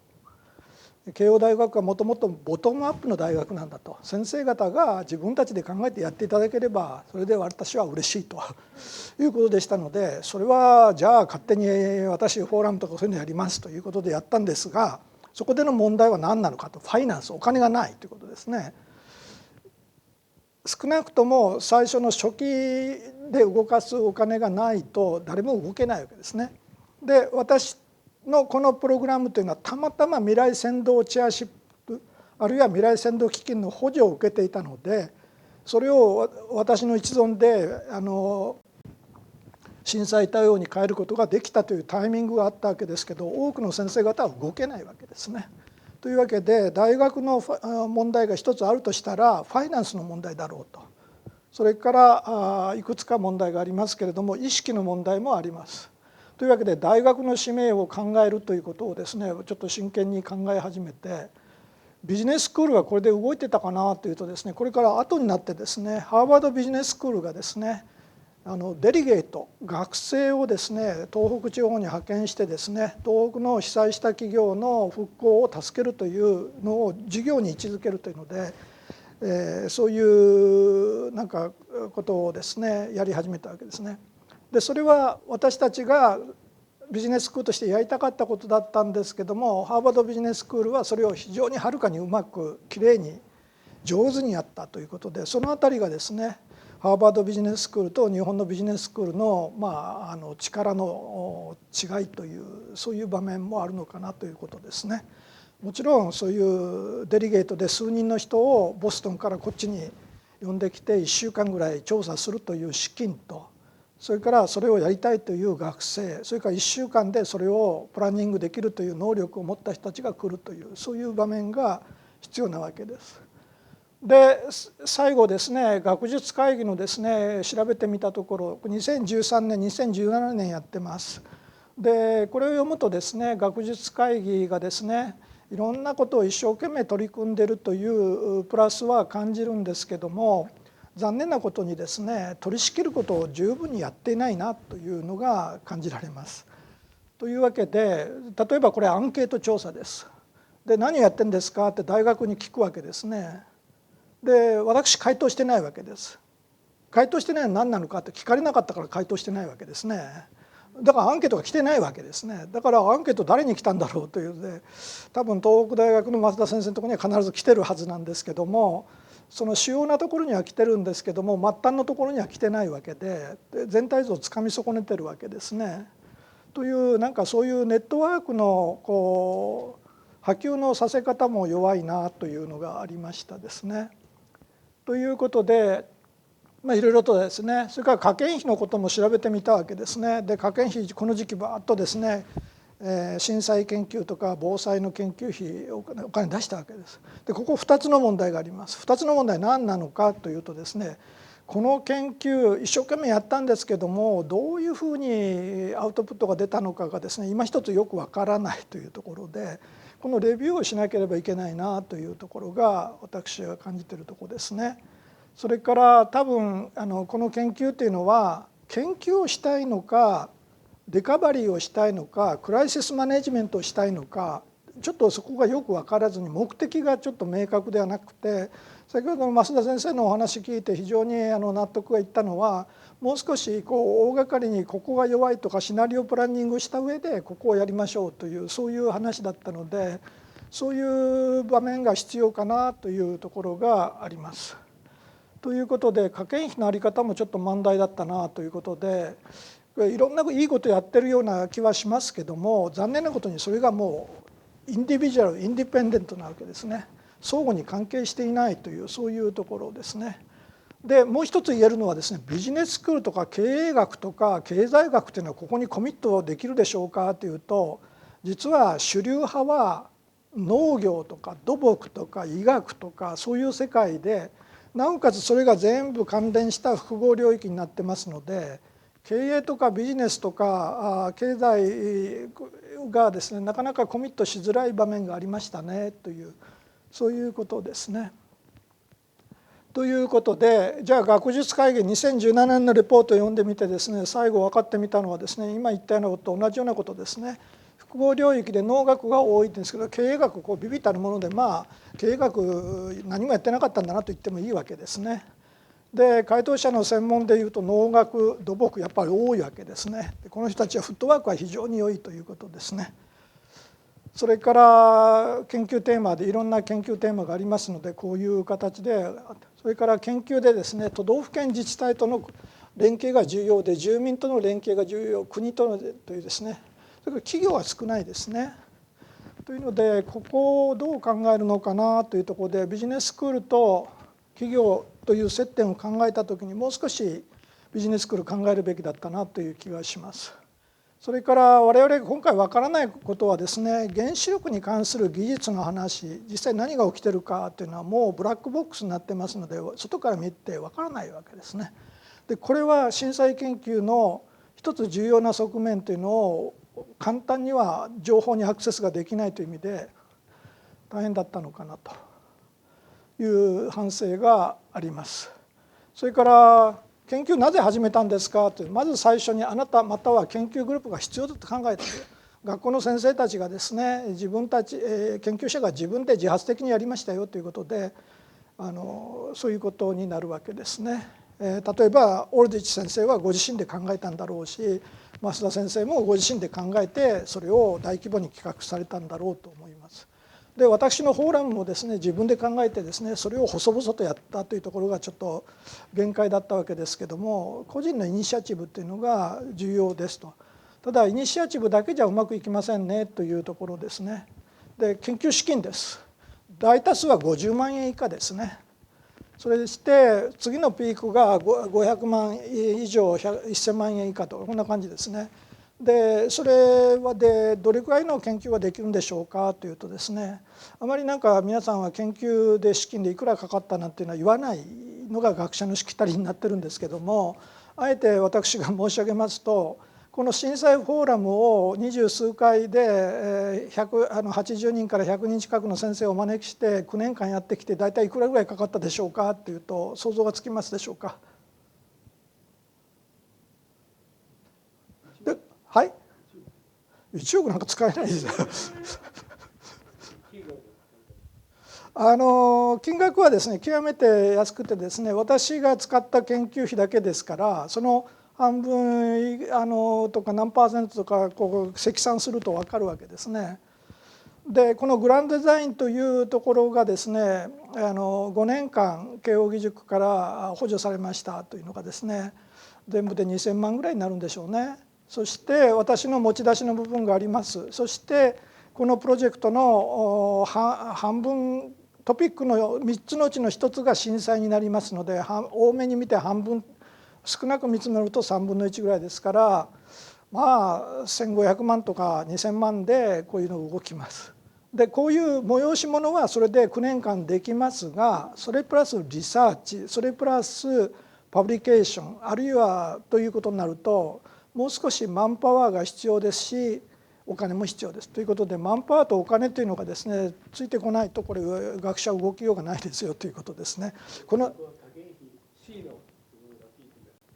そうですね。はい。この辺りは C ということですね。はい。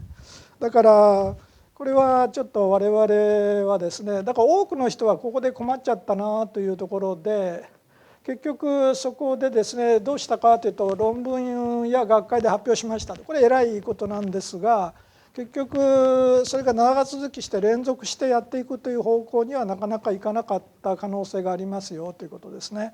それから報告書を作成した数は少なくなりますし、ウェブでは少なくなりますし、学術書少なくなるというので、これ全てやっておられる3人の先生方はですね大変に偉いという感じですけども、これもなかなか難しいことでですね、多くの研究者ここのネックがありましたよということですね。マスメディアで取り上げられたと、少なくとも私のところは取り上げられておりませんので、ここでやっぱり取り上げられるという話で、それから住民に影響とか企業とか国とかに影響とかですね、そういうことで。ただしここを一つ学術会議の欠点として申し上げたかったのは、ジャパンの視点が強すぎるわけですね。日本国内で研究しましたということでグローバルな観点が少ないと。We don't use some kind of we do usually the Japanese scholar on this topic, crisis management or earthquake tsunami management, they usually publish in Japanese, not like Professor Ulrich and Professor Kurz. So we need to publish and present in English. So that is some kind of the universal common understanding we should share with all people outside Japan. So that might be very important. So 日本学術会議はそういう点で視点がですね非常にドメスティックだというそういう問題があるだろうということで、一応ですね学術会議ですね問題がありました。なんかここで変なこと言ってます。これはあんまり重要なことじゃないんですけども、研究をやるからには研究倫理ちゃんと守ってくださいねと、研究計画出して倫理委員会通しましたかというのがその後一般的になっておりまして、アンケート調査する時にでも今それやらなきゃいけない場面が非常に多いわけですね。で震災直後で研究するという時に研究倫理委員会なんか通してる暇ないわけですね実際上は。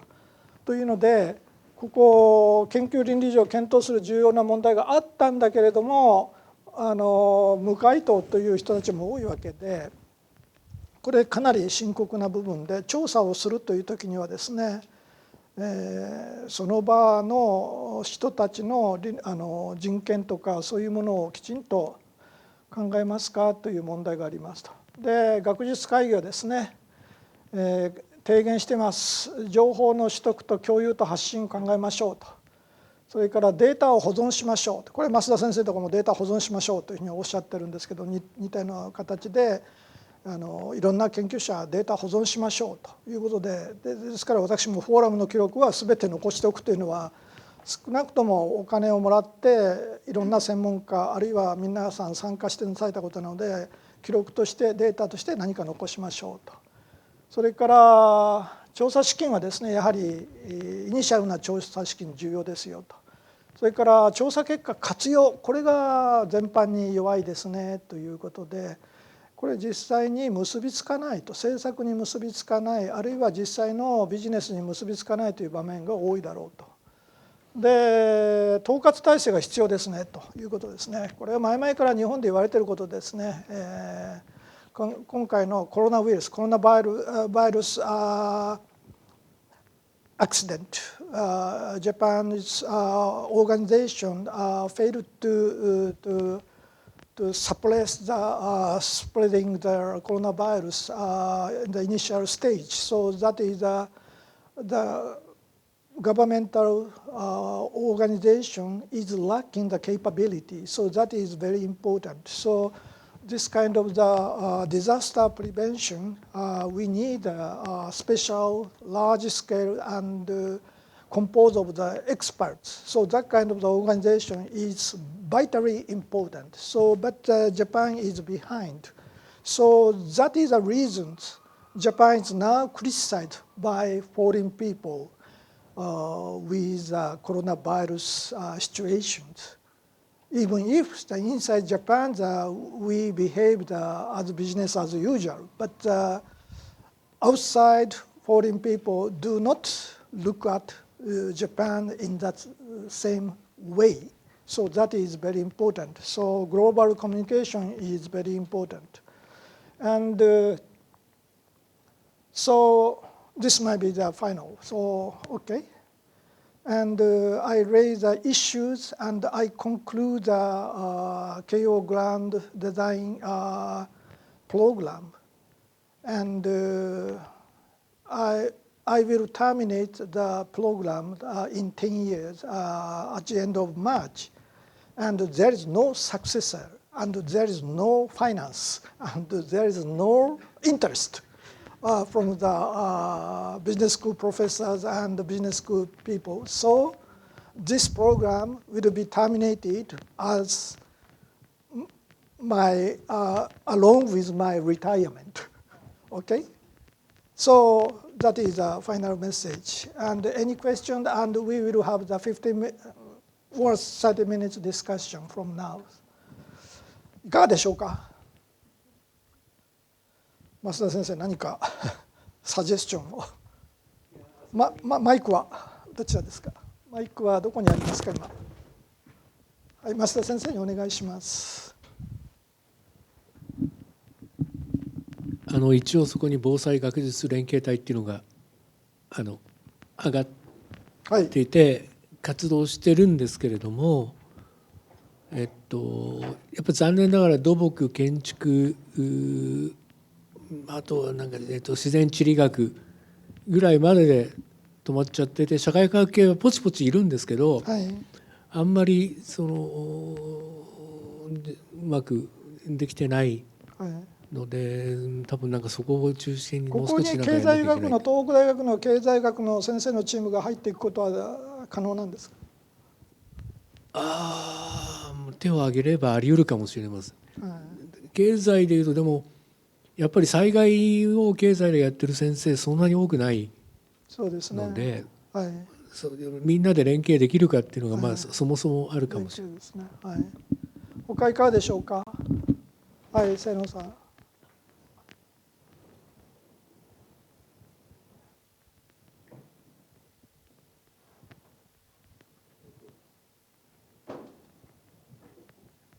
僕が不思議なのは、ちょっと僕はアカデミックの世界ではなくて、メディアとメディアが中心なんですけれども、なんで金融の話とかが一切出てこないのかっていうのが、震災でですか。いや、この一連の流れの中で、この学術会議とかフォーラムですか、あるいは科研費の話ですか。いや、今日ずっと伺った話の中でも、いや、ずっと来た中でも、やっぱり金融っていうのが大きな役割を果たしていると思うんですけれども、でビジネススクールは、経営のことをやっていて、あれ。はい、わかりました。なんで金融の話が出てこないのか今日たまたま出なかったという側面そと、それから我々はビジネススクールですから金融の話でですね、クラウドファンディングも含めてファイナンスあるいはインシュランスの話とかはあったわけですけれども、ある意味でやるべきことのビジネスでやるべき金融の話はきちんと仕組みがもうすでに出来上がっているという発想の中で、先ほど増田先生が言われたように特別の補助金とか特別の資金とかそういう構造になってるんだろうと思いまして、それがうまくいったかどうかっていうのが増田先生の言われた研究のテーマであって、通常銀行とか保険とかそういうものがどういうふうに動いてるかというのはその通常のビジネスの中で動いてるのかなという気はいたしました。はい、でそれは重要な話なので、それをビジネススクールできちんと研究した方がいいな、あるいは取り組んだ方がいいなというのはおっしゃる通りで、というふうに思いました。アンケートを始めるときに一橋や神戸の中で金融論をやってる先生にも一応は参加していただいてもいるんですけれど、でも経済学部本流の人たちはやっぱり逆にアメリカの、トップジャーナルのどこに載っけるかみたいなのが競争のテリトリーなので、実際に東日本大震災だからっていう話よりは、金融の理論研究の中で、震災後の対応をどう位置づけるかみたいな、そっちの方が主流になっちゃっていて、関心がやや理論面でずれてるような気もしないでもないです。はい、そういうご指摘ですね。他 any other question? Do you have any comments? No? How do you think the Japanese academic and the Japanese university role in this kind of the research? Do you have any opinion or some kind of the dissatisfaction or or criticism? No? I think. Thank you, Anegawa. Thank you, Anegawa Sensei. I guess since I'm in a disaster prevention research institute in Kyoto University, maybe I don't feel the same challenges that you are feeling here in the business school and with this Grand Design Japan project. And so I'm a little bit surprised, actually. But I think there is also in the Japanese, it seems to me there's a big focus put on economic development above everything else. And so that might be a little bit permeated also in the business school. And I think it has been historically also a run to have economic well-being in Japan and I guess to be better economically. And maybe that's part of the background that is also not allowing people to go beyond the business as usual, as you call it, and looking at the bigger picture. So I don't know if I'm clear, okay. But thank you for your comment. Thank you. Okay. No? No opinion? I have an opinion, but I'm not based in Japan. Say something.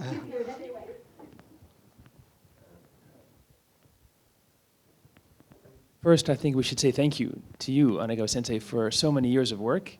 It's clear that your absence here means there is no program anymore. So I think one of the things I've recognized in hearing you talk about the last decade has been the work that you've put in to make this work. And it's very sad that there is no one who has the focus and perseverance like you have had to keep it going. I would also add, on top of that, I think the broader challenge for societies is taking lessons from disasters. And you mentioned the audience that you're speaking to and the people that we're addressing. Oftentimes, the people who make the decisions unfortunately don't hear the voices of the kind of data that we saw from Masuda Sensei today, or anyone else speaking today, that a lot of the research that we do probably isn't being focused on by politicians, whether in Japan or North America. So I think the challenge that you have of speaking truth to power is a broader challenge that most academics have, when I think we have some pretty good ideas, but the audience that we're speaking to are probably very like-minded people.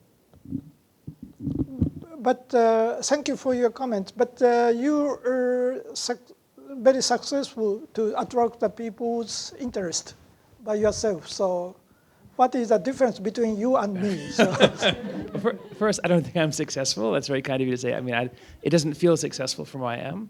I have a few people that I talk to, mostly at the local government level. And those are local in Japan? government. Some in Japan, sure. Okay. But also in Australia and North America.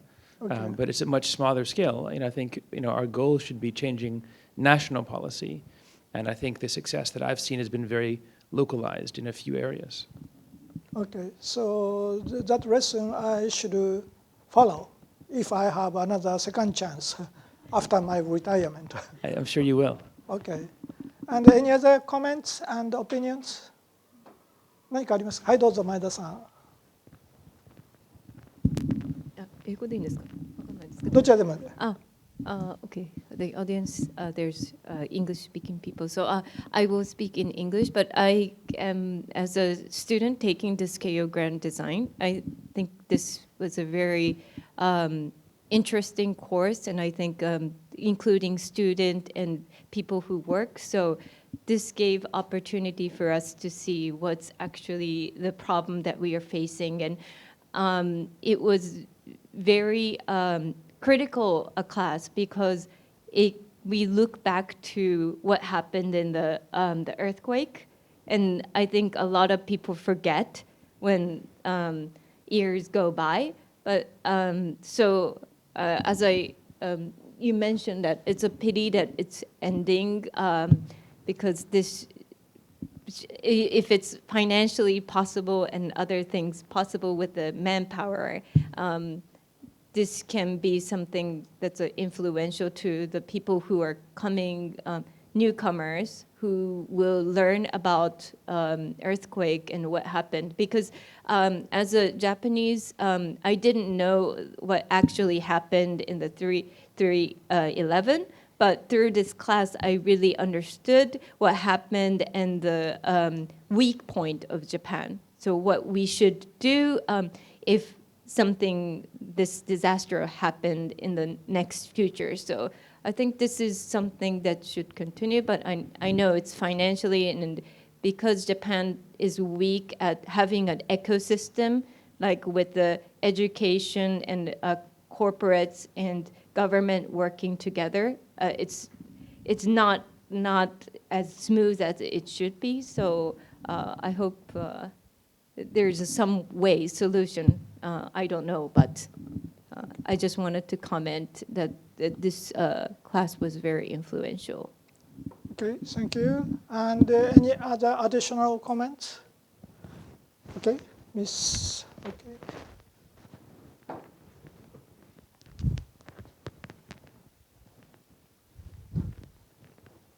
ありがとうございました。森重と申します。この講座にはもう数年ぶりに、4、5年ぐらい前に続けて本当に違う要は分野なんだけれども来ていて参加させてもらって、今日も久しぶりに時間ができたので来たみたいな、すごく素晴らしい結果を見させていただきました。根川先生のですね、やはりすごく思いましたのが、WHO の見方と同じ見方の視点が9年前に先生にあったっていうことは事実なわけで、それが世界スタンダードなんですよ。だけどそれが今うまくいかないと感じられているっていうところはいろんなところで見受けられるんですよね。こういうチャレンジャーがいてそのチャレンジャーが世界レベルの視点で日本で何かを始めるところがそれがうまくいかない。でも世界でそれを例えば後からアメリカがやったらうまくいくみたいなところはあって、これ多分いろんな国民性の問題とかですね、私たちの歴史の問題もあって、別にいい悪いではなくてそういうのを見てるなっていうのがあったんですけども、それを後から例えば柳川先生の今この10年間のこの記録が残った、また10年後に実はものすごく盛り上がってきたあの時の記録は、柳川先生が9年間やったそのフォーラムが活用されるってことは十分考えられることで、後から日本が追いついていくというところもあると思うので、これをすごくさっきずっと歴史を見させてもらって、その何て言いますかね、この忍耐力と継続力と、発想とは素晴らしいなと思いました。ありがとうございました。In English, perseverance. So that is the only merit of this program, the perseverance. But it's better to conclude my own lectures and for this forum for the earthquake-related issues. My understanding is I invited 3 renowned academics here today, so they publish papers and books, and they are very influential in terms of the impact. So I wish to, and the people of the business school and business school professors should imitate that kind of the influence. So how we should imitate, how we should copy, so that might be very difficult. But anyway, that is the result. And as I mentioned, the Science Council of Japan, that is the headquarters of the all Japan's scientists and researchers. Still, they may have their own problem. So maybe we should figure out the new method. Otherwise, this kind of, as I mentioned, repeated with the new coronavirus infections, this kind of the similar problems continues. And Japan is regarded as a strange place from the outside. So that might be very important. And finally, the Professor Kurtz mentioned her own background, my background are a little bit different, totally different in terms of the atmosphere. But I wonder, that might be your institute. Institute is designed for the prevention of the natural disaster or disaster. So there's no wonder. But in a broader sense, in academics, that disaster prevention is somehow isolated. So that is my understanding. So maybe we need the communication among the professionals and people who might be interested in. So that's why I wish to bring today's speakers. One is from Boston, the other is from Sendai and Kyoto. So it's a little bit far from here. And also, this is not a good timing to visit Tokyo or Japan. And still, I believe this might be needed for the future activities, including the coronavirus contagions. Okay, thank you very much. And we finalize today's forums. Thank you very much. And we plan the second forum on March 7th. That is global health and cooperation between India and Japan. But the situation is subject, because of the situation, still we have not finalized the schedules and content. And I will let you know. And the third final forum is scheduled on March 14th. And we invited voluntary speakers, students and people who might be interested in and who might be wish to talk. And also we invite MBA students, some MBA students to speak their own project. And that is some kind of the combination of 10 years of experience. And I will let you know. And I will inform you sometime later.